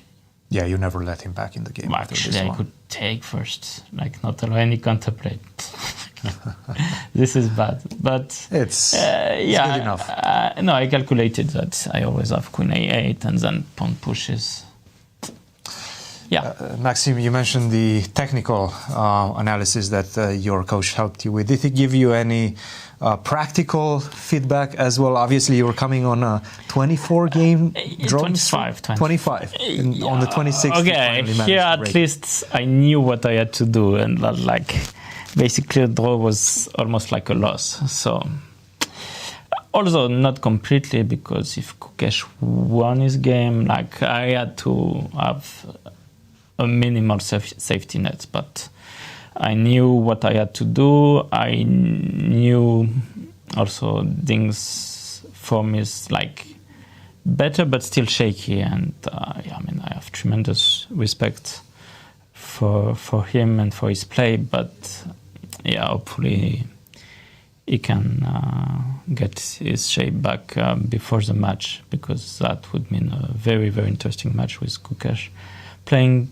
not only very solid, but very, very accurate chess in general. So, but anyway, I knew I needed to try to exploit any weakness, and that's what I managed to do. Well, congratulations on this game, and also on the consistency that you've been displaying in the Grand Chess Tour. Once again, qualifying for next year's Grand Chess Tour. Congratulations. Not yet, Maxime. Well, in case, right. We don't want to jinx it. There's still one more game, but Wesley right now. Yeah, well, I'll have to take a look at that. Let's look at it. Yes, why not? It's looking good for you. Let's just put it that way. Yeah, but like you never know with this position. I was surprised. Why not queen f5? Queen f5. It's still pretty safe, but of course with the bishop on a3, you want to be somewhat careful. He is a pawn up. But that should help a little. Not too much time on the clock. Like you never know. Like, it's probably less than 5% that Wesley wins, but the possibility exists. Thank you very much for joining us, Maxime. Guys, back to you. Congratulations to Maxime. Absolutely clutch win. I can't even describe it any better than Best that. way Just to finish the tournament. perfect. And to our champion, let's again, the standings have suddenly become very, very clear. Nasi, oops, this is not up to... Well, we have the wrong result. It's Alireza who drew the game. At the very top there. Alireza is the one We'll who get made it. the draw. We'll get it that. fixed, That's yeah. fine. But I wanted to go to the game of Gukesh for just a moment because I'm looking... it's a pawn, but after f7, f6, you want to get your bishop out of the way. f6 is playable if we go to the current please. position. f6 is playable. You can also try to make a force draw because f3. I'm a bit surprised by the move of 3 because you could play queen f5, Right. and it looked very, very natural to play queen f5 here. I Rook guess takes maybe he d5 did not threat. like the fact that the queens will have to come off after queen c2, and yes, it does look like black will hold. The point, of course, of queen f5 is if you take on g2, you instantly lose material to rook d6, which overloads the queen h6. You cannot hold both the rook and the bishop. f3, for a second there, I was curious, why can't I just do this? But rook f1, queen takes e3, and king h1 is quite strong. It feels like the queen b1 isn't doing very much. But it does one essential thing. It stops queen e4 check. And if there's no perpetual here, you never go for it. But you have moves like queen b6, for instance. Oh my. After which, white basically needs to give up something. King f2 allows bishop takes a2. This tactic actually does work. You cannot take because you actually just get mated. King g3, queen g6. Ouch. This is not what MBL wants to see. Yeah, not at all, yeah. No, white is still completely fine after queen e4. We're still not going to lose this game because obviously, even if we blunder bishop takes a2, we will realize that it's a bit of a poison chalice to accept this pawn sacrifice. White is still maybe even slightly better, but moves like queen b6 or perhaps queen h6 with very similar ideas, it also probably forces white to give up some material. The best move in the position appears to be queen d3, bishop takes a2, and then something slow. Not playing b3, Peter? Pardon me, I'm not playing b2, b3 because of queen. You're not playing b2, b3 because you will not be able to. Oops. Queen b6. You will not be able to keep it on b3 for very long. Yeah. Gotcha. Clear. So it feels like Wesley should hold this normally. Also, if he wants to get the queens off, I think the idea of just playing bishop b6 and playing queen c2 next move is very, very valid. It cannot really be stopped properly. I think Wesley is a massive favorite to hold this, and this returns us back to this question: which bishop to try to get for a rook? I think d5, d6 was maybe a more challenging try, but Gukesh left himself with not a lot of time on the clock, and maybe he chose a more practical decision with bishop f5, which simplifies the position wonderfully, but yeah, I think reduces his winning chances quite a lot as well.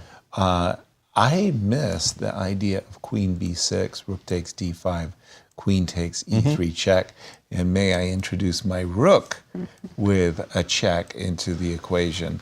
But once you see queen b6, it's impossible to unsee it. It's like, that's a really, really nice move, and especially when you instantly realize that rook c2 is coming, so you go bishop takes a2. Yeah, queen e4, the game sort of still continues because the white king, as long as we don't blunder rook c2 check somewhere, the white king will be quite safe. And the black king still lacks the h-pawn in front of it, so I think you might still be a little bit careful here. But yeah, should be fine. Difficult to imagine this not being fine for black. We promise we've updated and got our graphic correct. Nasi?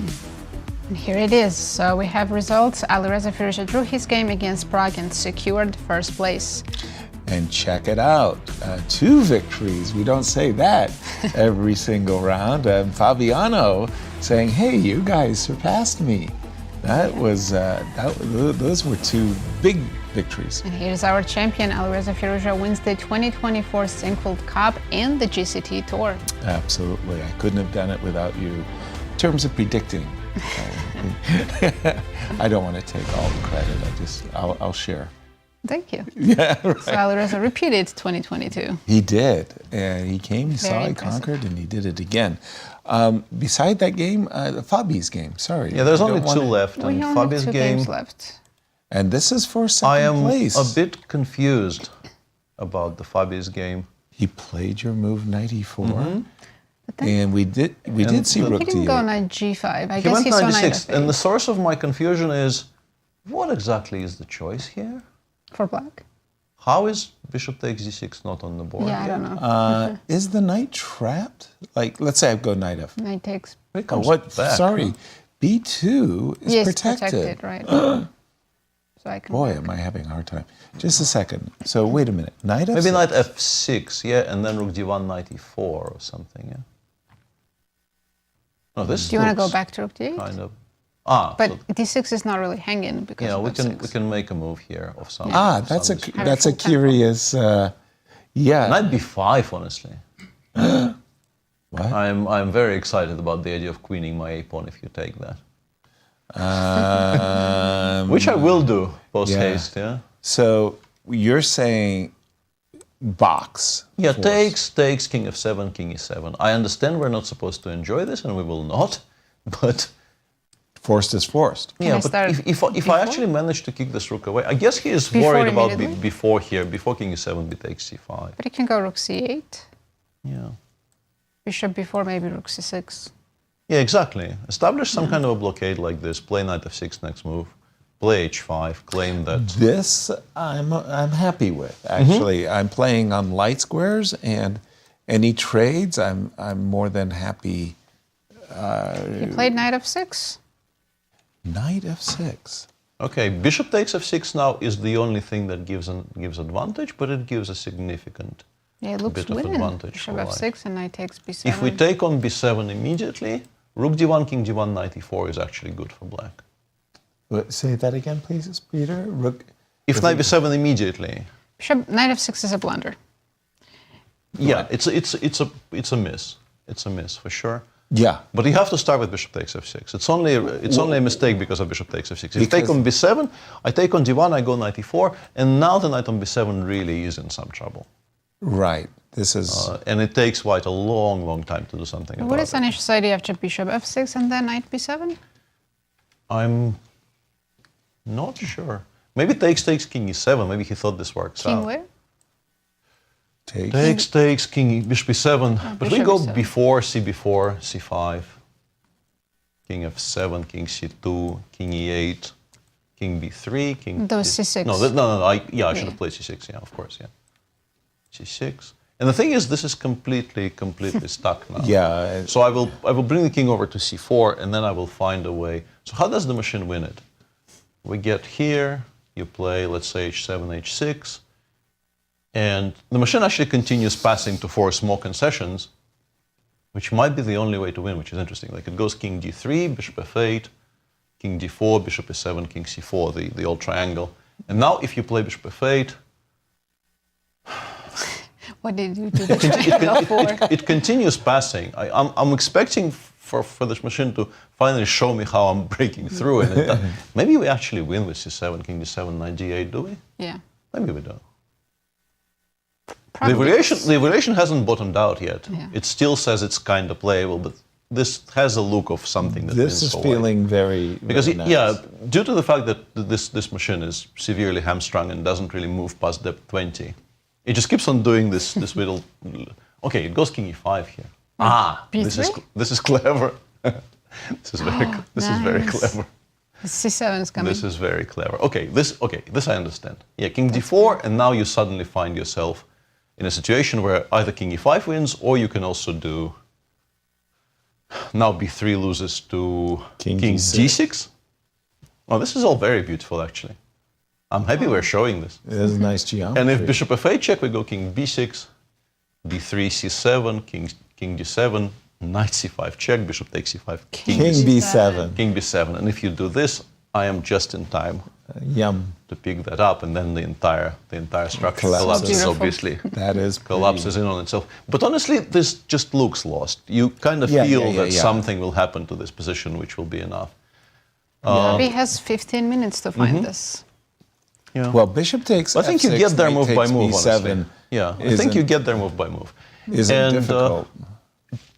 If after takes knight b7, black goes rook b8. Yeah, that was my question. Rook. Yeah, D7? just rook d7 for now, because we are going to give up on b2, but we would much rather black took with a bishop instead of rook. And now, I mean, once we're again, like winning much everything pawns. is hanging. Yeah. You're just going to start to collect here with white. This doesn't even look difficult, frankly. Yeah, true that. Yeah, I was trying to do some collecting as well, but... Still thinking below 15 minutes on the clock, but this appears to be... yeah. Knight b8, we're being told, instead of knight f6 was pretty strong. Was the best chance, rather. And after knight b7? Knight b7, rook d1, king d1, knight c6. And now And once our again, knight- we've frozen this Yeah. knight out. We've dealt with the idea of b2 before. And c5. That's yeah. right. So we want to play h5, and then we want to start aiming our king at the knight on b7. And I mean, also bishop d6, king f7 line looked pretty good for black. The one that we showed. Why are we not? Yeah, my big question is, are we actually going to lose this position? The engine does go before king e7, bc5. Knight c5, rook b6 is quite dangerous, actually, because you might lose the b7 pawn. This is not the way to go here.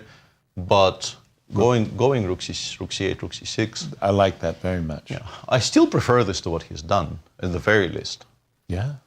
I don't know if this is actually a draw, even like the evaluation does suggest it probably is going to be held, but I'm not 100% convinced when I see this position for the first time. But if we're comparing this with this, which we appear to be inviting by playing knight f6, it's a kind of a strange choice.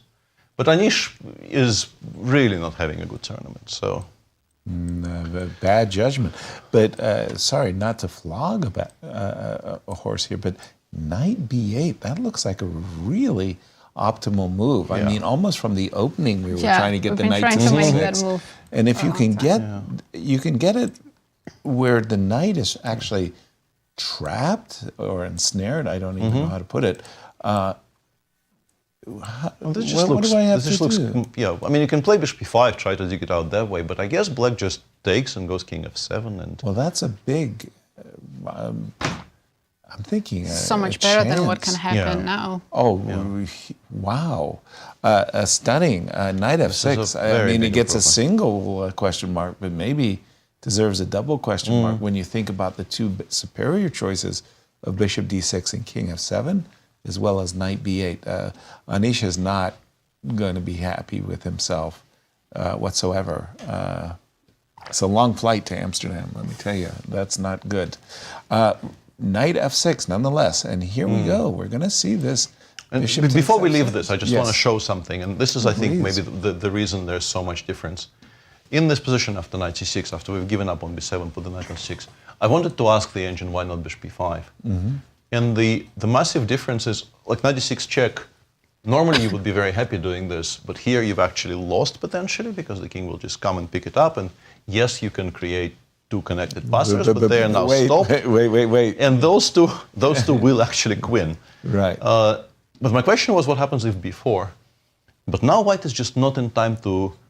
You can play king c2, but then the king gets to d7, which is a massive difference. C5? So you play c5, c6, but now it gets to b3. And I can't approach the pawn? And then bishop a3 check. Right. And once again, you can go knight d6 check and lose, because, I mean, they look very threatening, but it's the black pawns that will queen. Right. Or you can play, let's say, king d2, bishop b4 check, king d3, king e7, and king d3 is actually a mistake, because now none of your pieces really move. Because you can't actually keep in the... Right. In the vicinity. Yeah, so you go here, and let's say bishop a3 check, king b1, black goes king e7. Draw. And yeah, and this is an equilibrium which we couldn't achieve because in the position we are still possibly going to see in the game, the king will be on b3 and the bishop on e7 will be, once again, let's show this.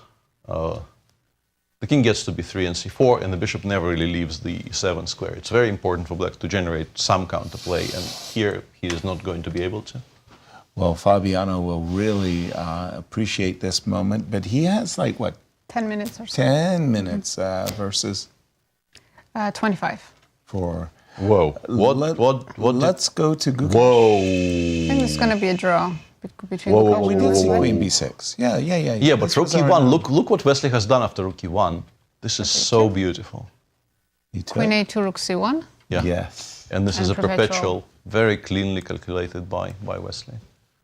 Yeah. This is fantastic.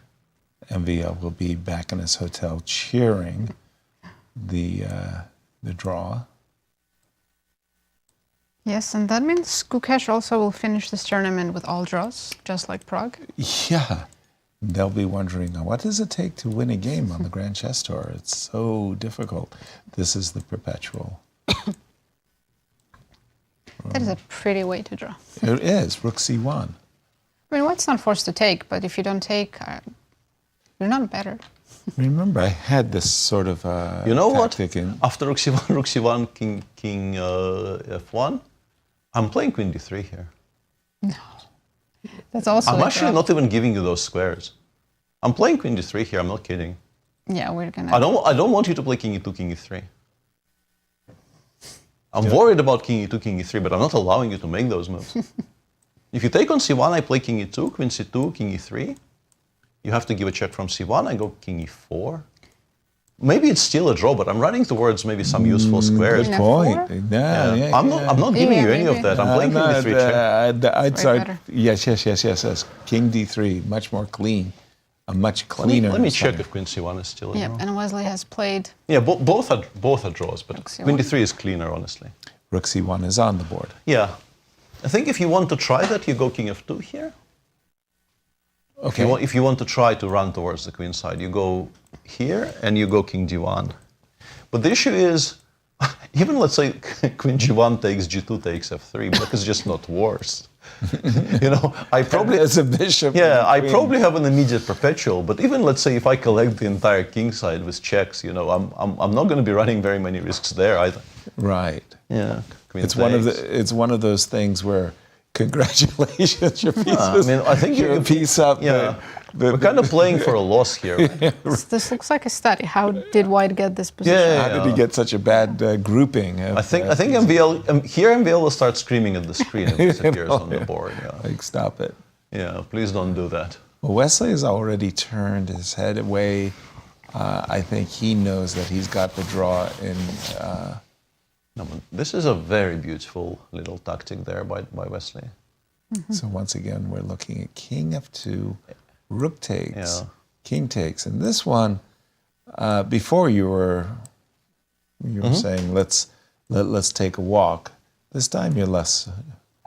Less certain. It's maybe even cleaner to start with queen d3, force it to c1, and then go f1 takes, g2 takes, f3. But where are we shouldn't actually? Matter a great deal. Where are we actually running to? I mean, I like queen g2. I don't know. B3? c3. Definitely not B1. c3, b3, b4. I don't know. We're probably not running anywhere. I think that's a very March fair of the argument. Lemmings. Okay, so king c3.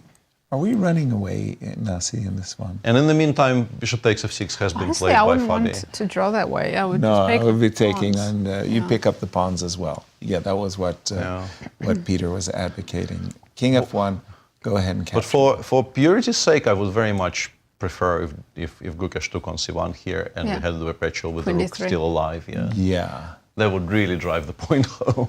By the way, can I take on... Also, we don't have to switch. We'll stay with this game, but Fabi did play Fabi bishop did find f6 the correct decision and appears to b7. now be winning, Okay. But I did like that, that extra rook variation. Yeah. So if Fabi wins, he takes clear second. Nodirbek and MVL share third and fourth. And that is still plenty good enough for MVL to overtake Wesley, because Wesley doesn't take clear fifth. No. Wesley takes fifth through seventh.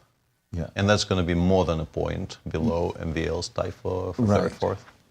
For Wesley, I mean, he has been on the short end of the stick.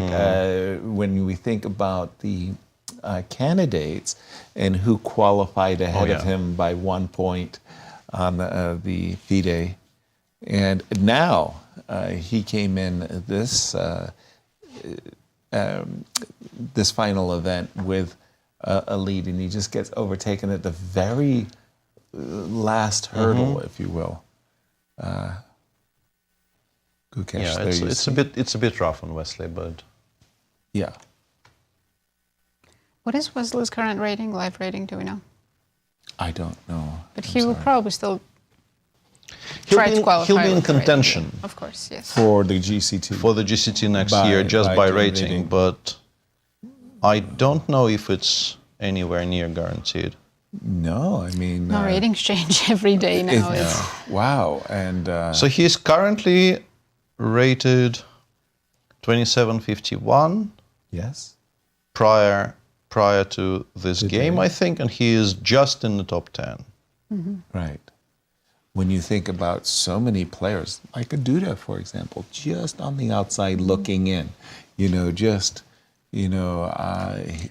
Duda a very, very good tournament, and suddenly he could be, in the top 10. Peter, I think we're going to see the line you want to see. Queen D3 check. Yeah, I'm pretty sure Wesley goes Queen D3. Yeah. Wesley He's also is an enjoyer of fine things in life. Yeah, I'm pretty sure he goes Queen D3 there. It's also simpler. It's faster because there's really no squares you can run to. Yeah, but Queen E3. And he's pausing. He's pausing. Definitely considering both. Right. You would go Queen D3, right? Yes, especially when I do see King E4. King E3. King, you don't want to calculate that. No. He goes Queen D3. And he goes Queen D3, as Peter Very suggested. Nice. Gukesh. Drawing down a rook and a bishop. Yes. Queen E3, and we're going to see a through repetition. Who did Wesley lose to in this tournament? He beat Jan. He beat Nepo. He was +1. Yeah. Oh, he lost to Nodirbek. Yes. Yeah. Nodirbek. And yep, he's calling the arbiter, and there's the handshake. That's a draw. Well, now we can say congratulations to MBL. Now, at last, and well, again, for the challenger and champion, they'll look at this event, they'll go, okay, there's some good takeaways, but overall, the chess world is going to put pressure on them. Chess world wants more than just 9 draws for the challenger. Well, there's going to be a lot of prep before the World Championship match. For sure. We're going to see. And that leaves one game. Oh, yeah, we only have one game left. It's between Fabi and Anish. But when we left it, we think that Fabi is closing in on a victory. And with such a victory, he would take clear second as he would go past. Which is good for the prize money, but also probably more importantly for him, it's the FIDE circuit points. Exactly. So knight takes b7. We reckon that this one is more or less an easier one than, well, hold on. So, okay, you're black. You're suffering. So you say, how do I make my opponent's life the most difficult? Rook takes d1, king takes d1, bishop e7. I'm pretty sure this was his intention. There's no way he wants to allow rook b8, rook d7. That one does look lost. Yeah, king c2, here takes king b3. Oh, sorry. Starting with c5 probably c5 makes sense. Just on king e8, we are on time to play c6. Right, so we get here. And we're stuck. Yeah. And then black just has to pass with Okay. bishop f8, bishop f7, and wait for white to find a way in. You know, in And a it's way, a little maybe, bit study-like, but it is findable, I think. maybe he thought here there's no way white can improve, and it's just a draw. And then we saw so many beautiful lines. And he did think quite a bit about Yeah. knight f6. So maybe he convinced himself this is a fortress somehow, but it's not because of king e5. But like Magnus said, I don't believe in fortresses. Still one of the great quotable lines. Yeah. And then he proceeded to hold a bunch of games by building fortresses. Hypocrisy at its finest. Disproving his own statement. Right. Okay. Just What else very, could very black hypocritical. do here? Well, this is, sorry, I wanted to go back to the current position because if you do see how the fortress gets broken, do you start to look at this variation? But this This just looks bad. We lose c5, and then 2 other pawns are hanging. Bishop d4, I will invest 1 tempo in king g3, maybe. And then even. b4 Also, is coming. Before she takes b4. This we don't. No, after king d3. Yeah. Bishop g1, maybe. Like maybe you have a dream here, but h2 isn't hanging. I'll play it on king c2 for now. I still want to play b4 and c5. Shouldn't that be winning? But for now, we can even do this and just continue improving. Okay, I've got a dream. h3, I guess, so that you don't take all of my guys at once. I got a dream. Why didn't we play b4 immediately instead of king c2? Here. Okay. Because I didn't want to give black a single thing they can count because on. He's a cruel and selfish person and will not share his pawns with me. I am a believer in not giving any counterplay. But it does seem winning as well. King c4, b3 and something. Rook d3, rook b3 maybe. Well, I mean... Yeah, rook d3 looks good. Rook d2. Let's not even give up on h2. There we go. I mean, I allowed rook c7 though. I don't know if I want to allow rook c7. Okay. Ha ha ha. Which is why maybe rook d3 was stronger. Yeah? Rook d3, you can take h2, but that's... Yeah, but that's the only one I will give up, and then the c-pawn probably wins the game, yeah. You're still not going to be able to take on g3 because of the p and Yasser. I have bad news for you. I had h5 a moment ago. You guys are cheating. I have bad news for you there, Yasser. Cheating me. Well, as we're coming to the end of our broadcast, we really want to say it doesn't take a village, but it does take a team. And in our particular case, we really want to give some great big shout outs to the people that make the Sinquefield Cup possible. Of course, we couldn't do it without St. Louis Chess Club, Dr. Jeannie Sinquefield and Rex Sinquefield. Thank you both for your generosity and everything you do. The people at St. Louis Chess Club, they're just so fantastic. Yeah, especially Joy Bray, Tony Rich. I mean, come on, they do everything. Then, of course, the people at the World Chess Hall of Fame who are hosting, and Shannon and Emily, you saw our interviews with them, what wonderful people they are. People that you don't see here at Spectrum Studios, where we get to come in each and every day, and everybody on set. Big shout out to Tyler and Reed, of course.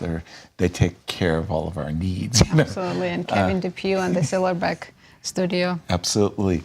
Tom, for telling us what not to do. Well, just a second.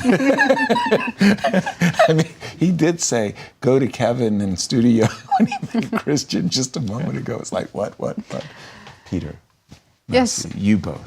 Oh, fantastic. Thank you as well. It's just it's a pleasure to come in. And Peter, it's been extraordinary. It's been great fun. It's been really, really excellent, and enjoyable 3 weeks. I love the bow tie. I'm really very, very satisfied. I'm growing too. Nazi, you make me laugh. I go in the studio. You don't see. We get into giggles, and but thank you to everybody, and again yourselves. It's just been wonderful, and thank you to you for watching and telling us what we're doing right and what we're doing Audience, wrong. and thank you to the players for giving us such exciting games. Indeed. Yeah. We're going to go on break, and we're going to come back and see if Fabi can pull his magic and take clear second in the Sinquefield Cup.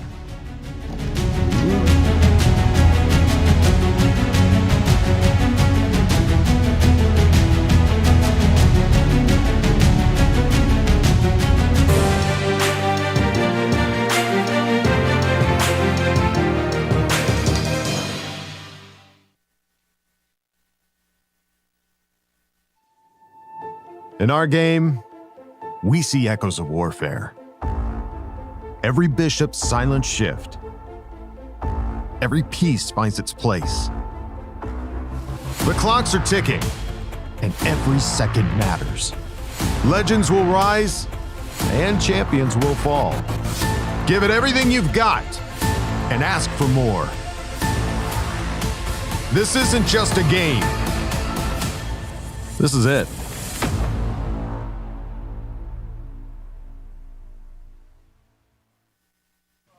I'm Grandmaster Maurice Ashley. Join me on October 24th to 26th for the St. Louis Chess Conference to be held right here in the chess capital of America. Also featuring legendary world champion Garry Kasparov and Hall of Fame inductee Judith Polgar, the conference will explore the broader educational and social impact of chess. For more information, visit stlouischessconference.org and sign up today. The St. Louis Chess Club is the premier chess facility in the United States. We bring the educational benefits of chess to thousands of students across the St. Louis area. We also promote chess at the highest levels, hosting all levels of the U.S. championships, as well as high-profile tournaments that attract the world's best players. Become a member and enjoy perks such as free classes and lectures, weekly tournaments, and so much more. Visit stlouischessclub.org to claim your membership today. The St. Louis Chess Club Scholastic Program brings the educational value of chess to kids and schools across the St. Louis area. Active in over 100 schools throughout the St. Louis city and county, the St. Louis Chess Club has been able to reach over 85,000 students in both in-school and after-school programs. We view chess as a valuable educational tool. Learn more about our scholastic programming by visiting stlouischessclub.org/education. In the world of collegiate chess, there is no team rising quite like the one at the University of Missouri. The team has brought home title after title, including the 2024 Pan American Intercollegiate Championship, and were the 2024 Final Four champions. Guided by their head coach, Christian Carilla, there is no stopping the Tigers. Respect, responsibility, discovery, excellence. University of Missouri. I'm Grandmaster Maurice Ashley. Join me on October 24th to 26th for the St. Louis Chess Conference to be held right here in the chess capital of the United States. Also featuring legendary world champion Garry Kasparov and Hall of Fame inductee Judith Polgar, the conference will explore the broader educational and social impact of chess. For more information, go to stlouischessconference.org and sign up today. The World Chess Hall of Fame, located in the heart of St. Louis's historic Central West End. Want to know why chess has intrigued people around the world for nearly 1,500 years? Stop by and learn about the impact of chess from our 3 floors showcasing the art, culture, and history of the game. The World Chess Hall of Fame has something for everyone to enjoy. For more information on current exhibits, please visit worldchesshof.org. St. Louis, the chess capital of the United States. It also plays host to an award-winning shop dedicated to chess merchandise, all-occasion gifts, and plenty more. At Q Boutique, you can shop both in-store and online. From quirky greeting cards to luxury chess sets, there is something for everyone at Q Boutique. Enjoy a shopping experience like no other. Make sure to check out QBoutiqueSTL.com for a wide variety of gifts for everyone to enjoy. At St. Louis University, chess and success go hand in hand. Founded in 2016, the St. Louis University chess team has risen to become recognized as one of the best in the nation, bringing home multiple titles, including the National Championship in 2022. With members from 9 countries and led by Grandmasters Firouzja and Darius Fierks, the future is bright for the SLU chess team. Higher purpose, greater good. St. Louis University.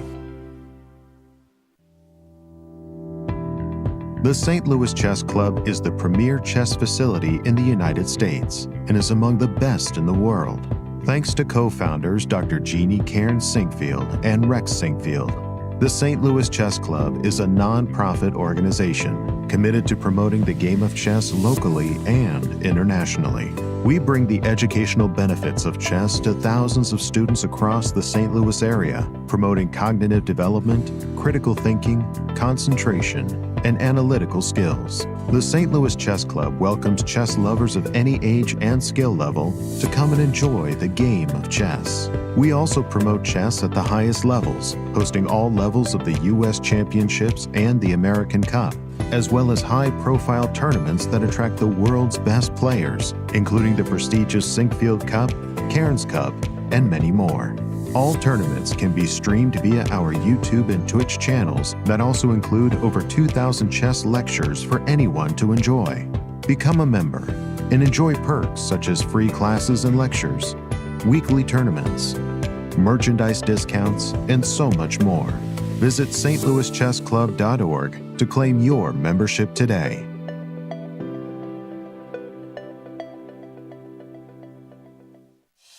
The World Chess Hall of Fame, located in the heart of St. Louis's historic Central West End. Want to know why chess has intrigued people around the world for nearly 1,500 years? Stop by and learn about the impact of chess from our 3 floors showcasing the art, culture, and history of the game. Landmarked by the world's largest chess piece sitting outside our front door, the World Chess Hall of Fame has something for everyone to enjoy, including various exhibitions, monthly concerts, and much more. Whether you are a beginner or a professional, there is something for everyone to learn here at the World Chess Hall of Fame. Enjoy free admission to our rotating exhibitions in our galleries and sign up for chess events, family-friendly programming, and art classes. And don't forget to stop by our award-winning gift shop, Q Boutique, and shop a wide selection of chess-related merchandise. For more information on current exhibits, please visit worldchesshof.org. St. Louis, the chess capital of the United States, boasts the world-class St. Louis Chess Club and the World Chess Hall of Fame. It also plays host to an award-winning shop dedicated to chess merchandise, all-occasion gifts, and plenty more. At Q Boutique, you can shop both in-store and online for chess merchandise, autograph collectibles, chess campus souvenirs, and much, much more. From quirky greeting cards to luxury chess sets, there is something for everyone at Q Boutique. And all purchases go right to benefiting new exhibitions and programs at the World Chess Hall of Fame, dedicated to exploring chess and its immense impact on art and culture. Located on the first floor of the World Chess Hall of Fame, enjoy a shopping experience like no other and become everyone's favorite gift giver. If you can shop in store, make sure to check out QBoutiqueSTL.com for a wide variety of gifts for everyone to enjoy.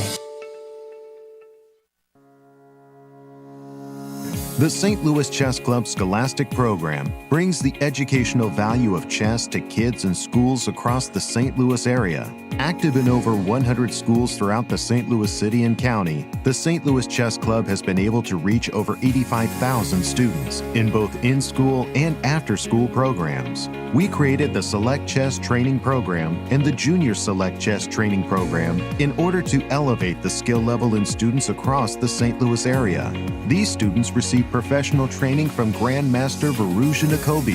Other programs include Chess Cops, a partnership with the St. Louis Police Department, looking to improve relationships between at-risk kids and police officers in the St. Louis area, with over 600 students playing chess over the board since 2019. The St. Louis Chess Club has also created a chess merit badge for the Scouts BSA, quickly becoming one of the most popular badges, with more than 250,000 Scouts earning the badge since 2011.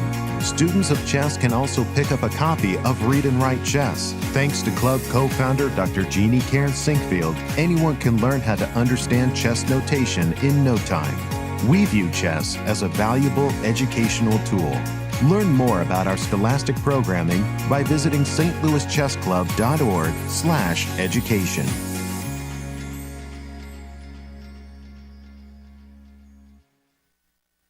Are you a chess educator, scholar, or enthusiast?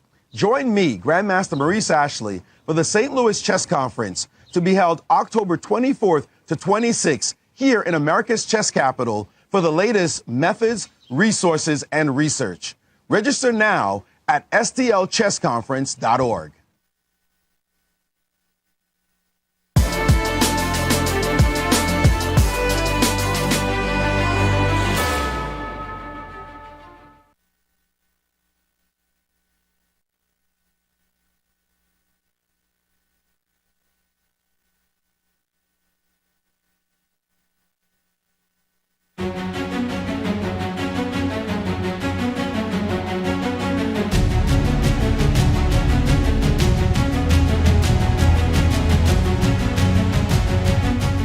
Welcome back, everyone. Sorry. What's this show without the sun corpsing?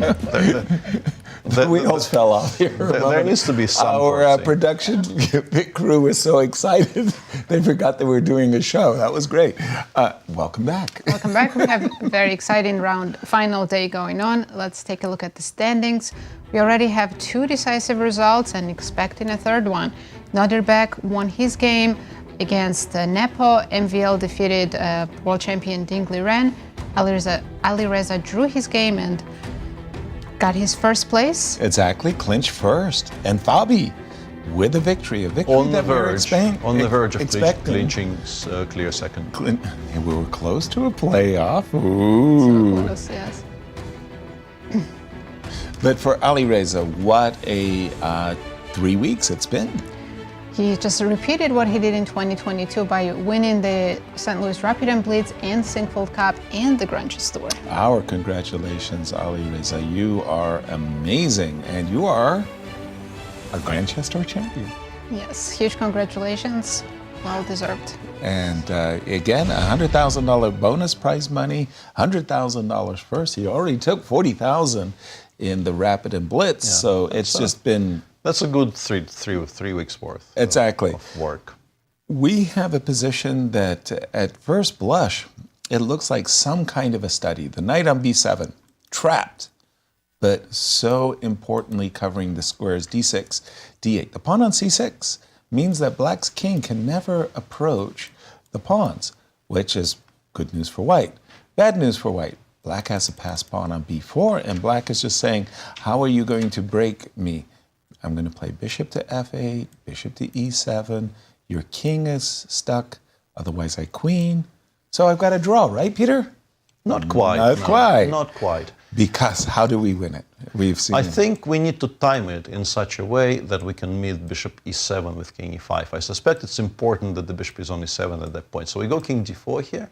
King d4? I think we go king d4 here, yeah. We wait for you to play bishop e7 because you don't really have very many other productive moves. And now suddenly king e5 is a winning idea because b3, king takes e6, and b2, c7 allows white to queen with mate, pretty much. Instead of b2, you can play bishop d8 here. After king e6? Yeah, king e6. King e5? No, forward. b3, king e6, bishop d8. Yep, that's what I meant. Yes. But then the simplest, I think, is... Knight d6 and that's actually check? quite brilliant. I mean, knight d6, knight c4. But I was also looking at something else. I wanted to play... Let's work this out together. Knight d6 check. King only move. King f8. What I really wanted to do is King to play d7. king d7. b2, king takes d8.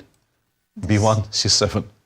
But I have a feeling it's a little bit too cute because I think you can play queen b4, and there is the a4 square from which there are checks. Yeah. We may have thrown away quite a lot here because otherwise I thought on d7 the king cannot be checked from anywhere, and then I realized there are checks available from specifically the a4 square. So what we do is, I guess, we go knight c4 and Bishop we do a5? the more boring. Oh, bishop a5, you just take. Even knight takes a5. Yeah. Yeah. By the way, Fabi is down to 5 minutes. So he needs to find this winning idea in 5 minutes. I'm sure Well, he's played king he's seen c4. I ideas. mean, you always play king c4. Anish, I guess, pretty much always plays bishop f8. You can include h6, h5, and so on. So after king d4, for instance, and another important detail here, let's say black plays h6. If you play king e5 here, the difference is, if you play king e5 here, king e7 creates a bit of an issue for us. We have to kind of run back because bishop g7 checkmate is... not desirable. Yeah, I think it doesn't spoil anything because after king d4, black will still have to play king e8 back. But the way to make progress is we go king d3, bishop e7, king c4, bishop f8, king d4, and we say, please play bishop e7. If you play h5, we can do this again. We can do this as many times We don't push our own pawn? I don't think so. I think h4, gh pretty much always ends the game on the spot. h4 what? Gh. No, for white. Why don't we play just h4 to stop the... So we don't have to move the king many times. I like keeping I was trying to avoid showing it. his prowess. Yeah, I kind of like the idea of just doing this forever and keeping our structure completely And then intact. the point is we were waiting for bishop e7, so then we can play king Because if you e8. play king f7 here, this is not a mating threat because the king still has the d6 square against the check. So we safely play c7 and win on the spot. Right. That's the big difference. Nice. What a... And for Fabi, what a victory. Today. Sorry. Yeah, First, no, it's Wesley's finish with the repetition, so beautiful. And The here, rook c1, queen, yeah, that was completely nice. study like endgame. Yeah. Totally. Fabi only has 5 minutes left, but I think the good thing here for Fabi is that apart from ideas of king e5, he really does not have very much in a way of progress. There's nothing The only other idea that we were kind of landing on, if let's say if black goes bishop f8 here, you can try c7, king d7, knight d8. Right. But you generally, I don't think you want to give black as much freedom. It might be winning, but it gets a bit tricky. I think specifically because e5 exists. e5? Yeah, fe5, bishop g7. Trying to force you to occupy the e6 square, which allows me to take on c7 without a fork winning my bishop. Right. And I mean, I suspect this is still winning, but you could suddenly find yourself having to win some tricky positions. Right. Yeah, and I think if Fabi realizes king d4, king e5 exists, he'll work out exactly in which positions he can create that threat. Otherwise, he might go for this, and this becomes messier.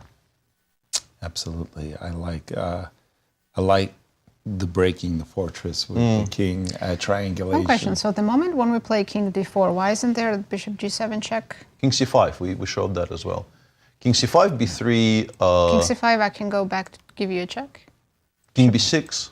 King b6 is Yeah, fine. that's the line we were showing earlier. Bishop f8, king b6, b3, c7, king d7, and we're just in time with knight c5 check, bishop takes c5, king b7. This was the beautiful one right here. Anish goes h5, this changes absolutely nothing. We can... Knight c5 check, and then, so, I mean, it's a 50-50. You take the bishop, you lose, you play king d7, you win. Yeah. But it's a reasonably easy 50-50 Quickly to played work king out. d3. Yeah, Anish is also a connoisseur of triangles, I'm pretty sure. And he did, by the way, likes throw in his h5. geometry. Actually, it's funny. I learned the triangle when I was a kid. I don't think I ever got the chance to use it in my games in my entire life. Yeah.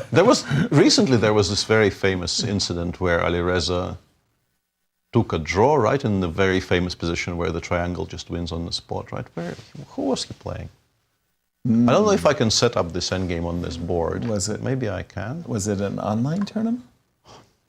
Maybe. Okay. Probably. Maybe. Right. There's a very famous story connected to this endgame, but it's we'll wait until the important business of playing chess is concluded. Right. King d3, and the players are down to how much on the clocks? 6 minutes for Anish, 5 minutes and 40 seconds for... I mean, both have 6 minutes. Both have 6 minutes. Yes. Okay, so not quite jeopardy yet. And I don't think they will get to it because for both of them, there's not that many moves to calculate. Precisely. Yeah, I mean, there's no deviations, in fact. Is there a bishop d8 move here for black? Bishop to d8. Or we just take knight d8 and king c4 and win the pawn ending? Is that so winning? I don't know. I just assumed it, but yeah, it's calculated. Because do you have a threat? I don't know if you have a threat. For example, if I play king d4, is your bishop better on c7? I was hoping after that at least I can move my king and not worry about your c-pawn. I will be But I mean, you play knight c5, c5, knight a6, yeah. Yeah, that's what it's still lost. Right. Peter, any insights? Absolutely. About this I one? have great insights about the current position. Okay. Just look at it. Leads by force to this endgame, apparently. This is the one I was talking about, where recently a player, I think it was actually Alireza, accepted the draw on the stronger side because stalemate, how do you win this? Too bad. Right. And the winning plan, of course, is you play king f5, king e1, king e5, king f1, king e4. The old triangle is being realized. And now king e1, king e3 is no longer a stalemate. And of course, white always loses if he allows this opposition, yeah. So this is a very, very famous example, and it is, as we go back to our game, there's a story, oops, I should probably stay on this camera.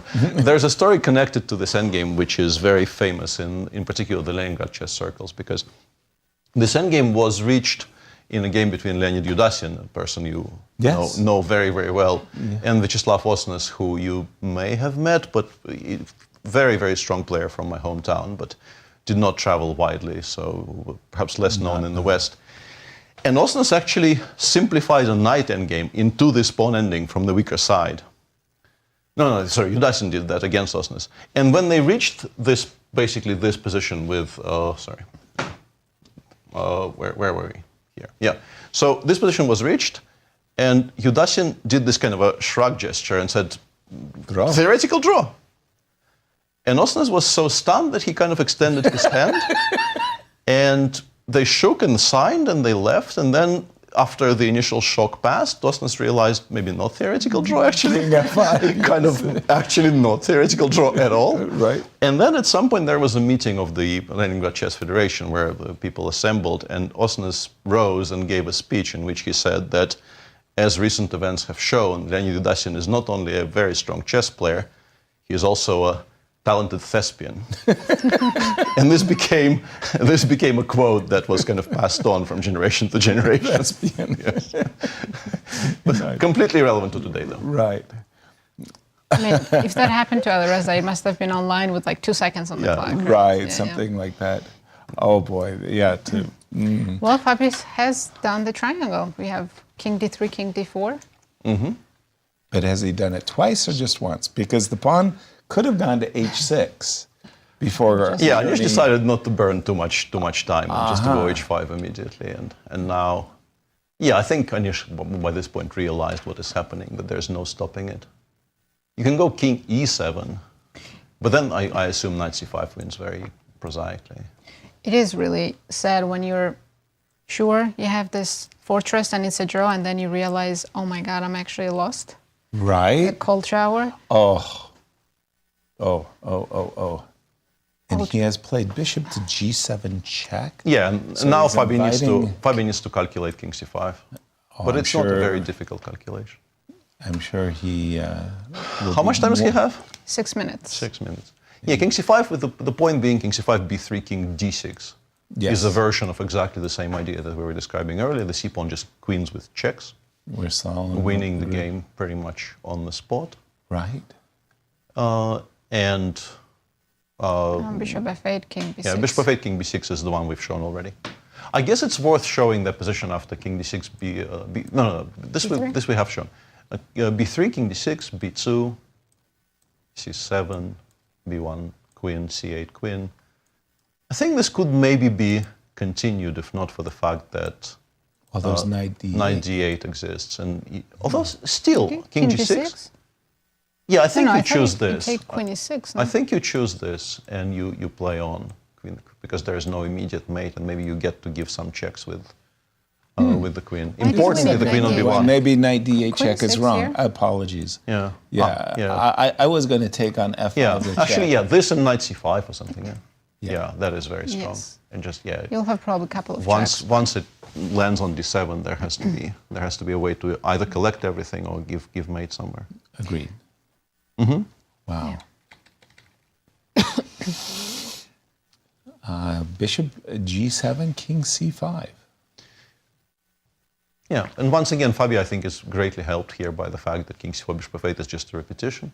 Right. So he is forced into at least trying to calculate King C5, and for a player of his caliber, calculating this extremely straight line. Yeah. There's one deviation here. You have to calculate B3, you have to calculate Bishop F8 check. There's nothing else to calculate. Exactly. One of I'll just share a training secret of Fabiano. When he was working with Rustem to improve his calculation, Rustem would challenge Fabi to solve these studies. Mm-hmm. And actually, Fabi became a fan of studies because he enjoyed calculations. Mm-hmm. And they had some really, really wonderful studies. We'd have a dinner or two together where the entire dinner was spent on these studies. And King C5. Yeah, Bishop F8 check. We welcome Bishop F8 check because it loses faster. Well, that's a good way of putting it. As professional commentators, we welcome Bishop F8. It's a long tournament. Wow. Okay, we're at the giddy stage now. I'm sorry. No, it was good. Not It really. was good. It Not was really, really good. I mean, the delivery, everything, perfect. King C5 to B6 is that lovely variation of B3, C7, King D7, Knight C5. We'll probably see King C8 here. Bishop takes. Yeah, but Knight takes King C8. B3. Knight B3, Bishop D6. And King A6. yeah, of course it's winning, but Yeah, you still play on. You take on Yeah. 7. You try to play 65. You try to get everything off the board on the king's side. you try to trade with E5. And Yeah. I'm just wondering. Yeah, 94 is very strong. Actually. Yeah. 94, Bishop Cannot D7, King A6, King D7, though. Yeah, but just King B5. Yep. If Black cannot play 5, there's really nothing to discuss here. Exactly. And he's played King B6. Wow. It's professional commentators. This loses faster. So we endorse it completely, fully, wholeheartedly. And what do you do when you have a pass pawn? Push him. Push him, baby. You bet. Knight C5 check. Okay. Don't ruin our fun. I mean, we're going to see King C8. No, he will Bishop play King C5 is C8 because resigning. there's still some chances there. You can imagine some world in which Fabi doesn't stop E5 and like the king side starts disappearing. Agreed. And there's some technical issues. He's done it. You're right. Yeah. No, of course you should exhaust all of your And boy, all of your chances here. Fabi captured on B3, dare I say it, with speed. That knight takes B3, bishop to D6, and I'm anticipating knight D4. Yeah. Knight C5 is also an option. Because then you don't have King D7. Yeah, but you do play you bishop allow C7 E5, and right? D5. Yeah, the idea was I was hoping to capture on F5 after an E5 move. So that was why I thought knight D4. Yeah, generate a second passer is always good. Yeah. And as you say, it's the A-pawn express too, right? King B5, A6. Yeah, and we That's often fast. will not even be accepting a full piece for it. We will be trying to queen it all together. Yeah. Right, not allowing a bishop to sacrifice itself. Yeah, because like if E5 doesn't work, the one way we don't win this is Black goes King D7, we go King B5, and then we play A6, and then we spend all this time getting a full bit. Yeah, okay, it's just completely lost. I don't know why I'm really. Well, let's say we go Bishop B8. Right. Instead of previous move. Here, Knight C6 wins. Everything wins. Bishop B8. I'm trying to describe a Still Knight scenario. C6? Yeah. But what I want to say is we go. He's not getting his scenario. No. Yeah. Oh, okay. Well, like we spend 5. Somehow we spend 5 moves instead of 1, winning this bishop, and we also win it with a king. And in the meantime, the black king gets to like E4, and you have to start calculating the king running all the way to G2, collecting some of our pawn chain. It never works, but this is the one way this becomes a game. Right. But it just tempo by tempo, it never works in this position. I'm going to just refresh my analysis board as we get to the position, and he D. Knight to D4. Knight D4 is the cleanest, yeah. Yeah. King takes A6, and unfortunately for Anish, he's not even close to getting. No. But what you've described more or less, Peter, would be. Yeah, and you play somehow play. Yeah. Just resign. Yeah. And there we go. For Anish, Giri, this has just been nightmarish. It's been bad. Yeah. He didn't win a game, and he lost a few, maybe not deserved, but boy, he's just not in the form that has made him one of the great players of his generation. Here, he lost to a very nice study-like win for Fabi. Today he did, yes. Yeah. And he didn't have to. That endgame looked like he could hold if he didn't play knight f6. Yeah, the crucial moment for us came right here when out of the blue came this very strange decision. Can't quite Knight f6, yeah. Yeah, He did know it was a very crucial position. I think he spent a lot of time here, which he should have done. It's important to know what the critical moments are, and I think he correctly assessed it was a critical moment, but the decision was not the right one. Exactly. Not the right one.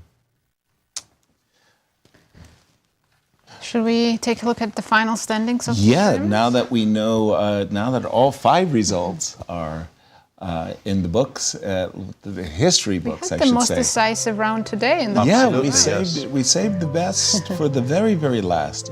Once again, on the GCT. Our congratulations to Alireza Firouzja for winning the GCT and Sinquefield Cup. This is, I think, for Sinquefield Cup standings. Yes. Right? Yes. So Fabiano Caruana finishes second. Congrats as well. And sharing third are two players, Nodirbek, Abdusattorov, and Maxime Vachier-Lagrave. Just draw the attention to Wesley So with his 5 GCT points versus Maxime with 7.5.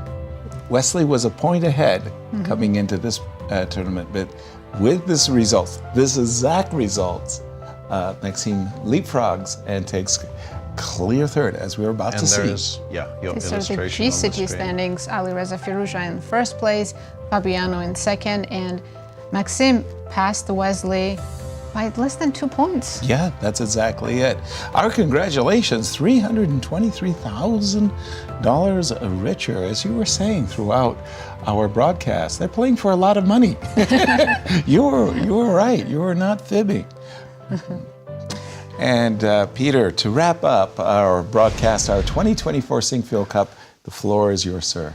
Well, we have to begin by saying it was the entire 3 weeks were dominated by Alireza, playing well in all 3 formats. He won the Rapid and Blitz conclusively. I think he was more or less in charge with a few rounds to spare even.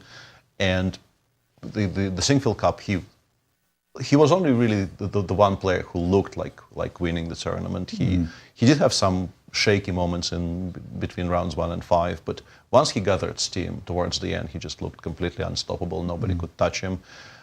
It's a bit of a pity that we got a round like we got today, only today. We could have had many, many rounds exactly like this. I think players cannot be faulted for lack of fighting spirit. Yet another very successful year of the Grand Chess Tour in the books. Congratulations to Alireza. He wins his 2nd Grand Chess Tour in his 3rd time asking.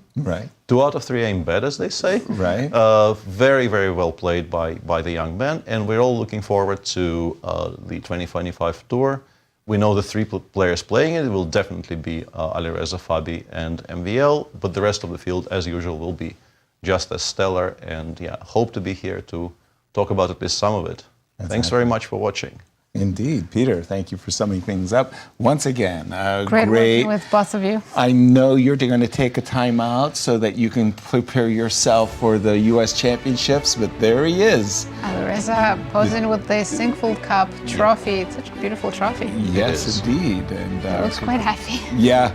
You think? Yes, he should be. Very, very, very, very nice. Sinquefield Cup 2024. Well, again, it's been wonderful fun calling all the action. Our great congratulations to a very deserving champion, a repeat of 2022. And thank you all for watching and joining with us and enjoying the moment. It's been a real pleasure, but we'll see you in October for the U.S. Championships. And good luck in that. Thank you. We'll be cheering you on, Nazi. So long from St. Louis. So long indeed.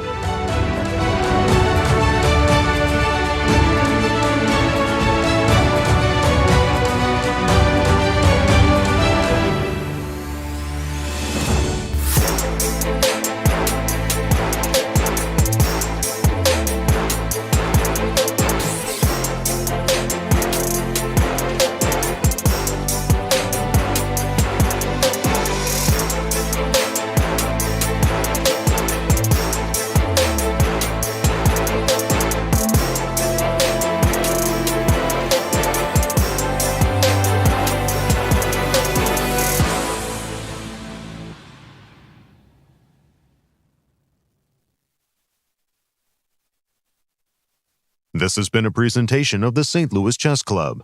Any reproduction or distribution of this content without the express written consent of the St. Louis Chess Club is prohibited.